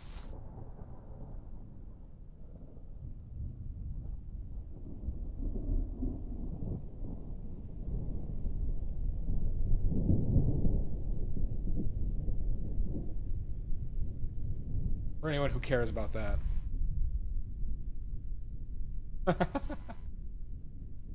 Well, once we can paint nudity on Twitch again, which will probably never happen because of that rollout, how that rollout went.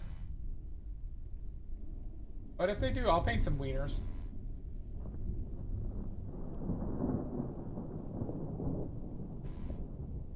First up, Shia LaBeouf's wieners.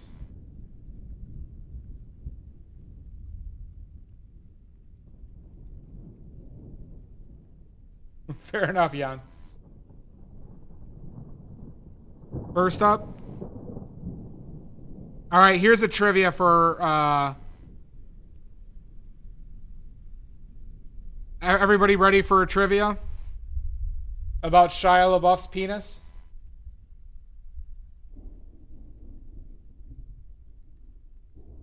Hi, Lost. How you doing, bud? All right, the trivia is, in what bands, name the band whose one of their music videos features a fully nude Shia LaBeouf. Dick and balls in the music video. What band has a music video with a fully nude dick and balls out Shia LaBeouf?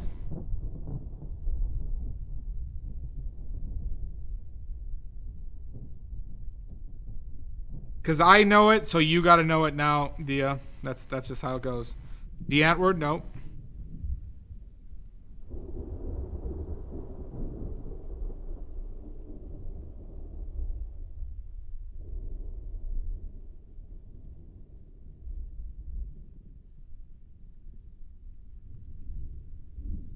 Blink 182? Nope.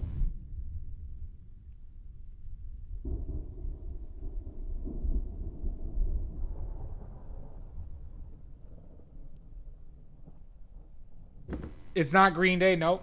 You don't need to name the music video. You just need to name the band.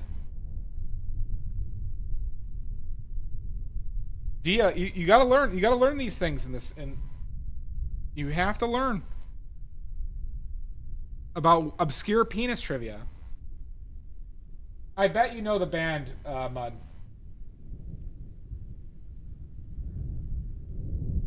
I bet you know the band.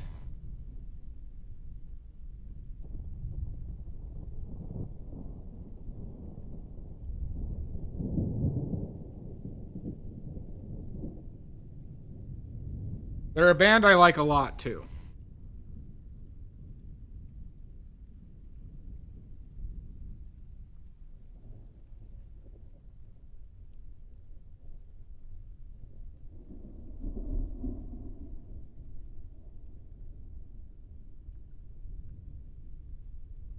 Oh, fuck.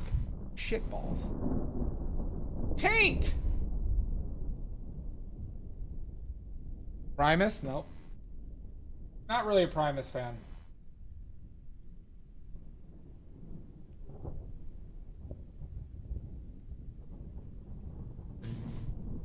You heard of Primus? They did the intro to South Park. I mean, he's also considered one of the best bass players of all time. Butthole Surfers? Nope, not the Butthole Surfers. Oh, no, the answer.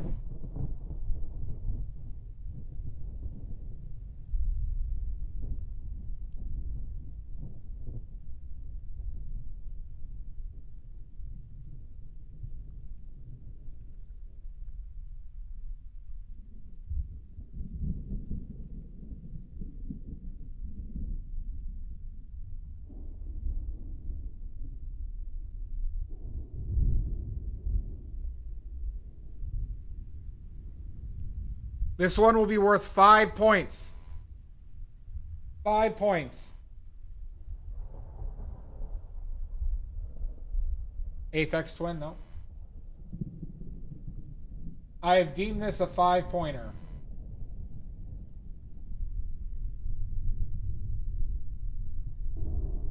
Chemical Bros, no.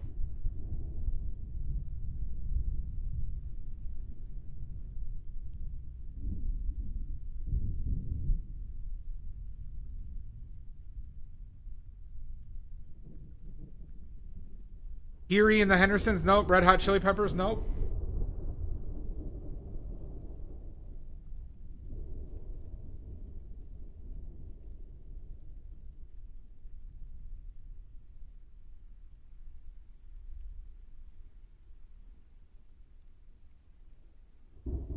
It's a very artistic band, I'll say that. Like, it was artistic nudity.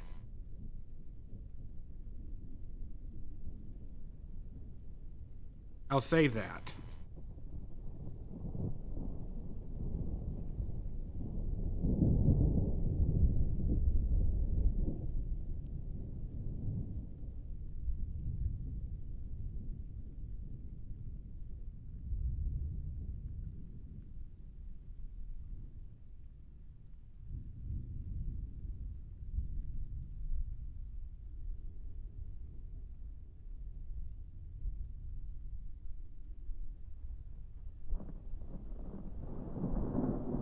Radiohead? No.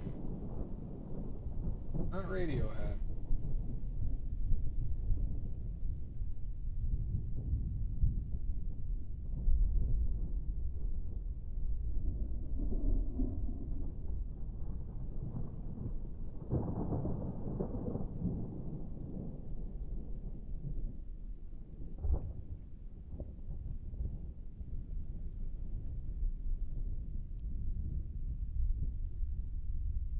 So I should push yours off then, Pickle, since you won't be able to be there? That's fine.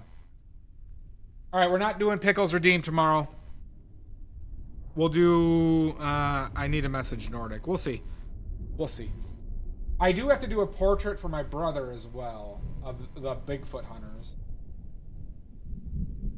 For his birthday. So I might do that tomorrow. Who's ready to see my glorious return to portraits? To portraits. Since Gargapalooza.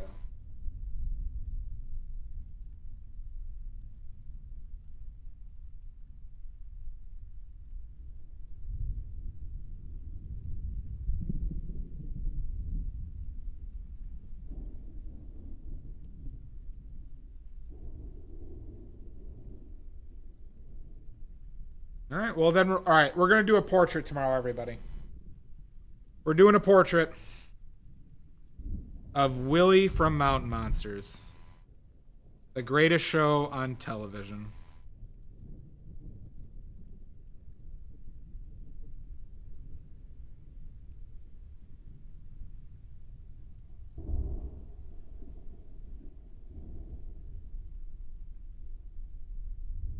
That's all right, Pickles.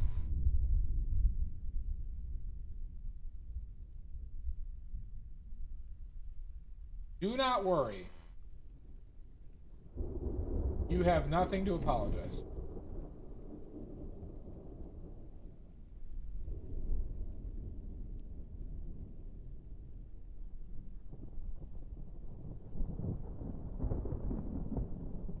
That bastard. What the fuck was I thinking on that? Alright, anybody still guessing the band? Anybody still guessing the band? In what band's music video can you see Shia LaBeouf's dick and balls?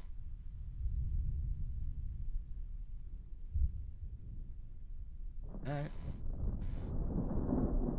I'll give 30 more seconds. I'll give 30 more seconds. Red Hot Chili Peppers? Nope. Not them.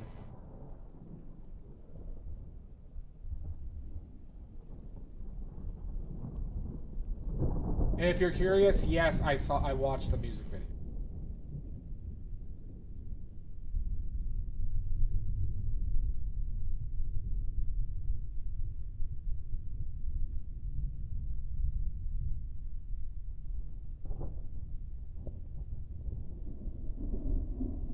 All right.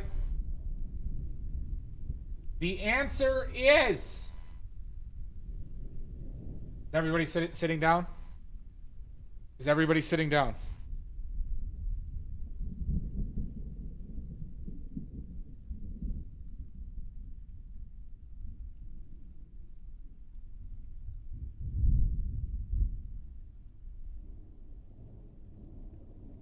The answer is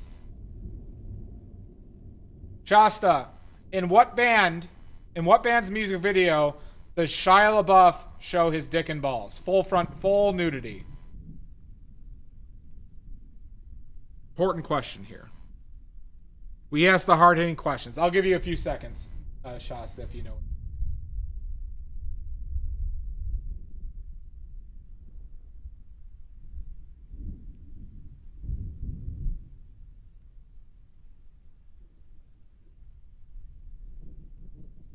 Fire the nuclear weapons. Oh my God! Dusky Woods art. Maybe someone from there will know. Welcome in. Thank you for the follow, Red Blue 291. Thank you, Dark Knee Twin. Wait, which I forgot what my title was. I forgot. Wait, hold on. Oh yeah, don't look in the mirror. There we go. Dark Me Twitch, thank you for the follow. Good, as you should. Red Blue 291. Welcome in. I'm in. Give me your links, Dusky Woods. Give me those sweet, delicious links, or else. We're doing a still life today. As you can see, we got a mirror set up with our skull Rudy. So that's what we're painting from right now. Lonks! Now!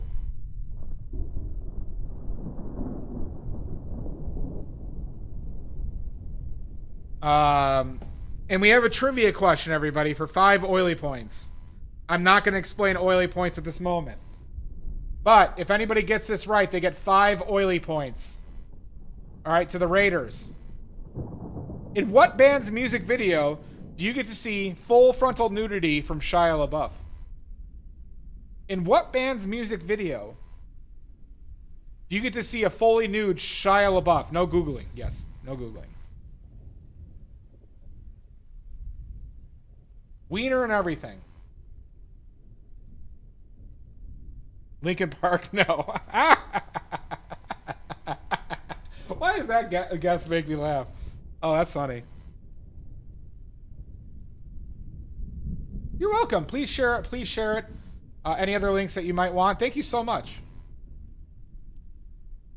Not close, Dark Knee. Not close.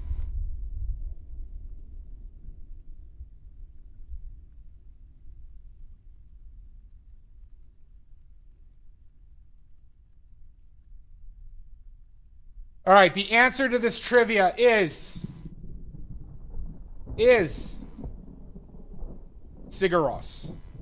Sigur Rós. Not EDM. Sigur Rós. In their music video, I think it was for Happy Paula. I think it was Happy Paula, one of my favorite songs from them too, why I knew this. You get to see Shia LaBeouf's dick and balls.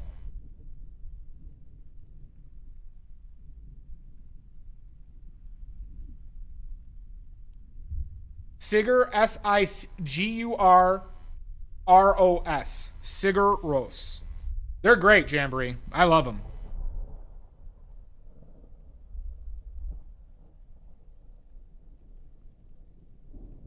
If you're not aware of them, Shasta, you might really like them. I'm not embellishing this. This is not like... I know it's a bizarre question about Shia LaBeouf's dick and balls. But,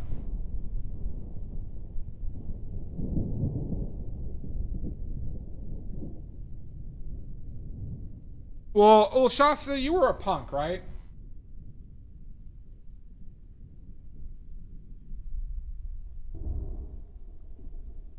It's good. That is true, Mud. Not denying that. There we go. Thank you, Jan. Good. Doesn't it, Mud? Okay. I remember some allusions to you being a punk. I think you're the type that would like Sigur Rós a lot. Not saying that other people won't. They're very good.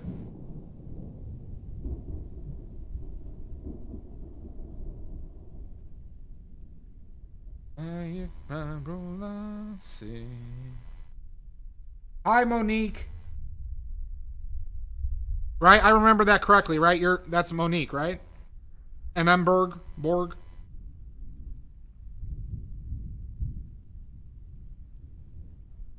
It is great painting music. Thank you. Mud, you might like them too.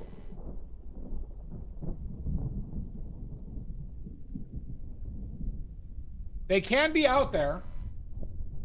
But like, you know, like they made up their own language for their music.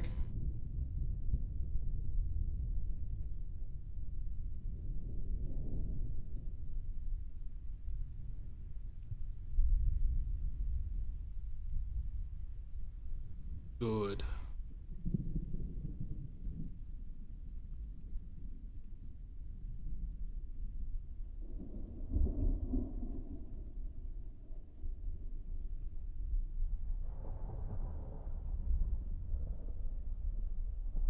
It's that steel trap, Monique. Oh, you've been here a lot too.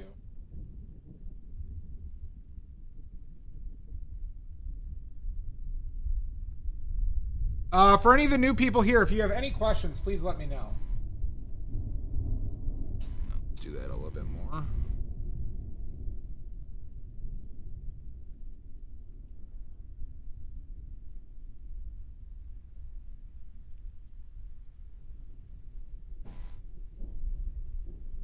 That looks so severe right there.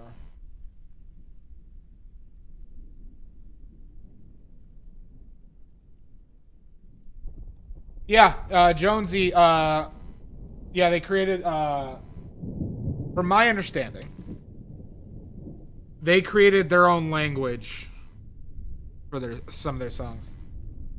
Well, that's good, Monique. Glad to see you again.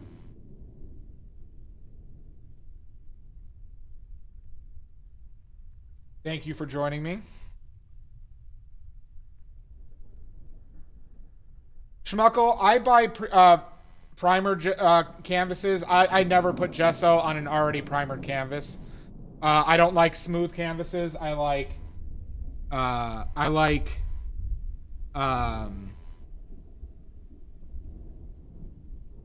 coarse canvases.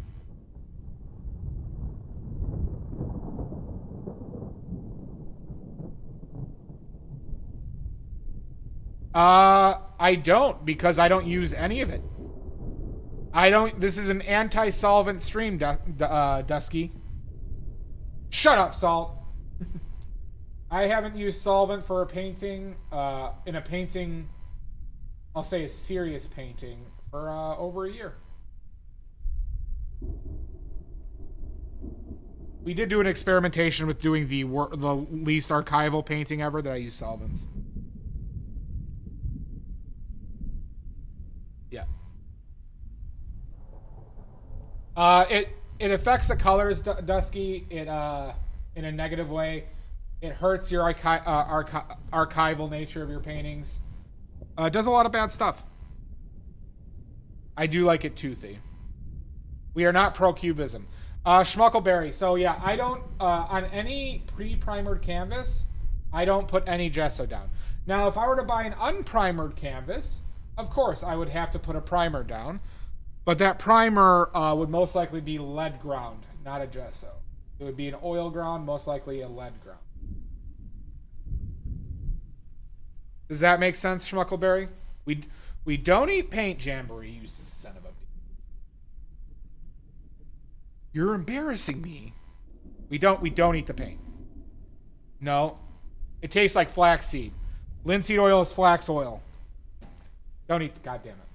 We lost them. We don't eat the paint.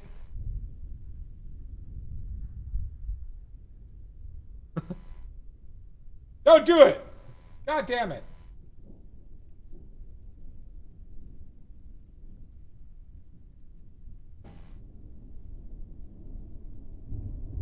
Fucking Maddie, you better not. Maddie, you goddamn son of a bitch. Because the world's a cruel place, Mud. And sometimes we just have to deal with it that delicious things can't be eaten. I mean, delicious looking things can't be eaten. Yeah, don't eat Maddie's inheritance. Oh, no worries, Dusky. I gotta follow you too. Good, Dusky. Good. Thank you for raiding again.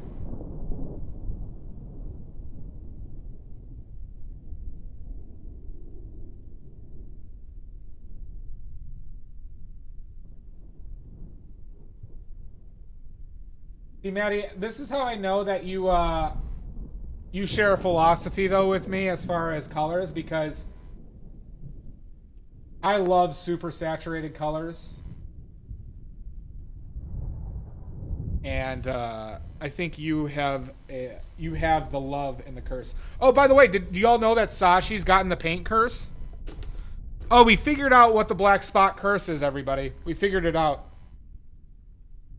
Does everybody want to know what the black spot curse is? We finally identified what it is.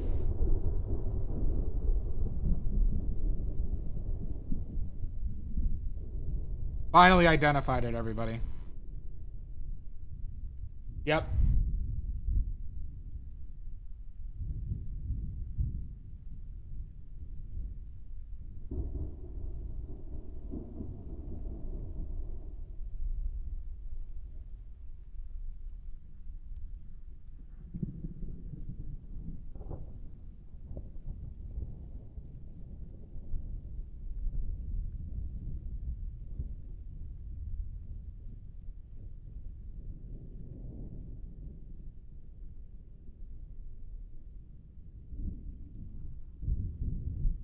The curse, the official black spot curse is knowing that the entirety of the paint industry is horseshit. We figured it out because Sashi started investigating their paints, and they've been putting a lot of research effort into it, and they're getting angrier and angrier about said horseshittery of the art industry, or specifically paint industry. That is the black spot curse, the curse of knowledge. Yep. Yep. Once I saw how Sashi was affected, it just made sense. That's it, everybody. So, Mud, well, see, Mud, I think you're fairly resistant to it, because I don't think you're that necessarily angry.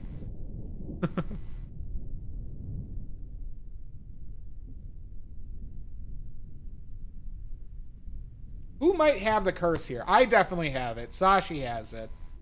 I think Shasta, I think you have it, Shasta. Pickles has it.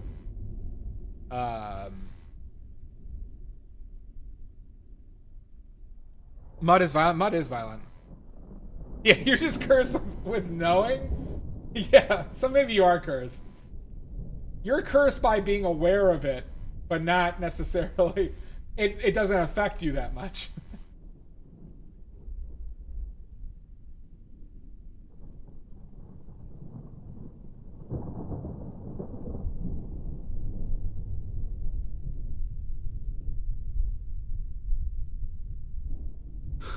I kind of like that.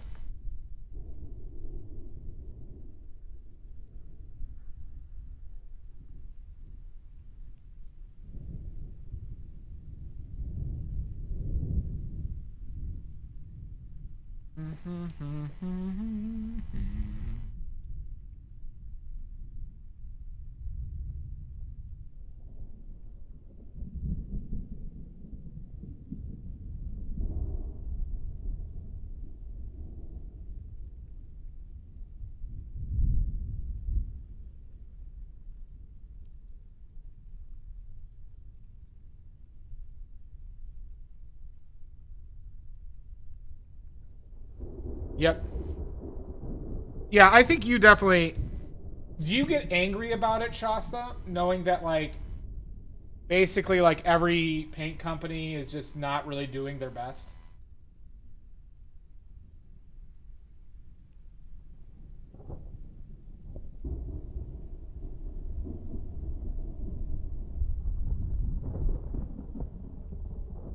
Well, so I looked into that horseshit jamboree. Do they have Windsor Yellow in that fucking, in that pack that you bought? Was Windsor Yellow a part of it? Because I've been looking up paints. I'm doing some official research, starting with Winsor Newton, because fuck them.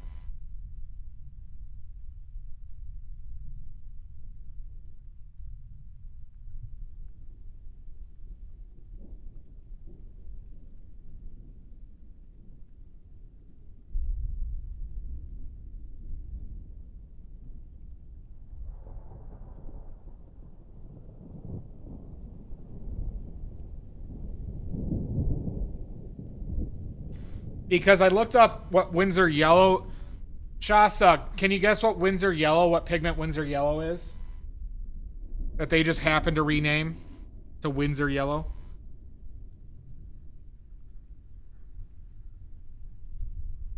Winsor Lemon? I don't know if it's not Winsor Lemon, but Winsor Lemon pigment was not a good one either.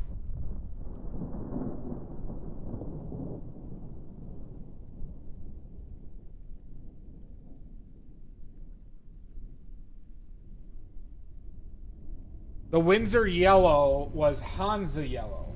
Hansa Yellow. Which is an older pigment, but it is also historically very unstable. And darkens very easily. Especially in watercolors.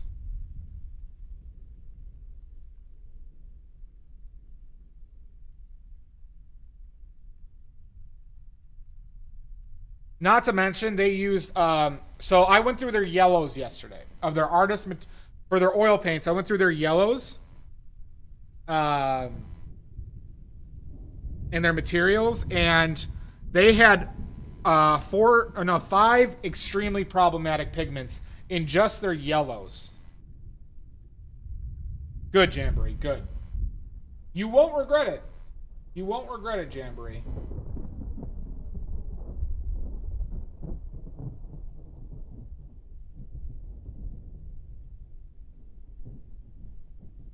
Yep. P3 Hansa Yellow.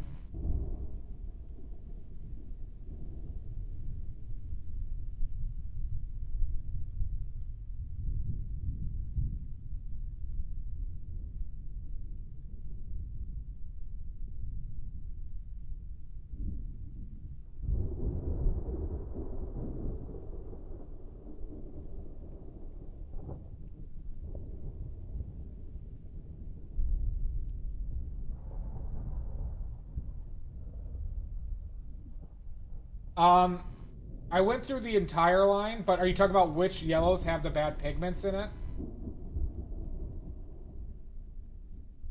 Is that what you're asking me, Monique? Or just the yellow that I just mentioned?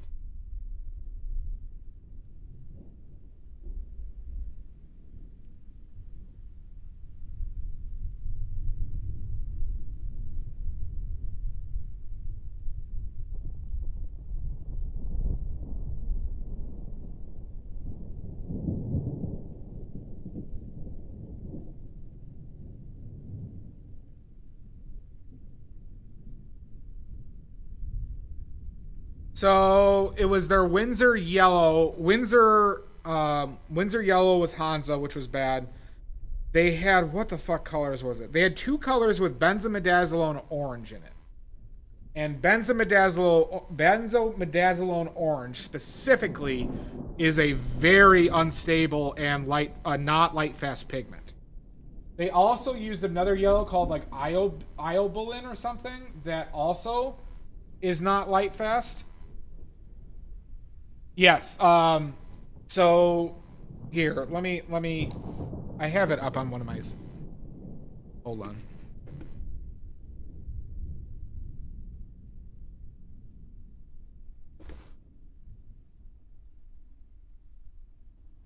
Oh fuck! The ad started. God damn it. Okay, so Monique, the ones with bad pigments in them for sure. And because there's a couple pigments I was unfamiliar with, but it's Winsor Lemon. Winsor Lemon is Hansa Yellow, not Winsor Yellow. Winsor Lemon is the one with Hansa, which is shit. Then there's Chrome Yellow Hue that has benzimidazoline orange in it. Then there's Indian Yellow, which has isoindolin yellow, and that's a very, I did some research into that one, it was another bad pigment, especially for light fast reasons.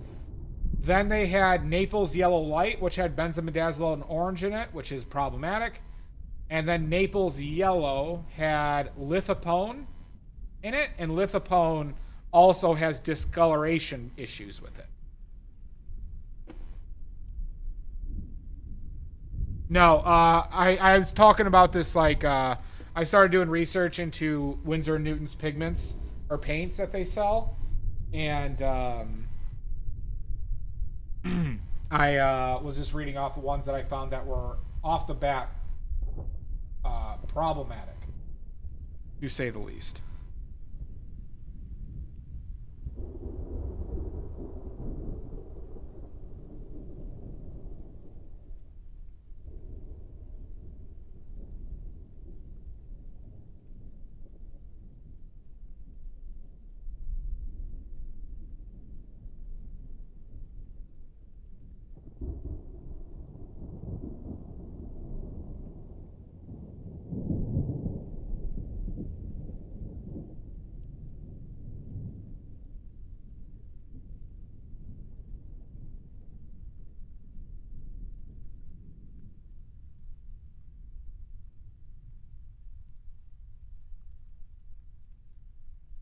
Yeah, Raw Umber, though, will be one of their more, I'd say, reliable colors because it's such a cheap one that they don't have a reason.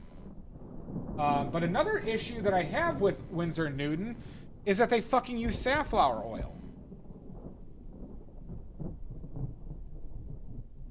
I don't get why they use so much fucking safflower oil over linseed. It makes no sense to me. It bothers me. That needs, I think.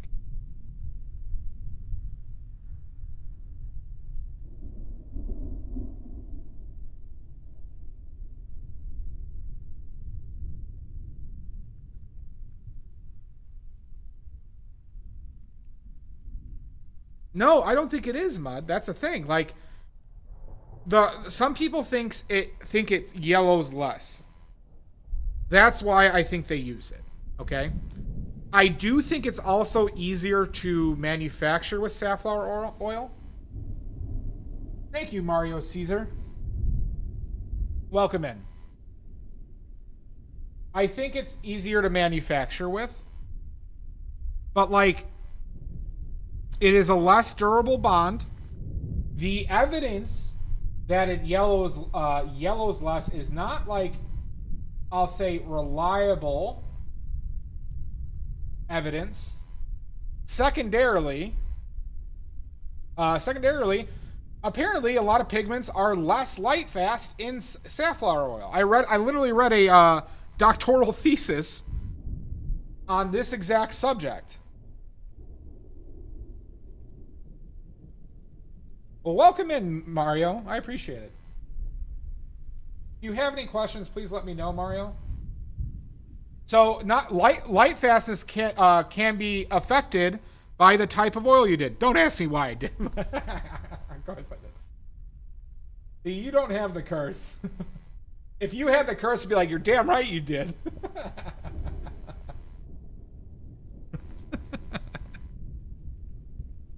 Oh, God.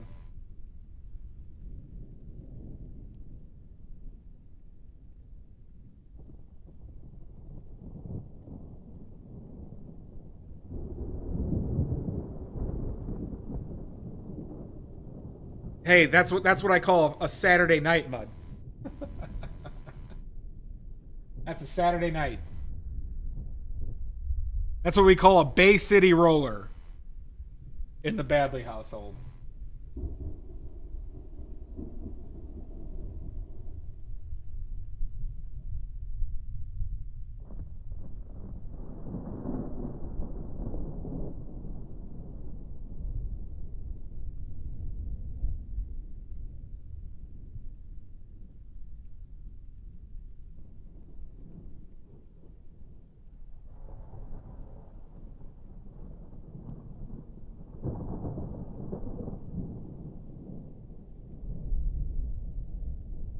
SATURDAY. Yeah.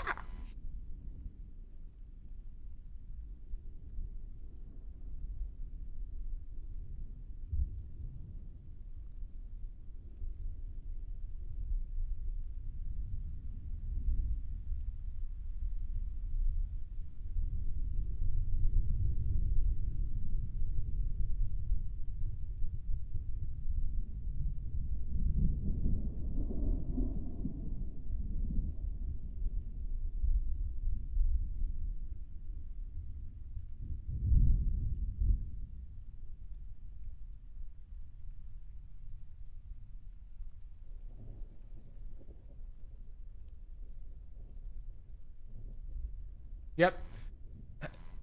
Jamboree, this sounds pompous of me. And this is not really my intent, okay? But a vast majority of YouTubers who do paint YouTube or art like oil paint YouTube or do not know what they're talking about. And a vast majority of their recommendations are horseshit.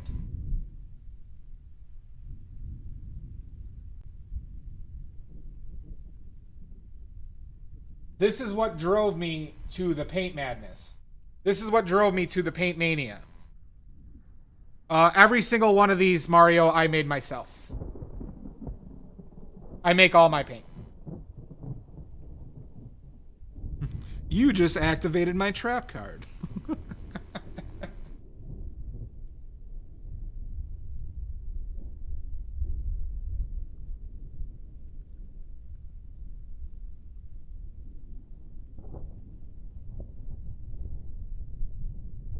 It is. I mean, it just straight up is. It's just, like, what really got to me when I started to really consider making my own paint mud in Jamboree was I saw a video of, like, what paint brands are the best. I watched, like, 30 of these videos. It's very easy, Mario. I have videos on my YouTube, Mario, on how to make them. Mario, if you check out my YouTube, there is a video I made about making your own paint. Thank you, Mud. Yep, all these I made myself. Exactly, Mud. Like I buy pigments. Here, I'll grab some pigments. I buy pigments and oil. Oh fuck. Shit. I also sell my watercolors. So if you need watercolors, Dusky.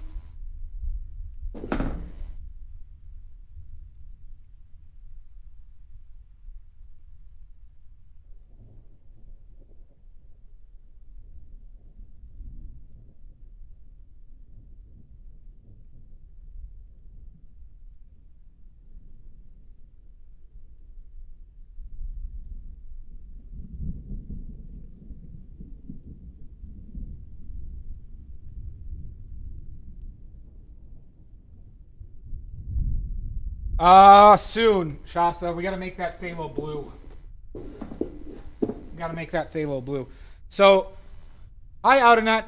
So, I buy pigments. This is a pigment. This is a powder.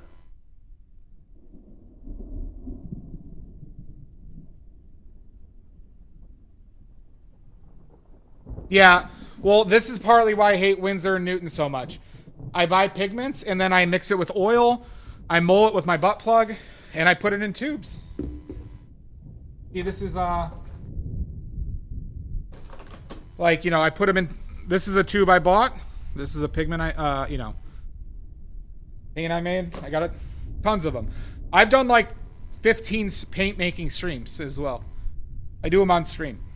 So, you're talking about, you might be talking about ivory white. Ivory black, Mario, is made from cow and pig bone, the pigment. Yes, I did. But Jamboree and Mud, like, so I would watch these videos about people like, what are the best paint brands when I was getting into it, and they'd be like, people like just ordered and like, oh well, I like this color from Williamsburg, it's like them just saying I like these colors versus like the paints. And like, this is not the point of what I was watching this for. And I saw so many videos of these people not doing any technical, with no technical understanding of what they're discussing, talking about what like paint brands are the best. When I just see them like mixing colors, and they're just, it's like, it's more of like, what colors do I like the best is how a lot of people approach this. Yeah, it's just horse shit like that. And, oh,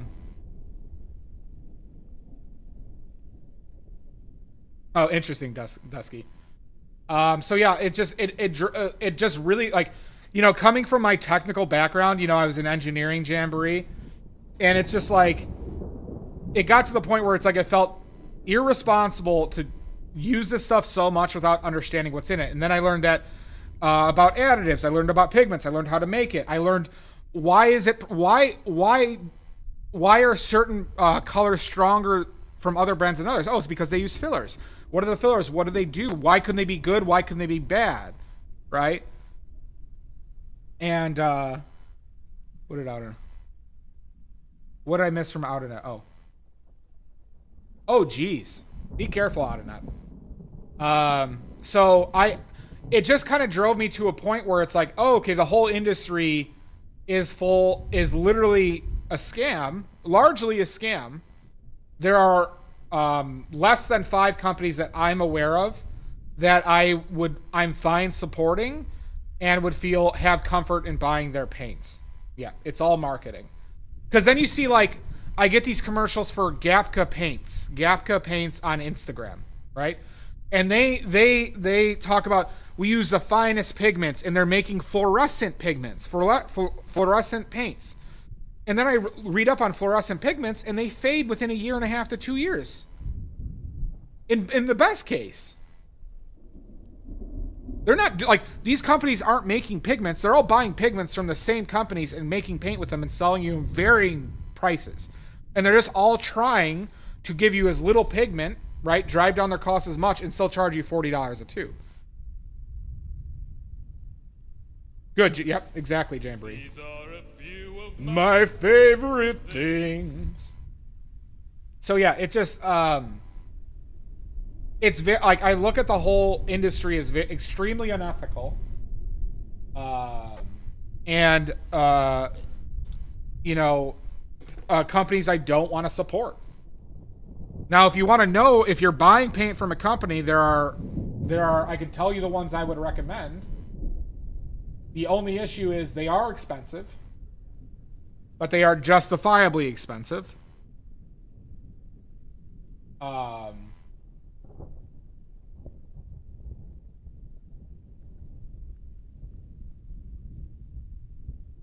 Pre-mixed paints are all horseshit, not all horseshit. Buy single pigment paints. Single pigment paints. Yeah. Well, if you want to know the best, like, in my opinion, if you were... Now, I understand price is, you know, these are, if you can afford it, the companies that have shown the most ethics in the oil paint industry are Rublev, which is owned by Natural Pigments. They're a small company that makes single pigment paints only, no fillers. They actively do and share research about the pigments. They tell you if they're light fast or not, because they do sell pigments that are not light fast, but they tell you that historically they're not. But we're offering it to you because it is a historical paint. For example, they offer indigo, real indigo, lake, which is not light fast at all. And they say it in the description of the, that's where I'm fucked up a little. But they say it in the description of the paint itself that they're selling. I'm good with that. They have smalt too. So Rublev's great. Williamsburg is some of the best value. Smalt, I tells you. Williamsburg is not as good as Rublev. They're owned by Golden Acrylic, but they do actively do things to help the knowledge base of painters, and they offer decent value with their oil paints.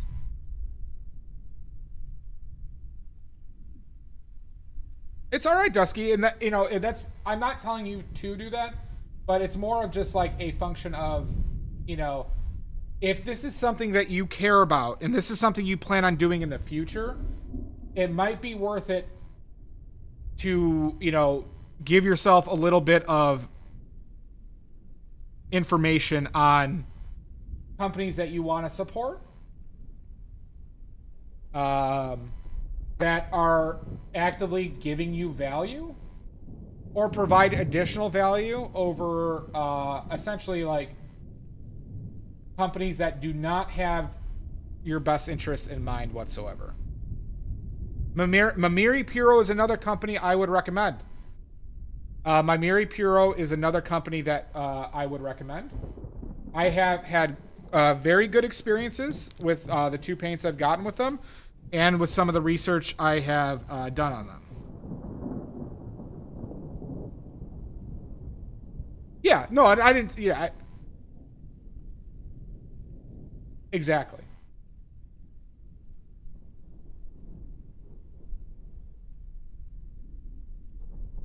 So it's just it gets me riled up because it's so blatant. And they take advantage of the fact that I think as an industry, people don't do a lot of research. At least they're general buyers.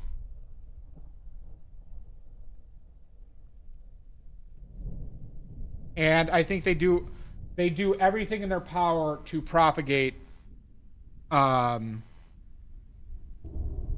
like, so here's a good example of this, right? Yeah. So, cadmium pigments are not toxic by ingestion. They're not. There's been an FDA study on it. If you accidentally eat some cadmium pigment, you're not going to die from it. It's not. Okay? However, Winsor & Newton has a cadmium-free cadmium paints, which are just a line of hue colors that they charge you cadmium prices for. Like, they did something exceptional to these pigments to, like, remove the dangerous shit out of them. No, they just took other pigments, usually cheaper pigments, put them in there, and charge you excess amount for it. Thank you, Amy. I will not get wrecked. It was very sweet. And to me, that is, like, disgusting. Just awful. It disqualifies them as a company.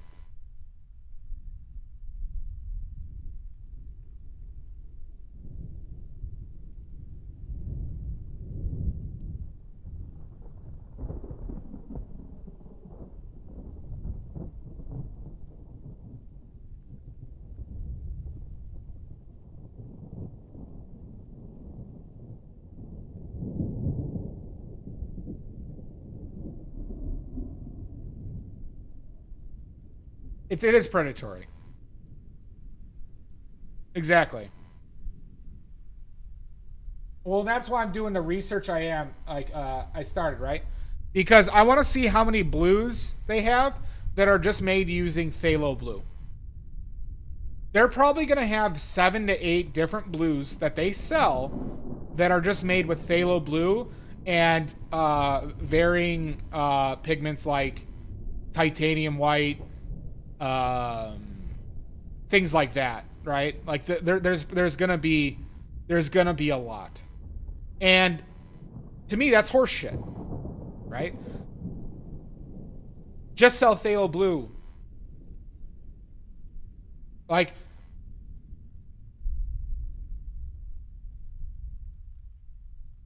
it just, I don't know.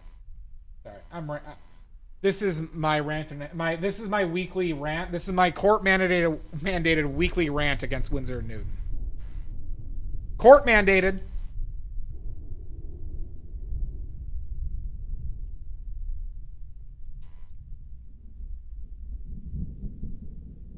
Very much so. Yeah, I mean, and yeah, I get like having premixes because not all people have the capacity or don't want to. You know, that is what it is. That's like, but like I have problems when they have like they'll have like 3 different colors that are just titanium white and quinacridone magenta, and they'll sell 3 different versions of it, right? And they'll just be like, it'll be like coral rose, and you know, a midnight's dream, something, you know, names like that, and you know, it'll just be like people see, oh, pretty color, I should get that.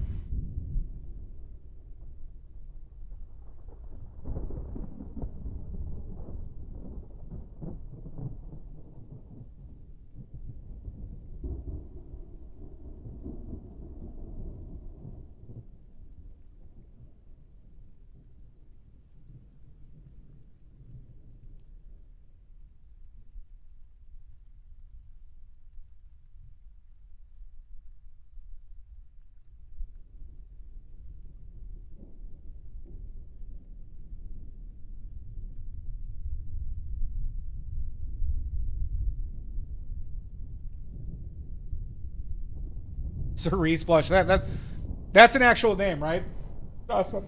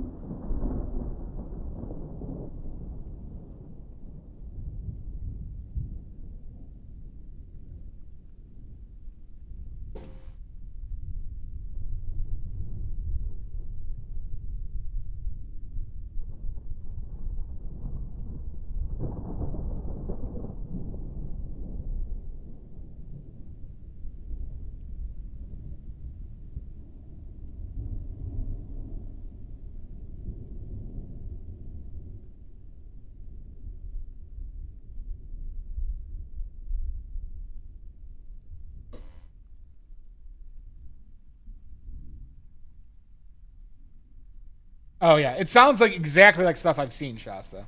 Opera Rose and Scarlet. Yeah, yeah. Opera Rose is a one I've heard several times.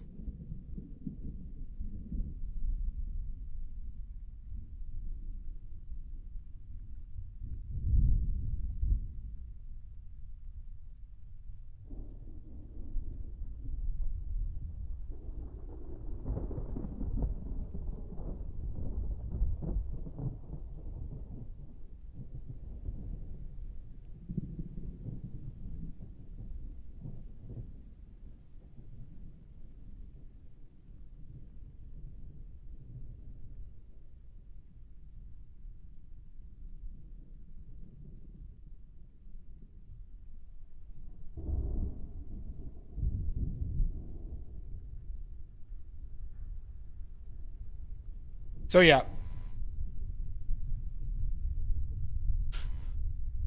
That's my my passion towards this is largely driven by ethical issues of the industry as a whole.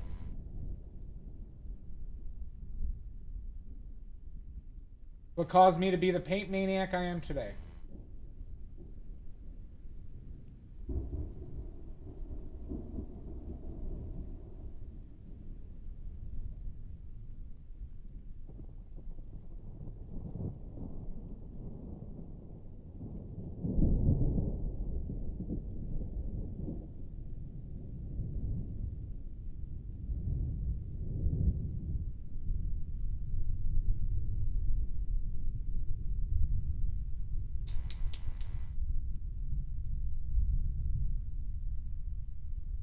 Exactly, right? It's about transparency of it, right? But they knowingly use a light fast standard that is like that has been disproven, right? So that they can keep on selling Alizarin Crimson or not have to put it on there, right? Because most, you know, I do think people would stop buying certain colors if they knew that the color fades. Look what you've done to me.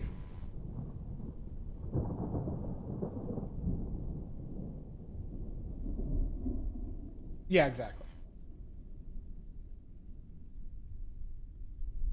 Right, so it's like, how many people would stop buying Prussian blue or alizarin crimson because they knew that the color would fade? I think that number is significant. The companies know that they're not light fast.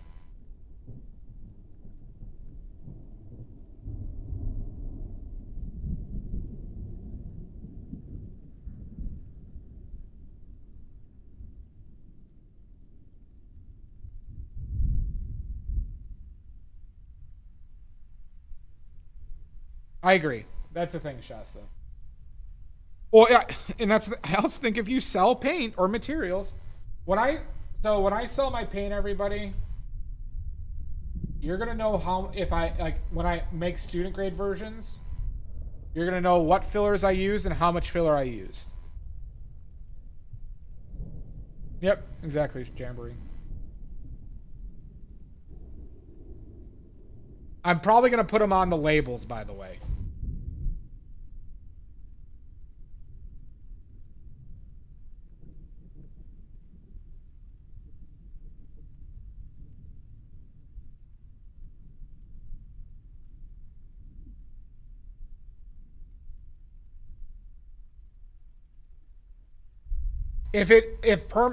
Monique, that's if it is made with quinacridone magenta, but permanent alizarin crimson at the same pigment number, it is not, Monique.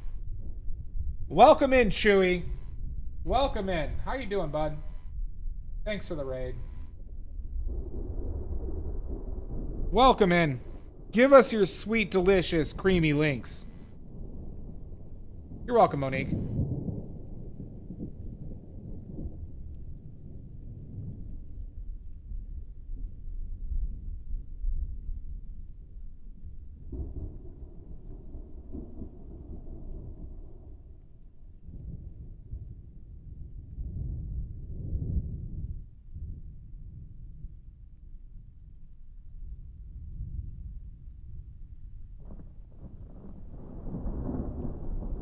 Good. Everybody go follow Chewy or else it's going to be a serious problem.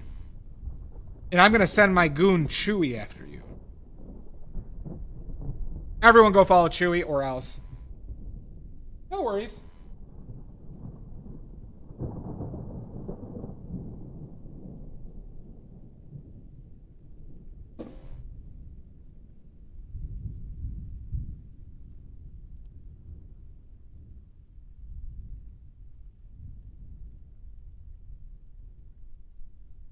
The cutest mouse? Talk a big game. Talk a big game.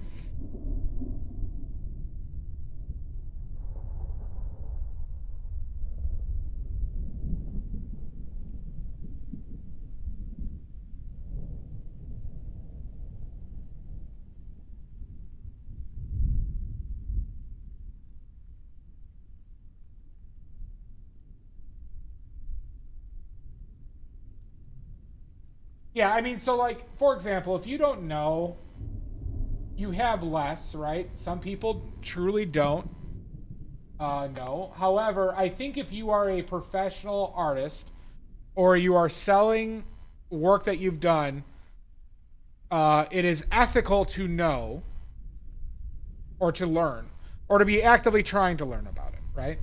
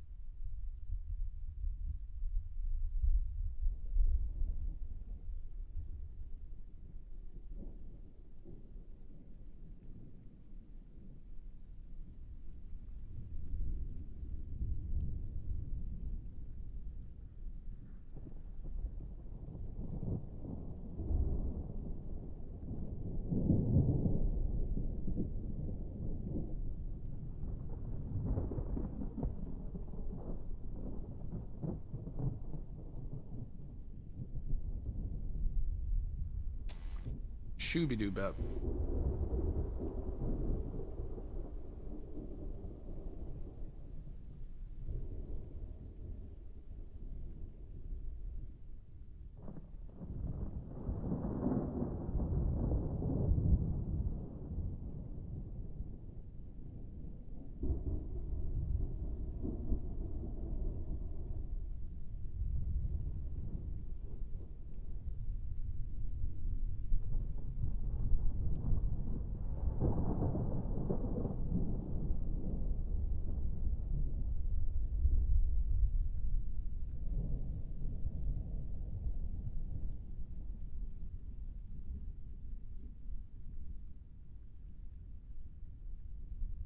Whoops! Hi, Nordic.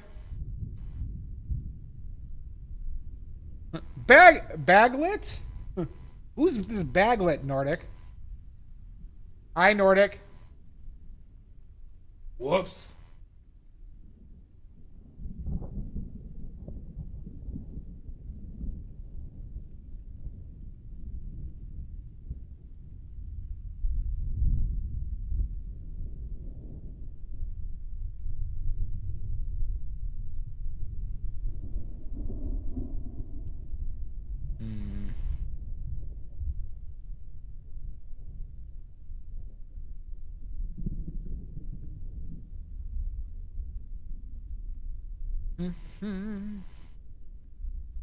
Oh, gotcha. How are you, Nordic? Nice to see you.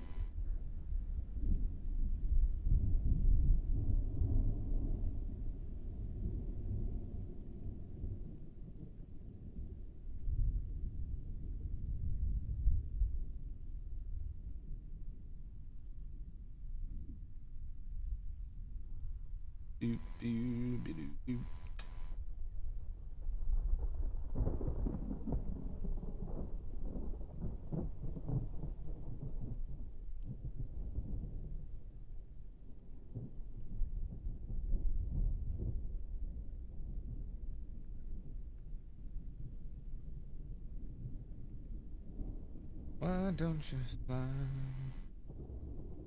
Of course. Please do. Please do.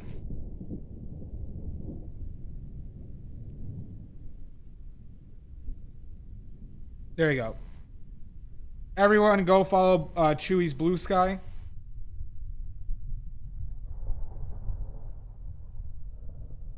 And check out. I'm on Blue Sky as well now, too.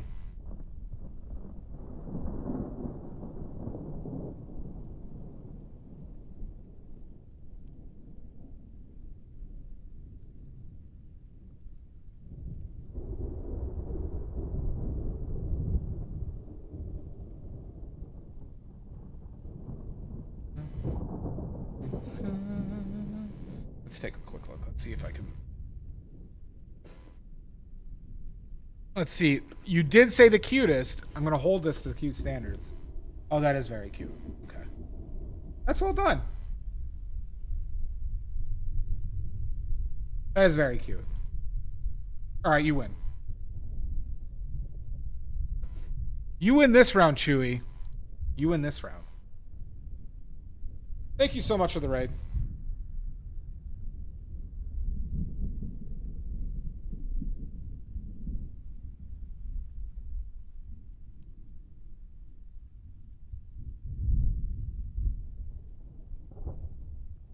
Yeah, I saw that. I have not heard of that.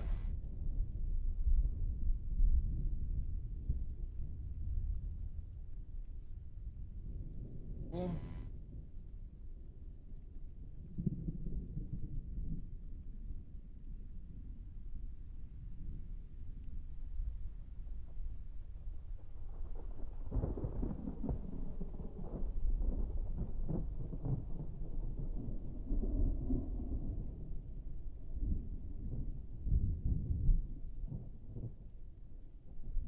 that is very true, Amy.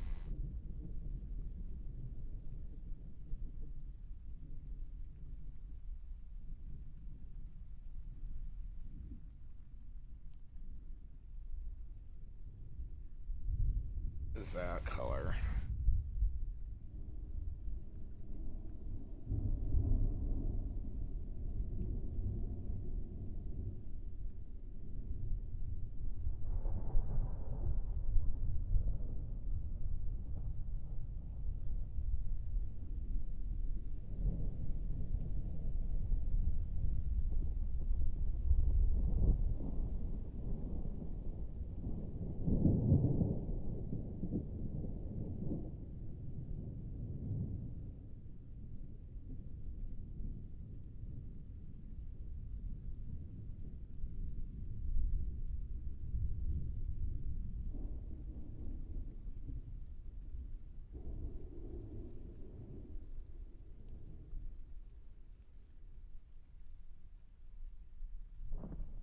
Shooby-doo-bop-ba.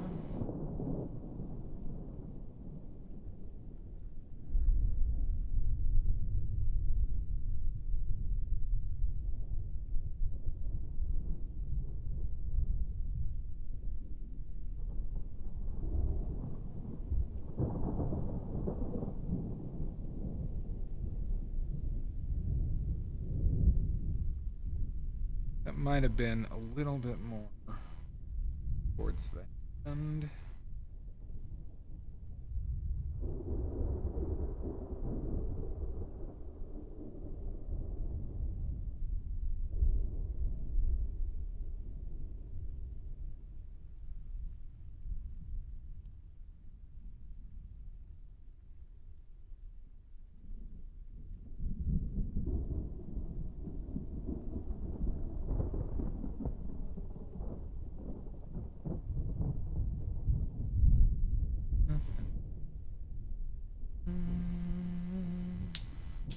Oh! Ta-da! Up to 10 Nordic. Holy free holies. Jumpin' Juniper.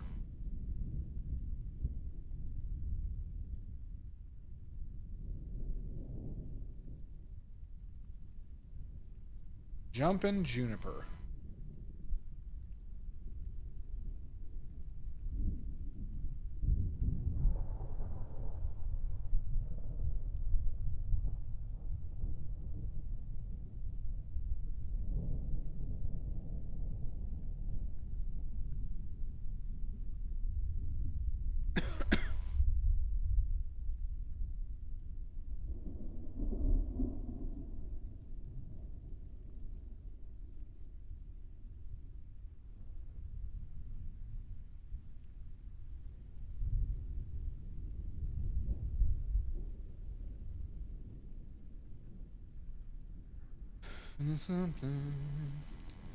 Why don't you just slide?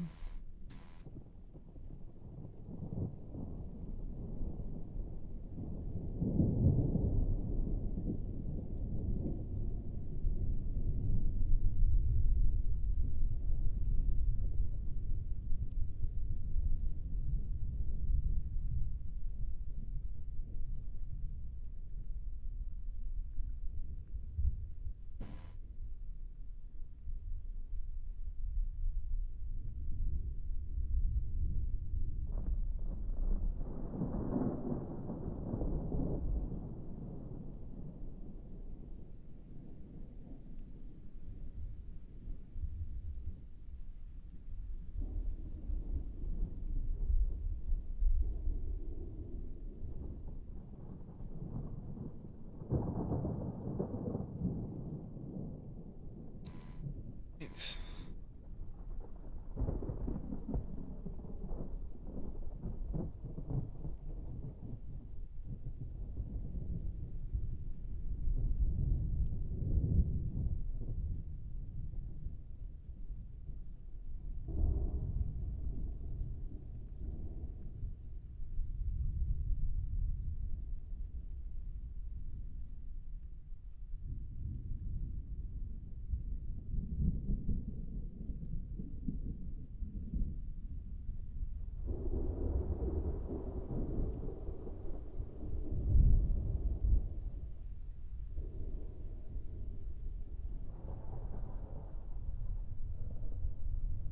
ugh. I think I need a break, everybody. I think I need a quick break. I apologize. I was trying to make it to the ads, but I'm going to take a break. I apologize for nothing. I ate way too much pork, Amy. Way too much pork.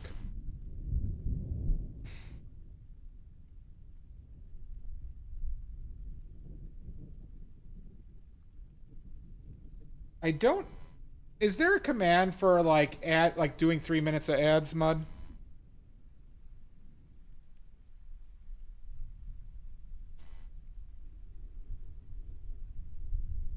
Would you mind checking? Because I only have the button for 1 minute up right now. Maybe I can click.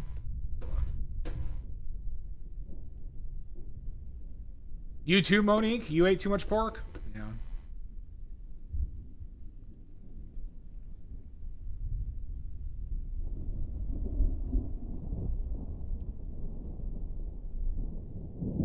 Okay, I found it. Okay. All right, I'm gonna run ads, everybody. Yeah, I figured it out, Mud. All right, we're gonna run ads now. All right. Here, I'll straighten it up for y'all. Why don't you? A bit of glare. All right, hold on. We'll move the camera instead. Move the camera instead.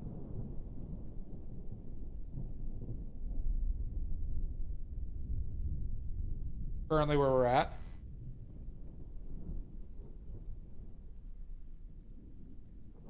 Bye-bye. But yeah, we're gonna take a 5-minute break-ish. We're gonna run ads. And we'll see you all soon.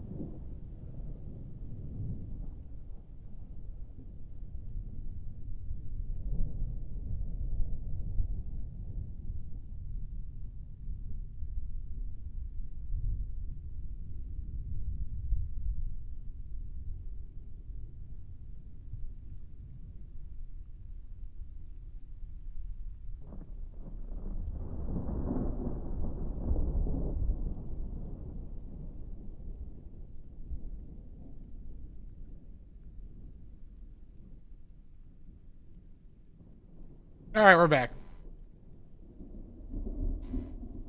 We are live, everybody, and uncensored.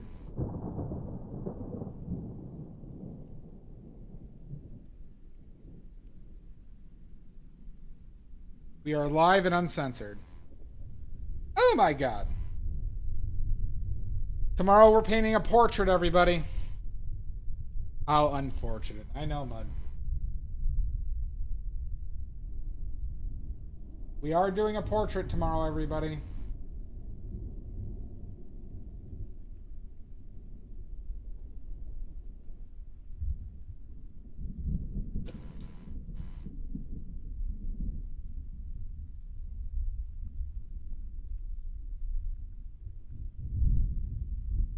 Must we? We must.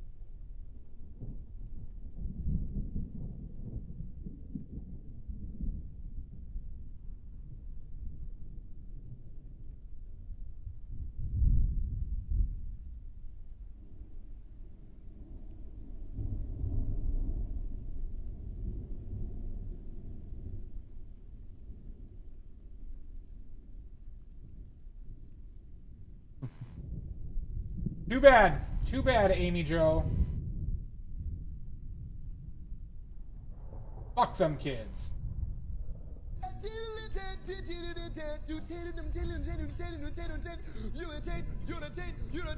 space between the button balls. Alright. We know I'm not a taint. We know I'm super cool guy. Okay? We know this.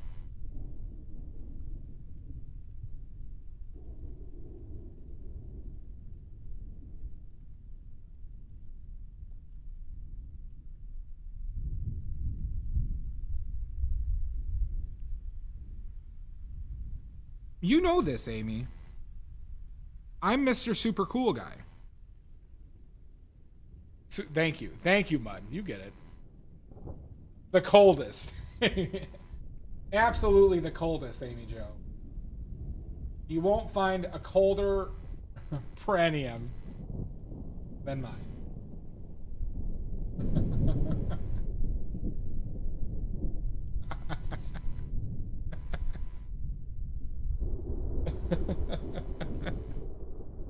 And I'm super proud of that fact.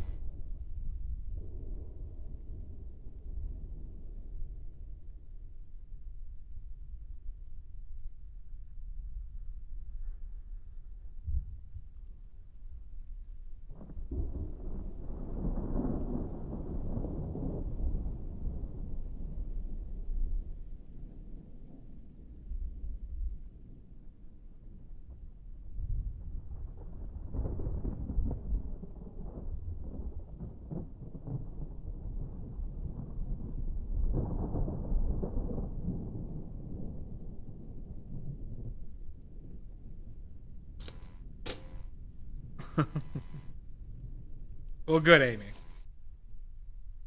I like the idea of somebody being super proud of their super cold taint.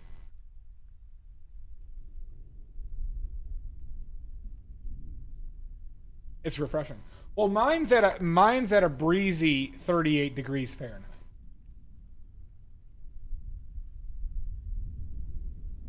That's what I keep mine at.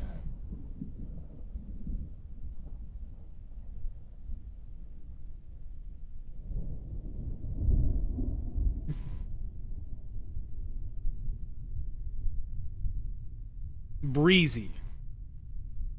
Like a cover girl.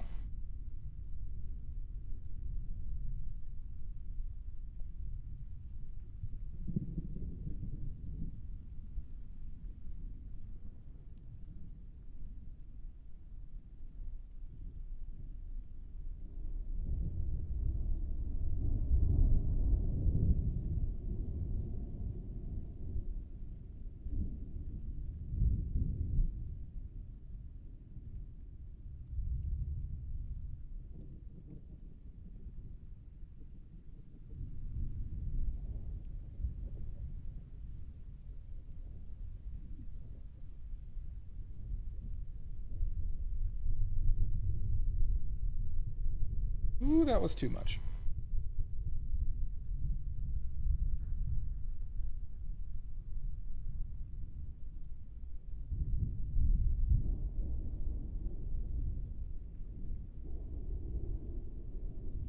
It's probably at least 80 degrees.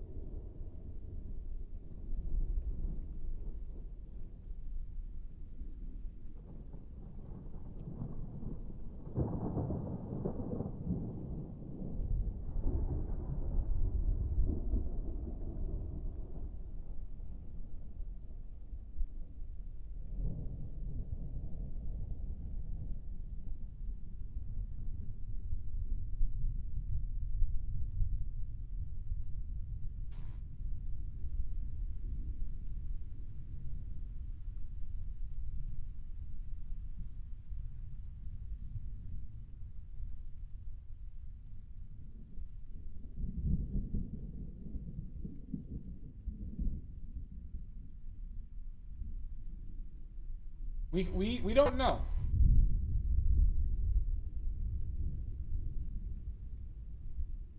He says he's really broke at the moment. So he's probably thinking about money issues. But I told him if he doesn't pay rent, he's out of here.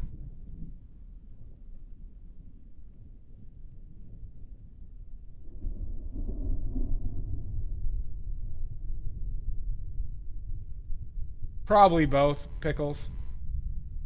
Thanks, Benji. How are you?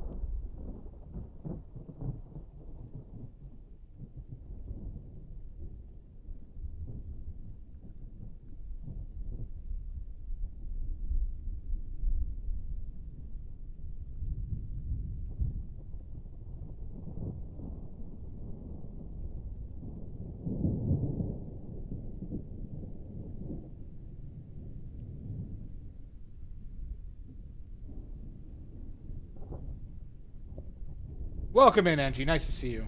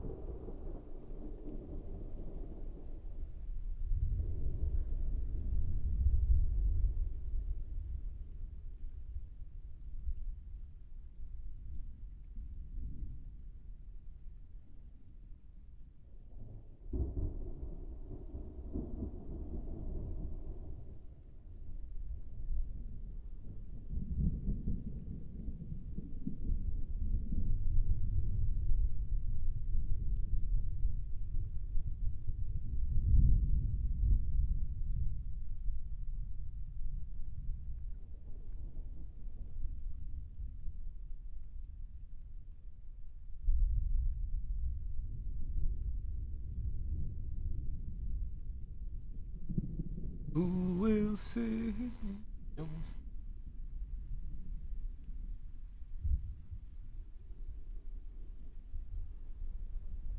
Fuck. Maybe I missed it.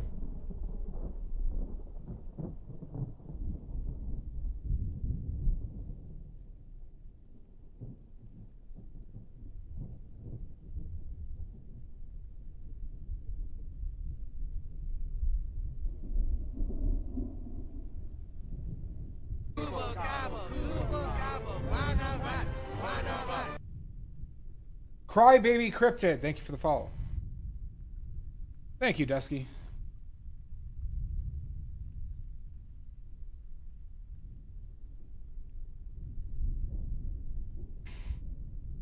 I like that as like an insult though, Dusky. Not that I took it as an insult, but like, you know, if you spent like, you know, 10 to 20 more hours on this, I think you'd really get there.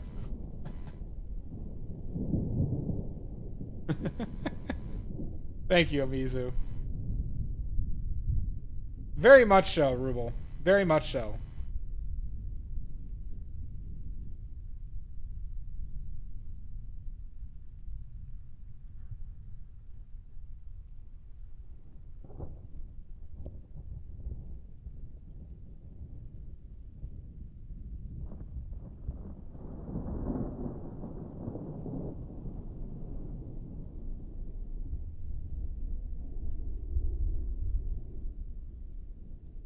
Well, we're still in 2024. So I wouldn't count on it. Rudy is a bastard.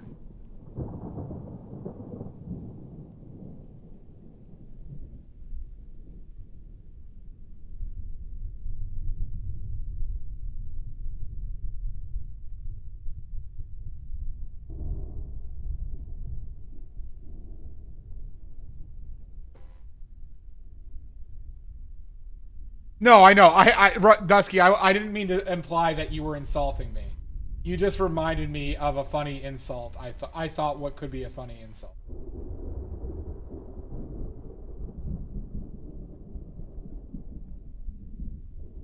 Goddamn right, cheesy.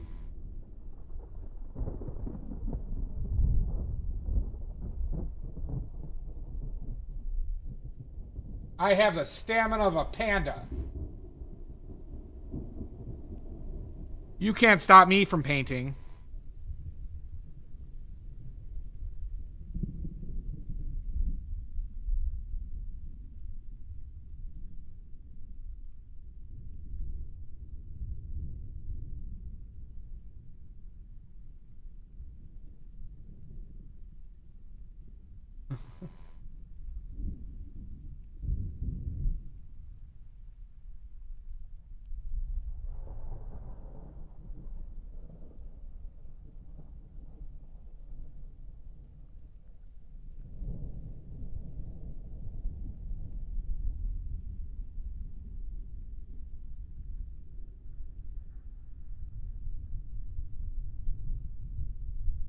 True cheesy. True.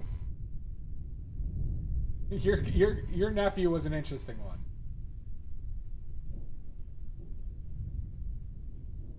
Did we ever figure out the accent, by the way?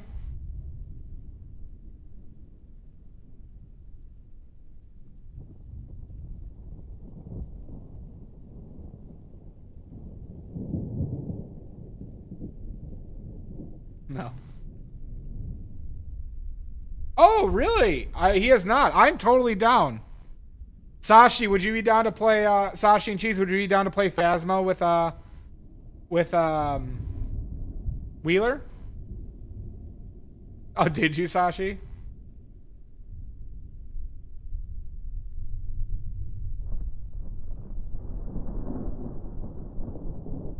Now, is he expecting me to get rid of the ghost live on camera, Amy Jo?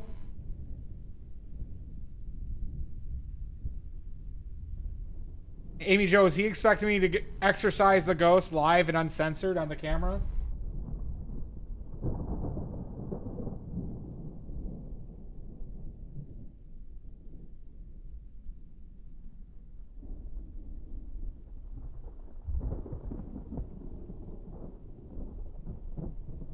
What I missed from Dusky. On the channel info, but you can call me Badly. Badly, you can call me Nick if you're uncomfortable. Some people are uncomfortable with calling me Badly. A lot of the regulars call me asshole and son of a bitch and fucker. Some say we hate you. You should stop. That's another one that's pretty common. Well, there's those other ones too. Okay, all right, Amy Jo. All right, fair enough, Amy. Your loss. Your loss.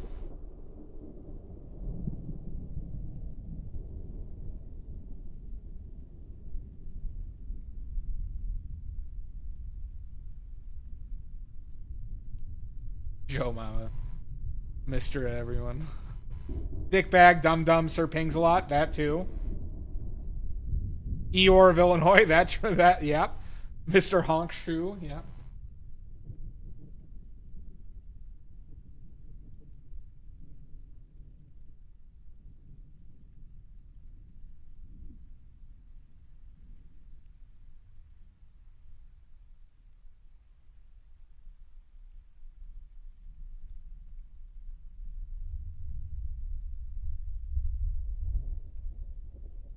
Your poor mother today. I know. Mr. Professional Ghost Hunter. That was another one. Fair enough, Amy. We'll work it out for the oily fans. We'll do a special ghost exorcism event.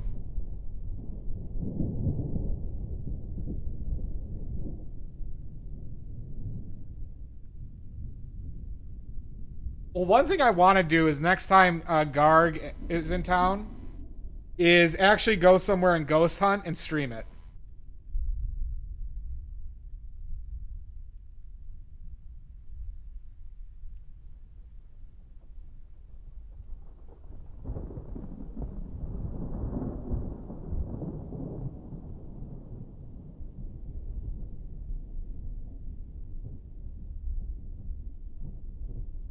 Wouldn't that be fun, Ruble?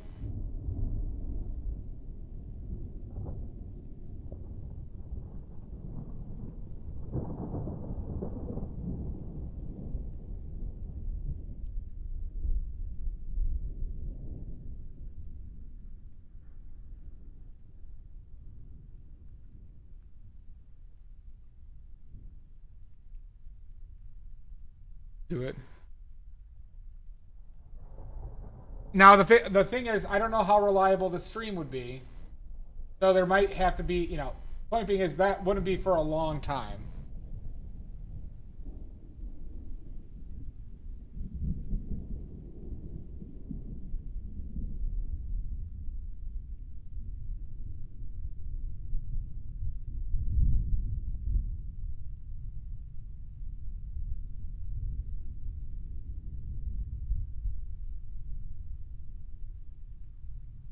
What a tease, I know.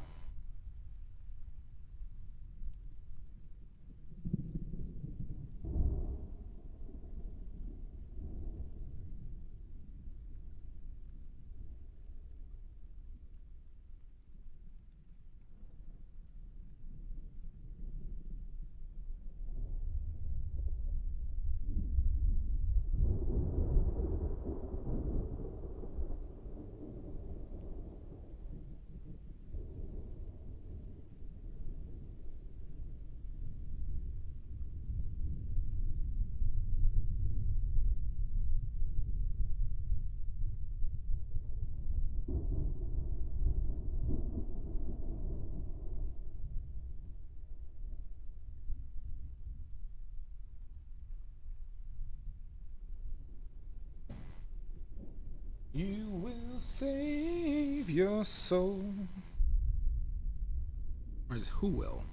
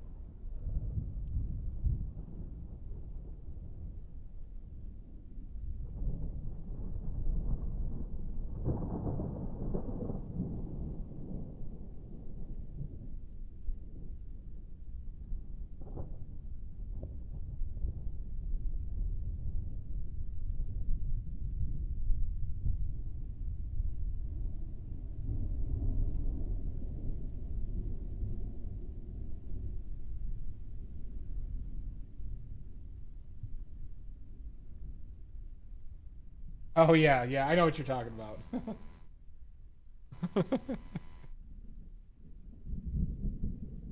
I appreciate you agreeing with my strong stance on that.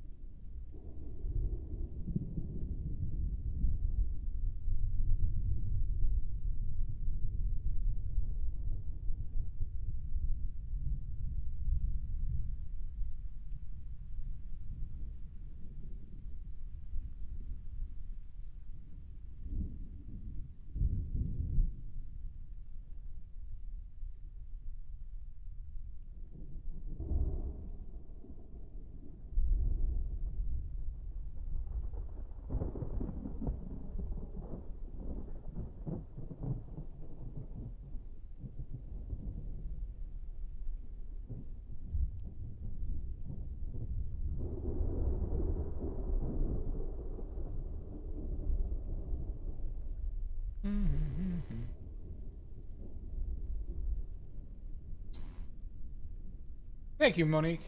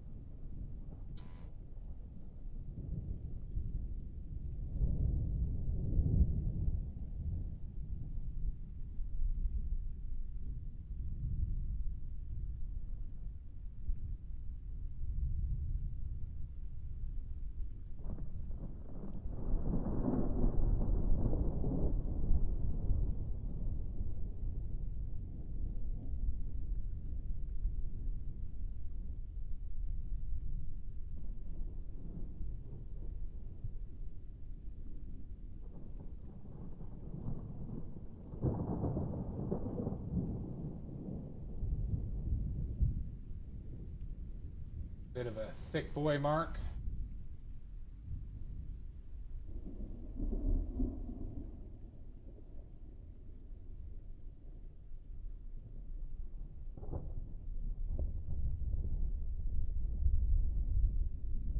Fix that.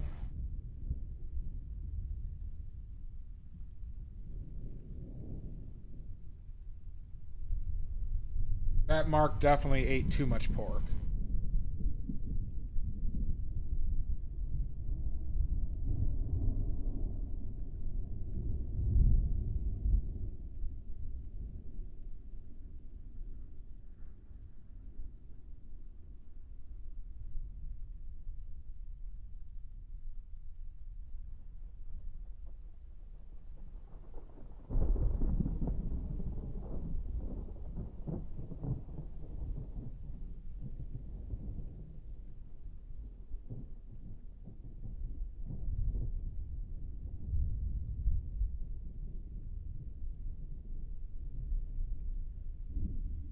Really? I find that to be impossible. How could you eat the right amount of pork? It's always too much. Oh, fuck. Fingers paint.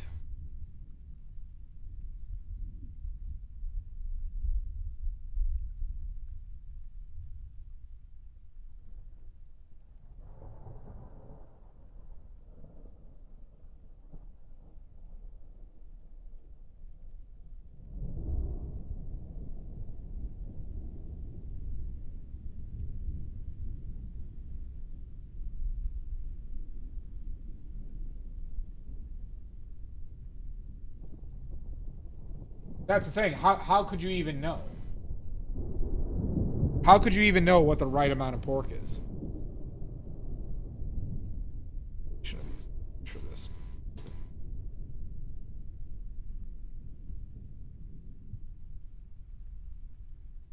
Why can't you eat pork but you could eat boar?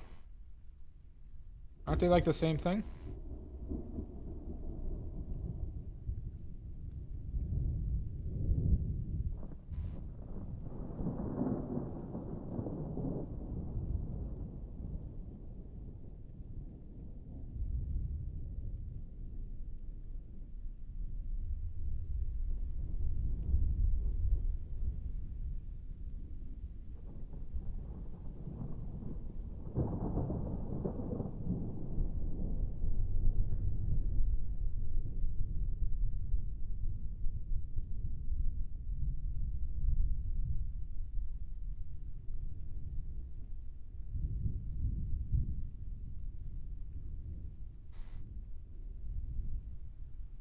Gotcha.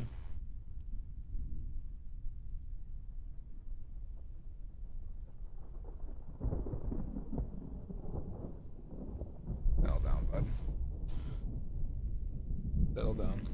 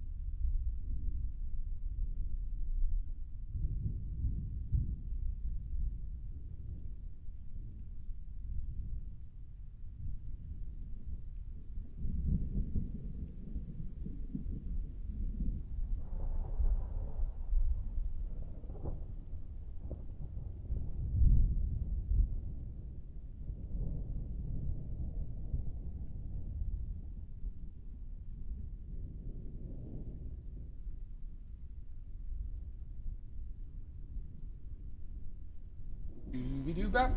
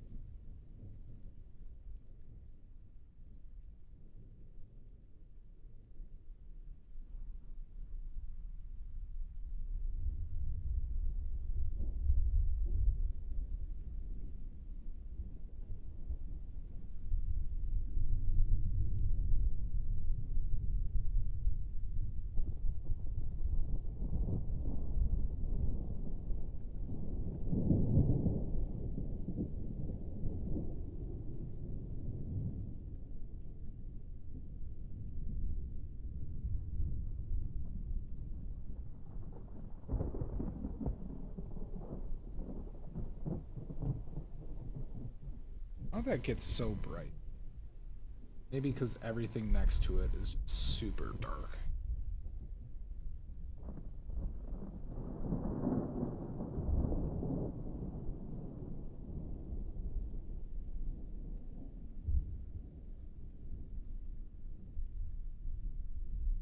I think I've been coming to a realization about some issues I've had with certain paintings, about why specifically I generally think I paint things too bright. Oh my god! The hell is he? Realize this. Oh my god.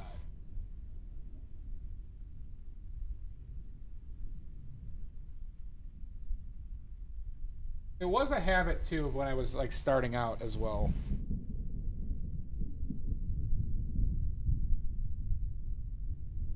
Thank you, Liz.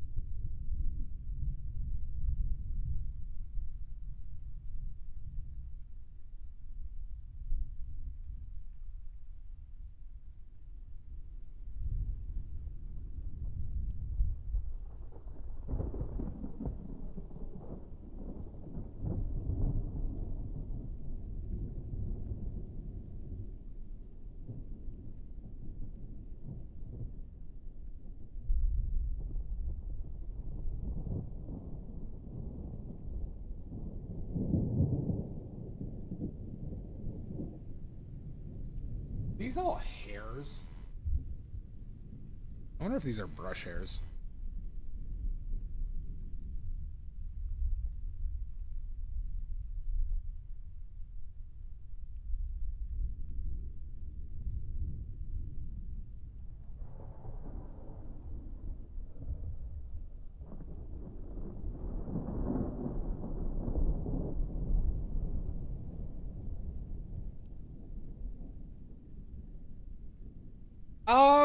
No, well, so I think it also extends. I paint too dark at times as well. Pickles.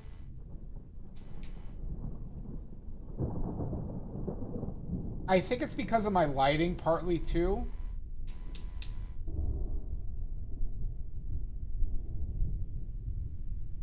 I think it's a combination of a few things.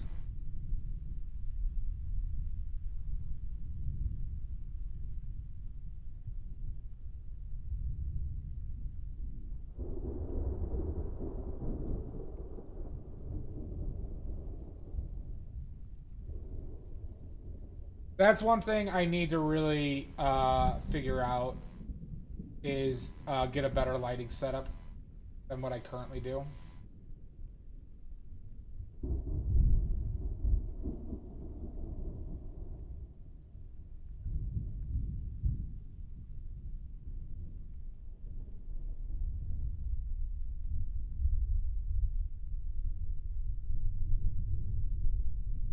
Well, I don't know if it's a tough spot. You know, the part of the thing is just realizing it.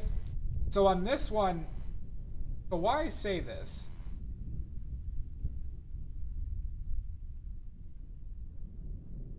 is in the past, I would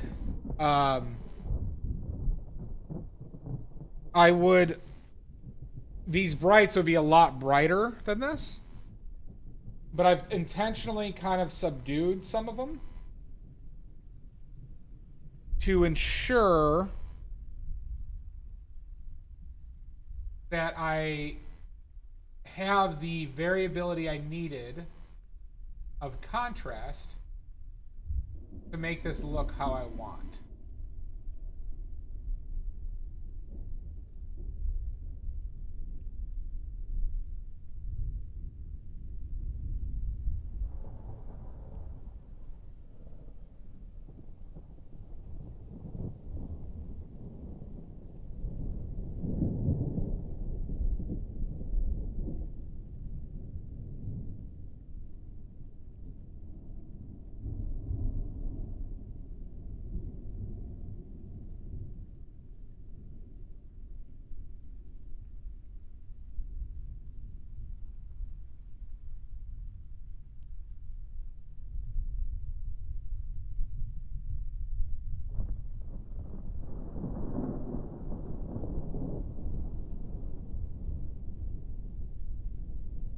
Have a good one, Mud. I shall. We're almost done.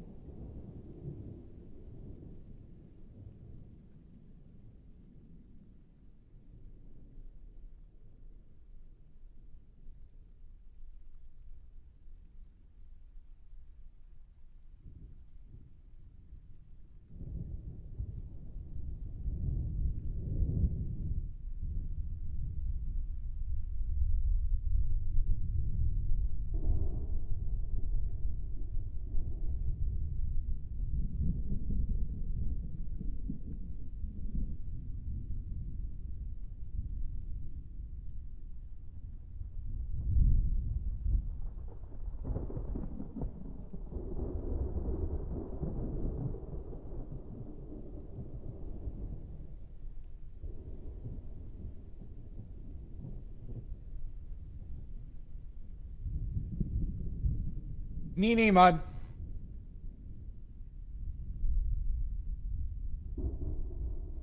He does. Apparently he does. I know.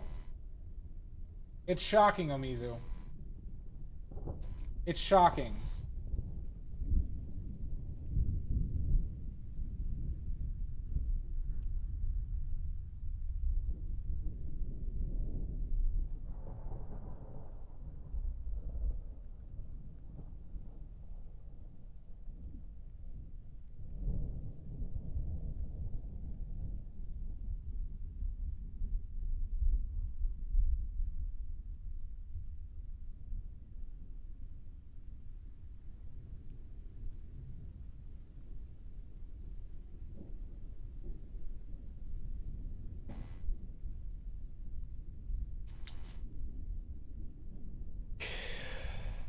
Need to bring that a little.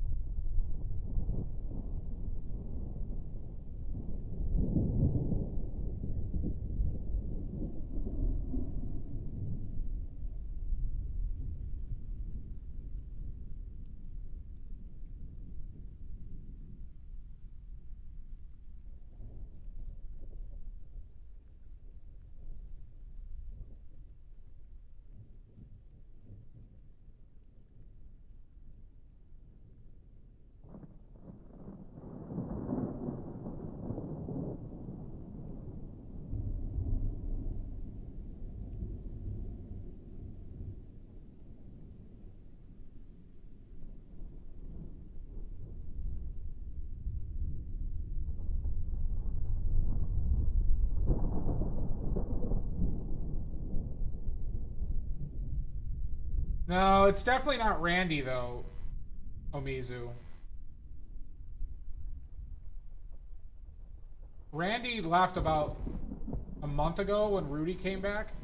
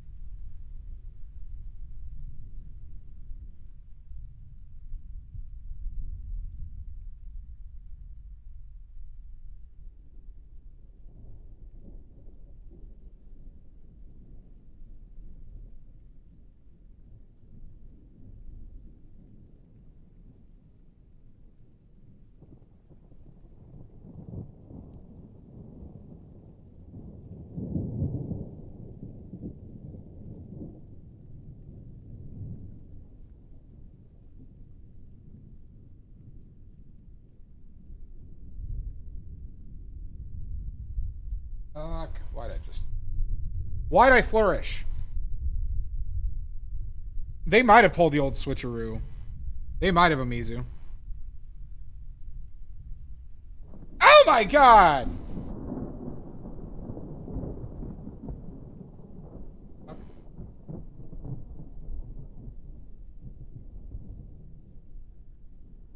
We might have to do a couple YouTube only streams, everybody, if people would watch me on YouTube. Because I need watch hours.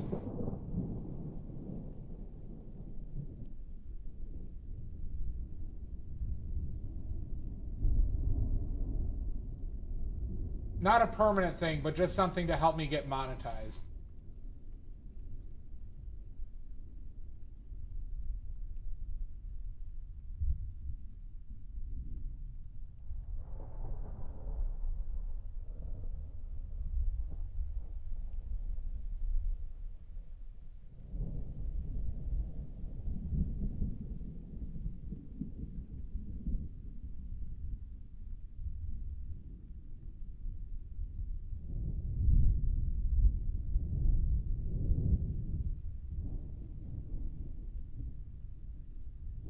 Fair enough.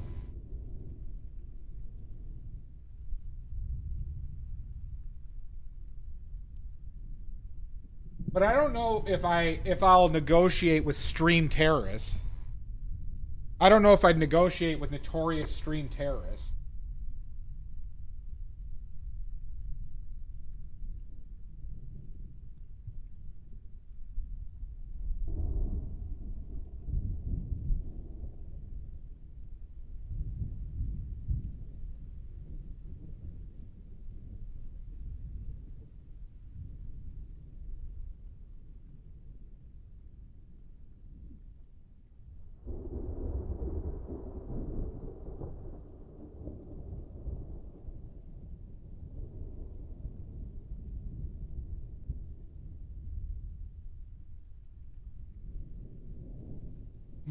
I don't think so. Were you writing stuff?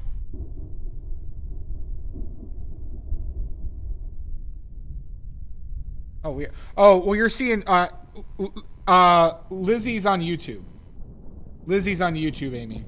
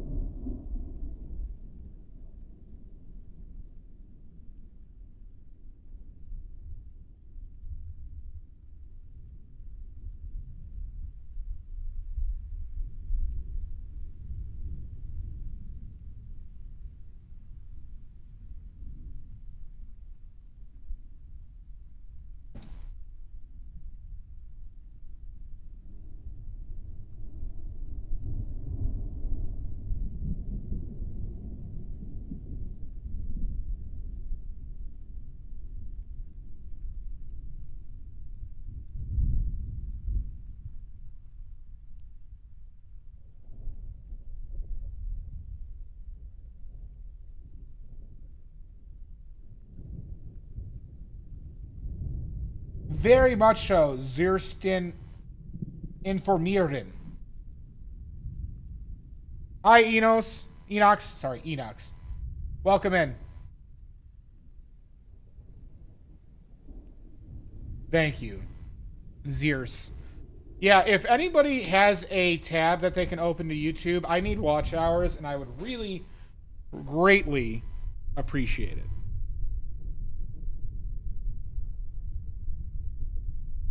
I am pretty close to being monetized on YouTube. On the tubes. And the biggest thing I need is actual watch hours. Also, I still need subscribers, though. So if you're not subscribed, please subscribe. You will definitely regret it.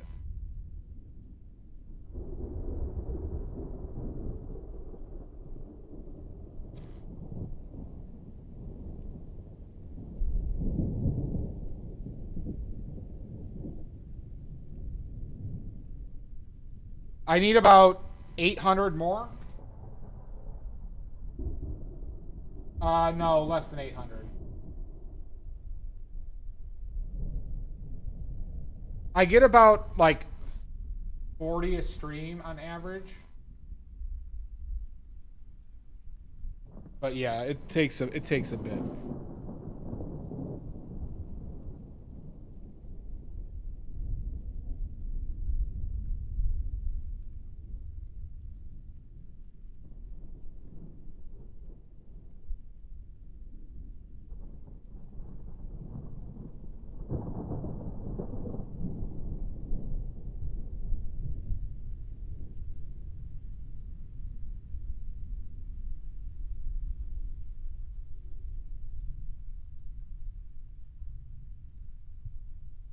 Why do you regret signing up for Oily Fans?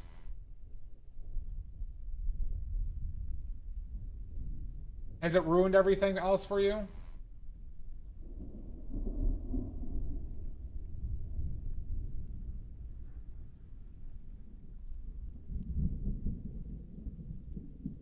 I sent the pics. I sent the pics.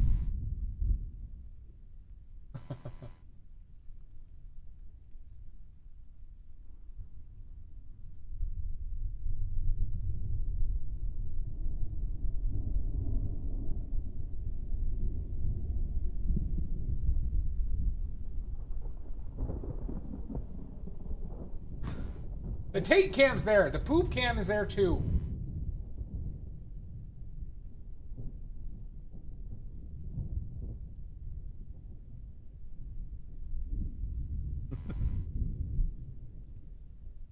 They're both there.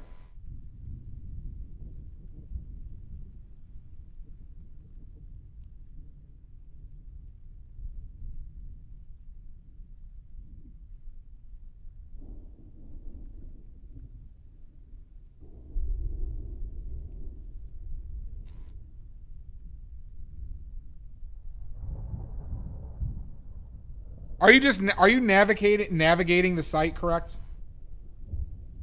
Is this just a function of not knowing how to use the Oily Fans website?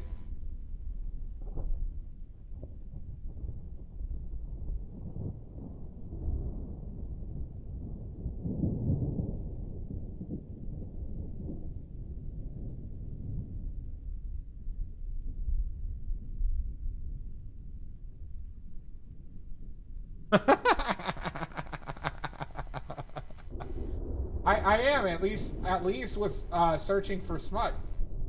It seems like you need work.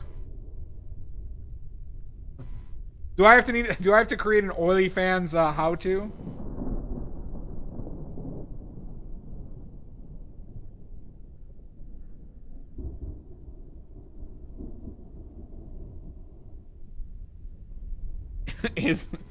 I don't know.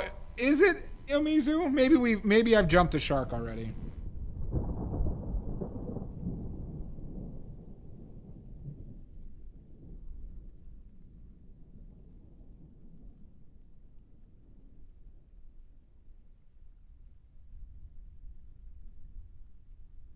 Say it's a real struggle. I'm sorry, Jamboree. I thought I was using a reputable smut website for my oily fans.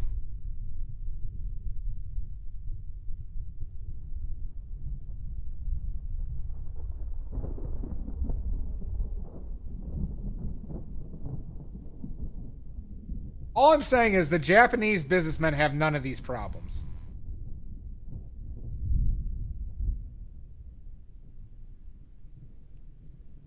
That's all I'm saying is the Japanese businessmen don't have this issue. And the shark to show up. Well, I'm jumping over a shark next stream.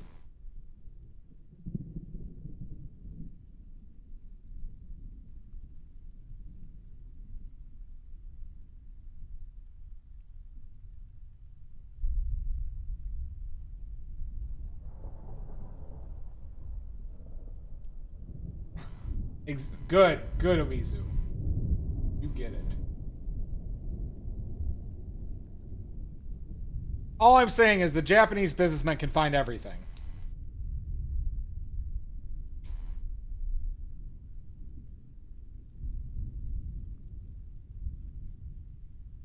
I don't know, Amy.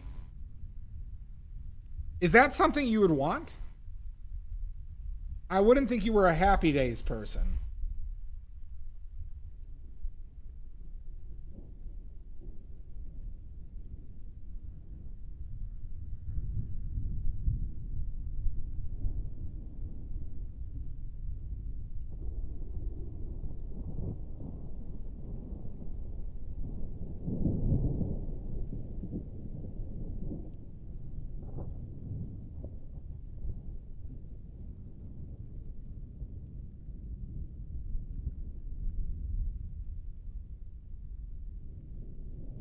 Maybe. Maybe. Omizu. That is true. It might be worth the joke.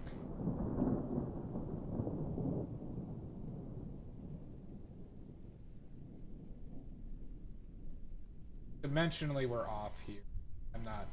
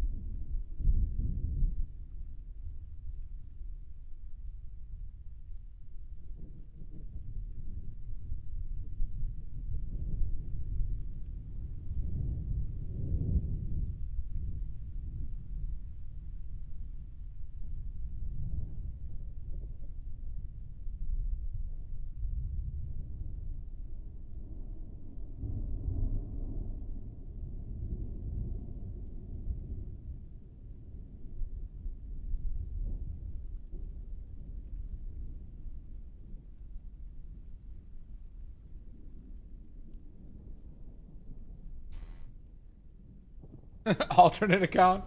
Oh my god, Anissa, that would be hilarious.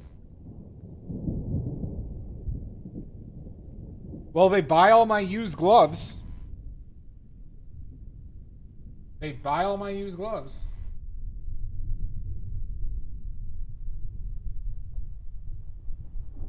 Some of them are spend pigs.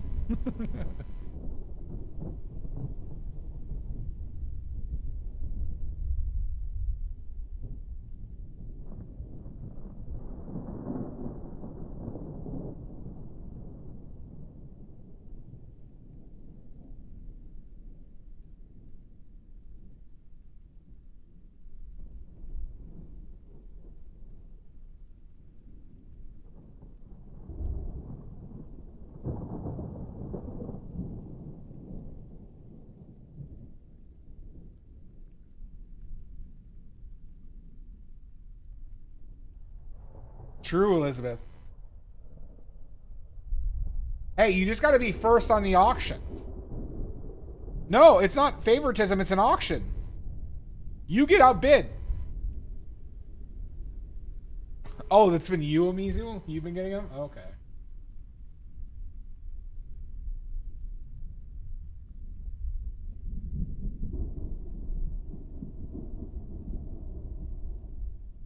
So you're the one who's winning all those auctions?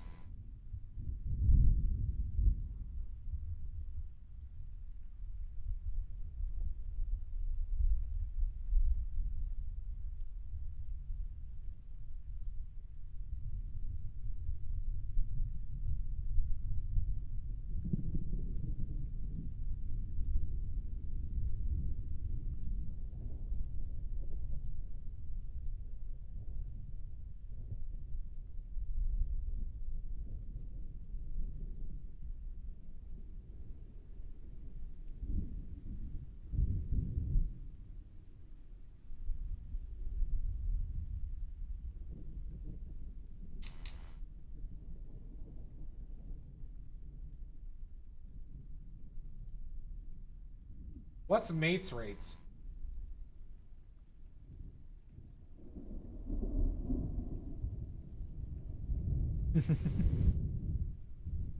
What is your alternate account, Omizu?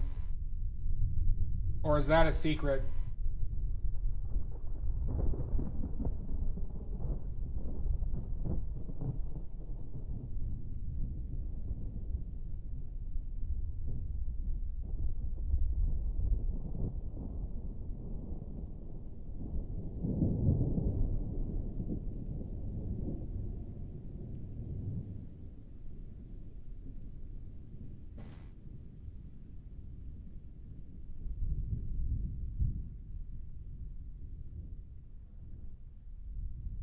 On YouTube, yes.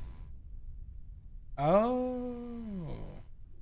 Well, to be fair, Amy Joe, it's just that the Japanese businessmen complain a lot about the favoritism, specifically with the gloves. So I had to resolve to doing silent auctions.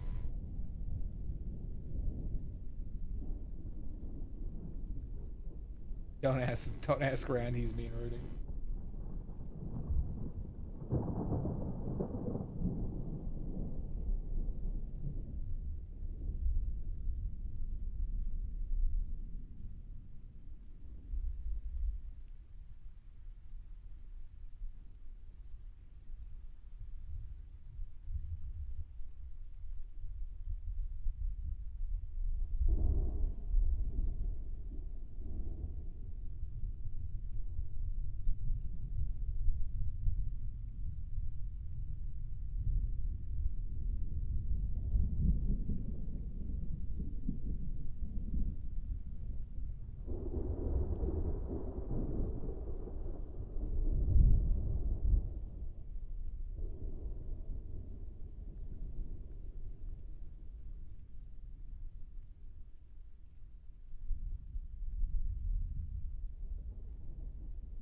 I think it will help, but it's only a limited amount. So, Amy, I've been like troubleshooting it with some of my family.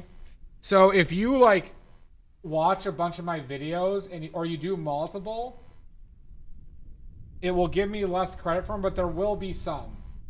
So like, so it's kind of a weird thing. So yes, it would help, but not for like a crazy amount of time.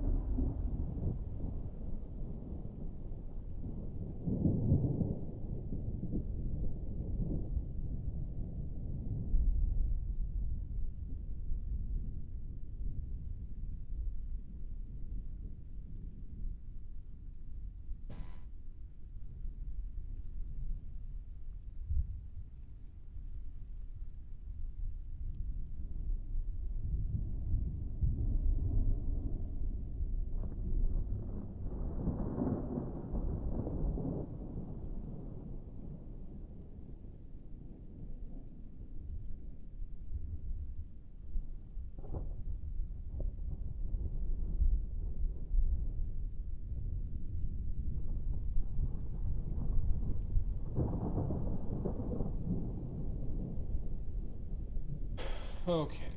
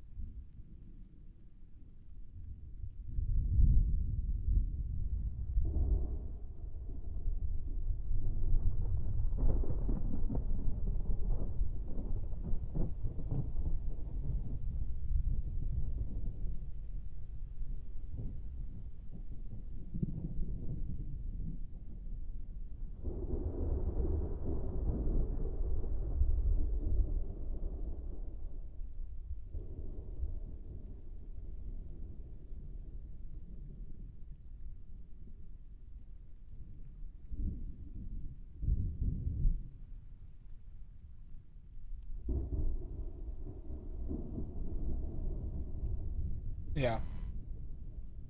Hi, Leo be drawn. How you doing?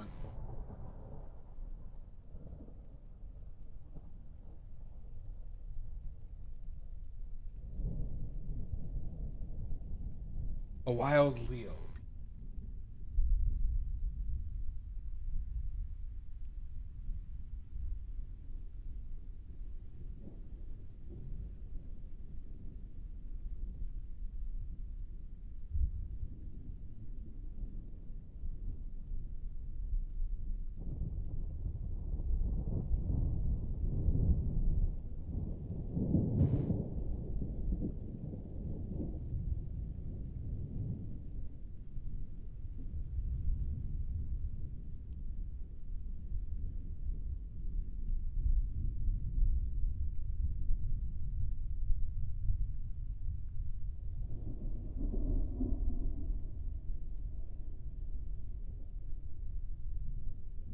I'm listening to a podcast.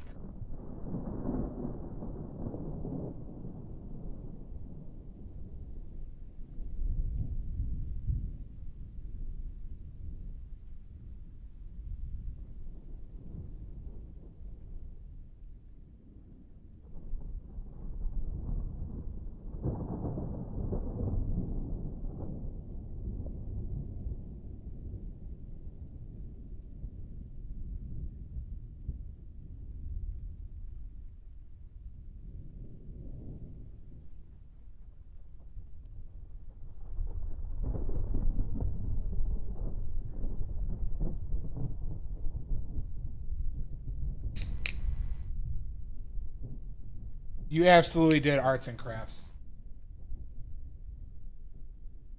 I am wearing a bikini.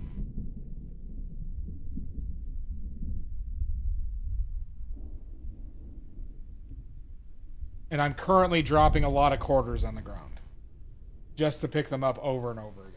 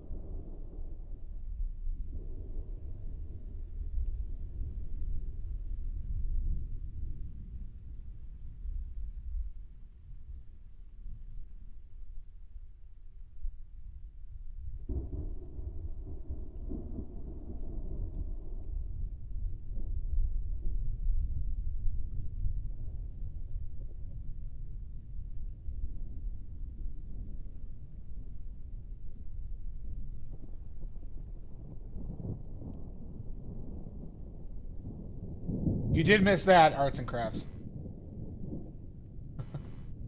A brisk a breezy and brisk 38 degrees Fahrenheit. That's what you keep a taint at.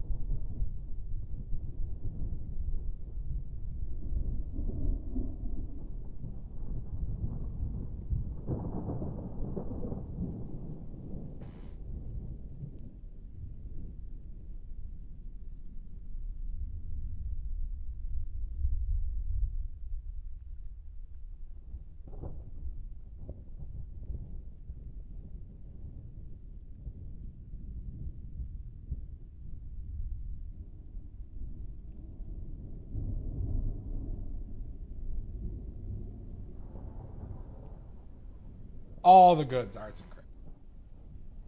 How are you doing?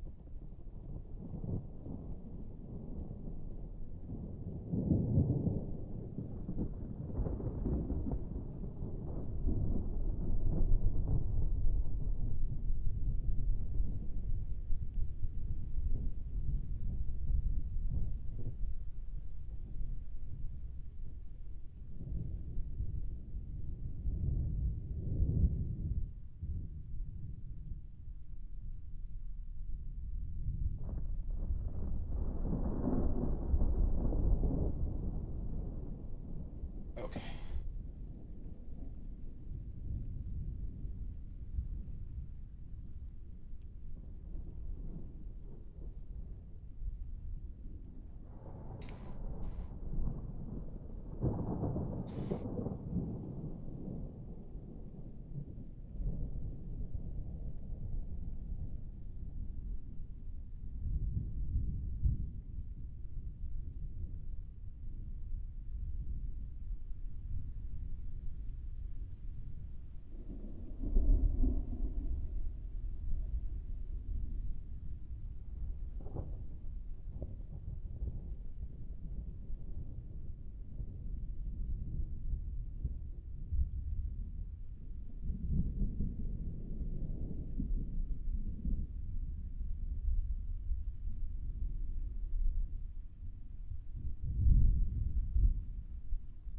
Yeah, right. We're almost done, everybody. We're almost done.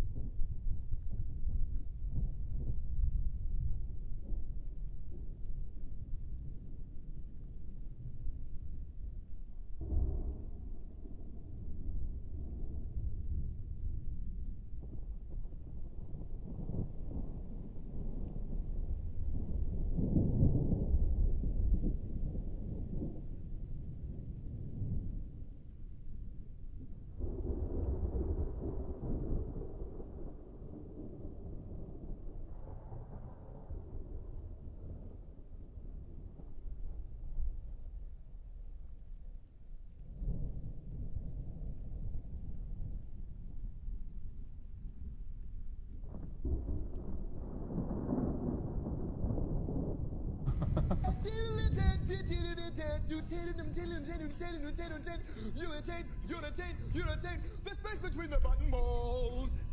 Well, I didn't say yes, but I guess, I mean, I have no choice, right?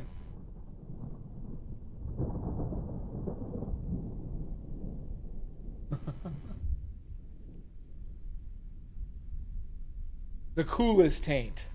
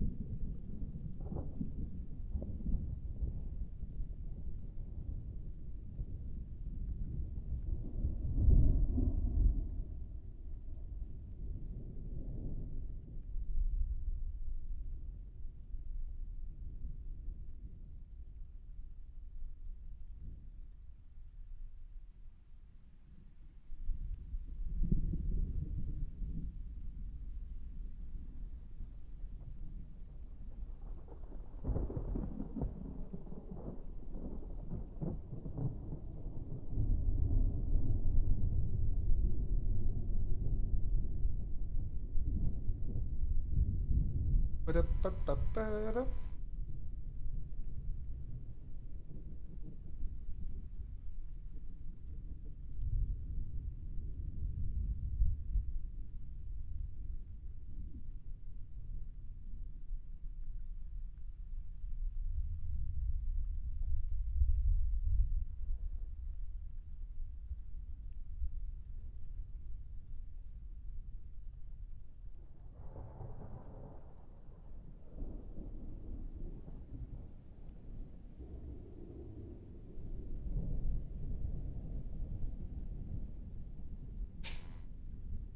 Ba-da-ba-ba-ba-da.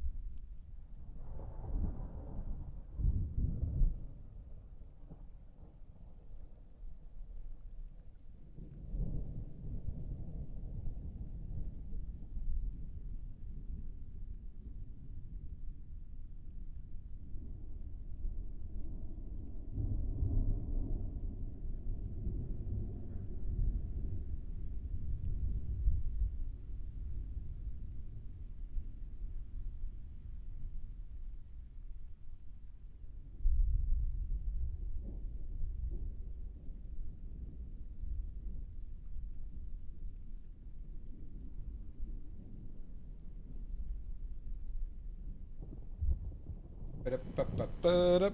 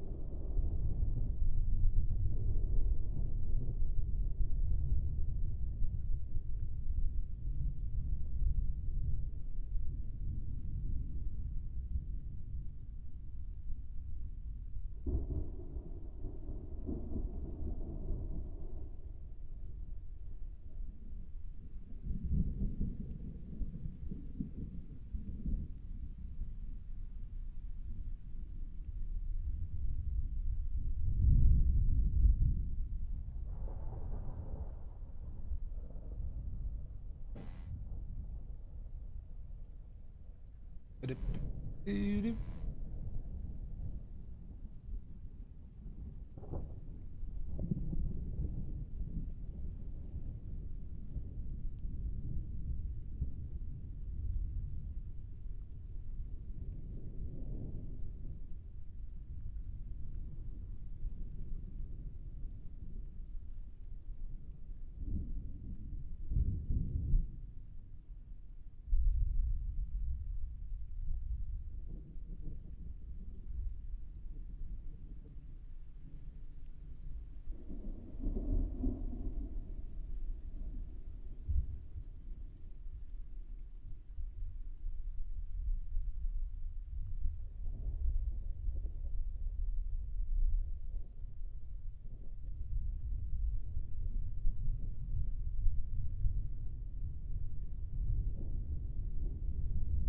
Ba-da-ba-ba-ba-da.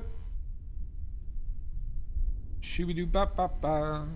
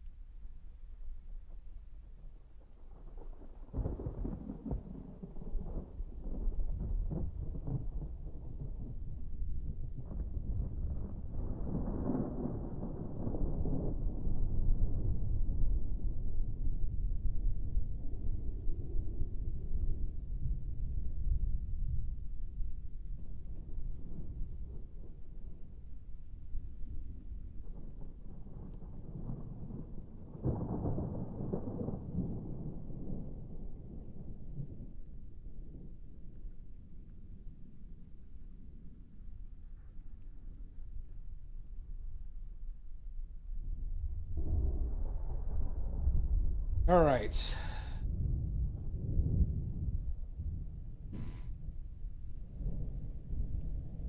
Almost there, everybody. Almost there. I do.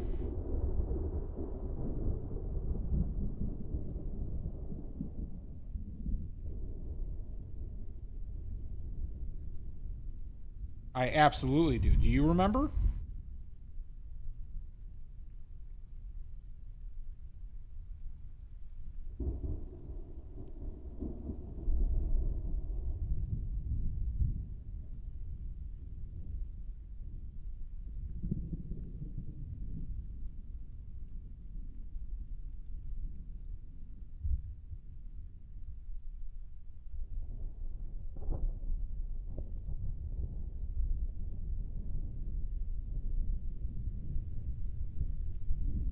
You don't remember shit?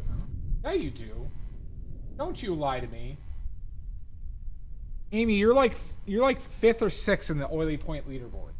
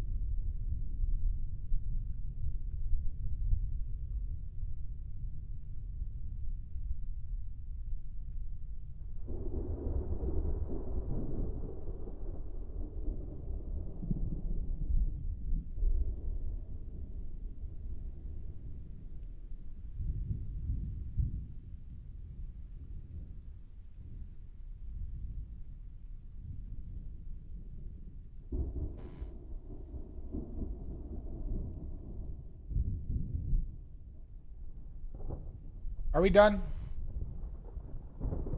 Are we done, y'all? Hey, y'all. We done?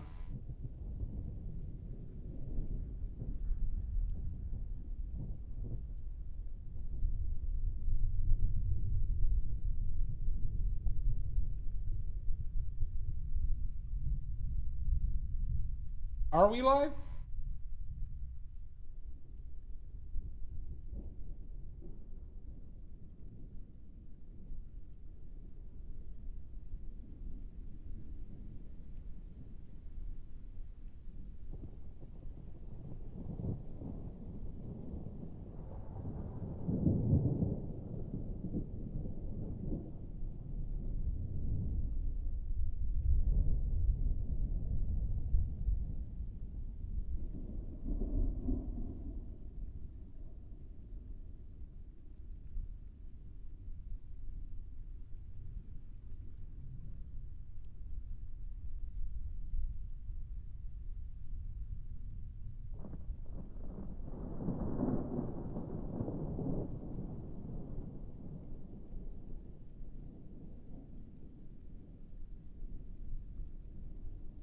It wasn't that long, Cody.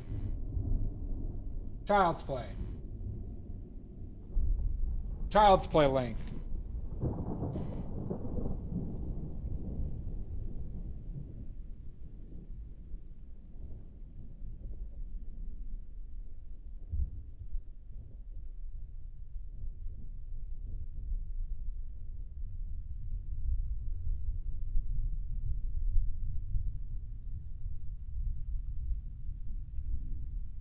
Yep.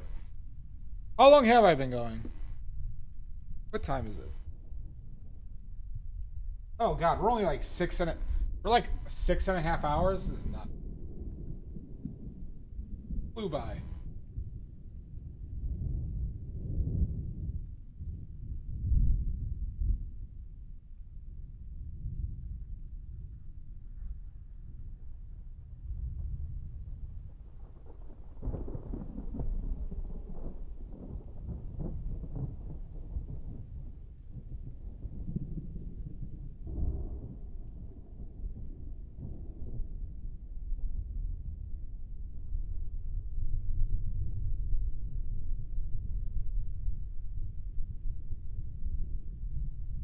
$6:38. That is true. We had a couple. We had a couple good rants today.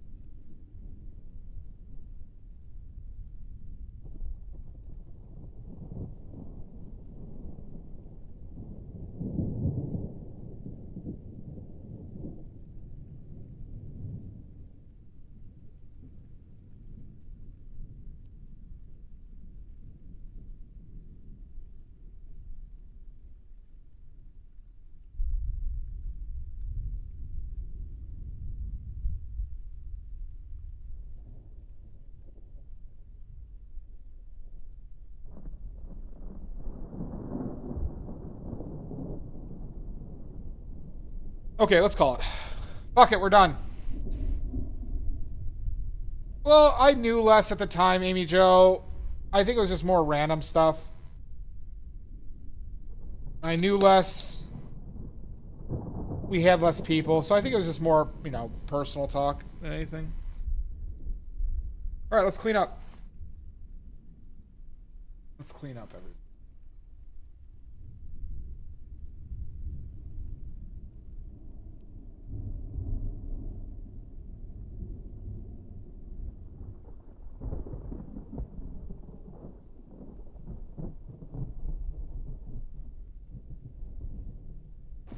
Oh.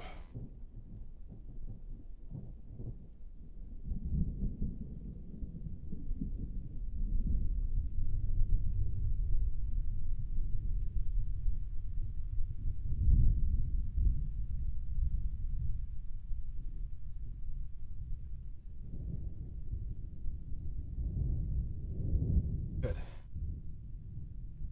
Taint sniffing? You wanna name it that, Amy Jo? Maybe should I have a redeem? We could do channel points, or we could do oily points for naming a painting.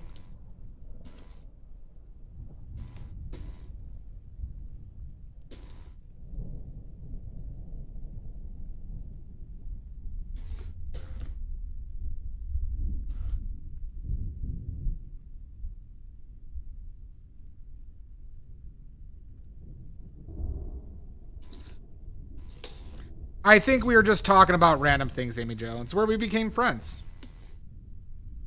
You as one of the OG watchers. Basically, Dia, you, and Mud were like the OG watchers.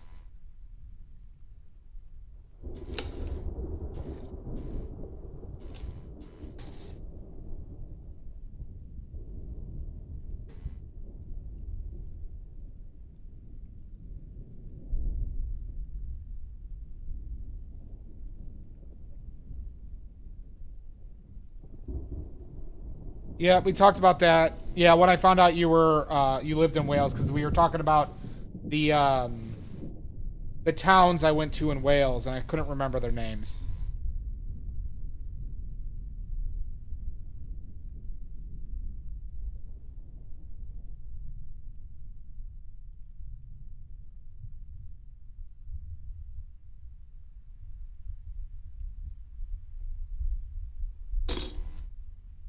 Well, we've had great conversation.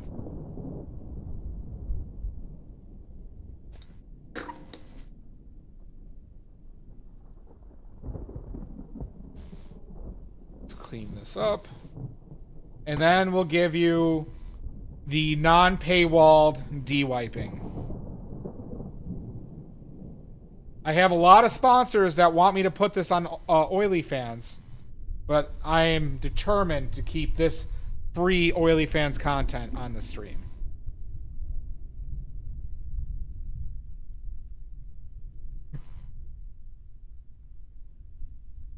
We'll remember Taint Talk. Taint Talk 2024.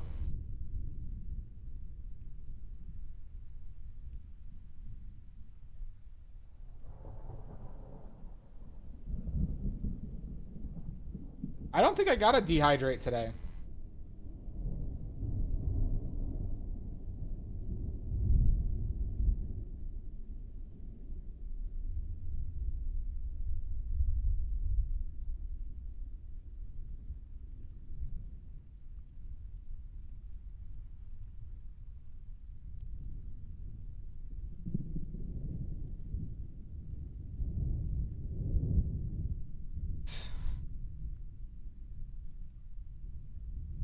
One more quick wipe. Prank him, John. Done been pranked. All right.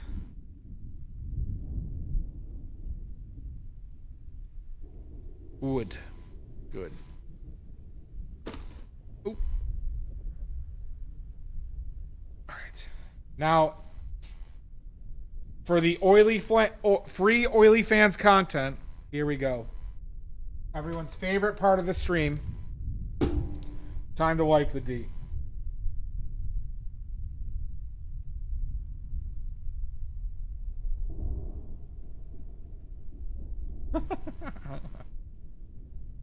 Oily Flans. That's my pornographic cooking channel. Quit Oily playing with Flans. your dinghy. All right. Oh my god. Oh god, you can't. You perverts are watching this? Oh my. This is something else. You are all depraved. You animals. Is that where we get the mukbangs? Yes, that's where the mukbangs are at. The pornographic mukbangs. What about the gangbang? That's Oily Fans. That's Oily Fans. I be smoking. Oh my. Jesus. I should be ashamed of myself. But I'm not. But I'm not, everybody.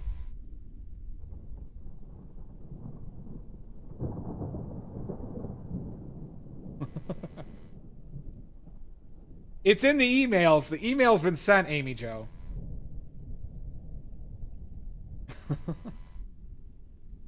Alright. The D has been wiped, everybody. The D has been wiped.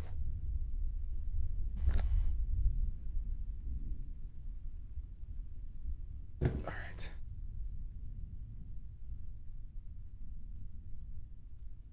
Alright, well, we gotta find somebody to raid, huh?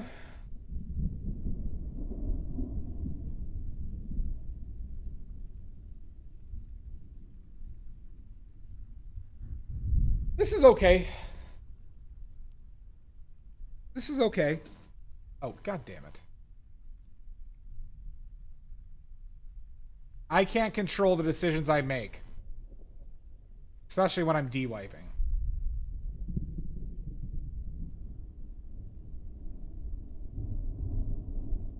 Let's find somebody to raid.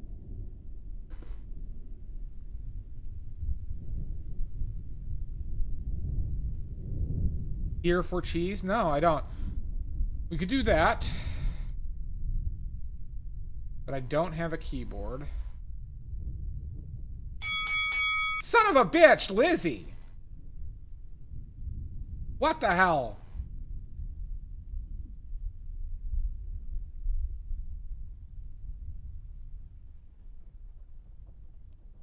I'm ornery. Tommy J Bro is streaming.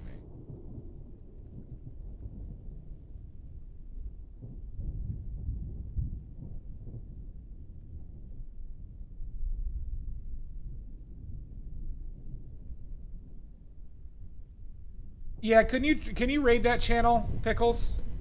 I think if you do /raid and then here for cheese, just the name, it should work.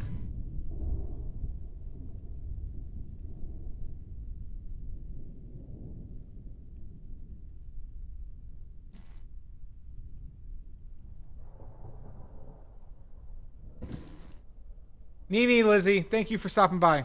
Thank you. Beans.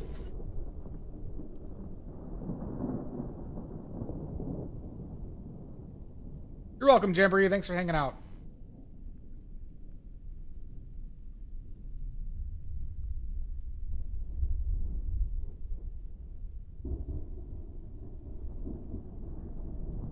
All right, everybody. Well, I had fun. I hope you liked it. We're painting again tomorrow. Oh, cool. Oh, wait, you are behind the bar. I thought you said you're not behind the bar. Okay, well, I hope to see you, Amy. If you need anything, let me know. I hope you're doing well. Yeah, so we'll be back tomorrow. We're doing a portrait. We're doing a portrait painting tomorrow. And, Greenbag, I'll see you in hell. Pickles, thank you so much. Shasta, Lizzie, Jamboree, Omizu, new follows, thank you so much. I appreciate you too, Amy. I appreciate all the help.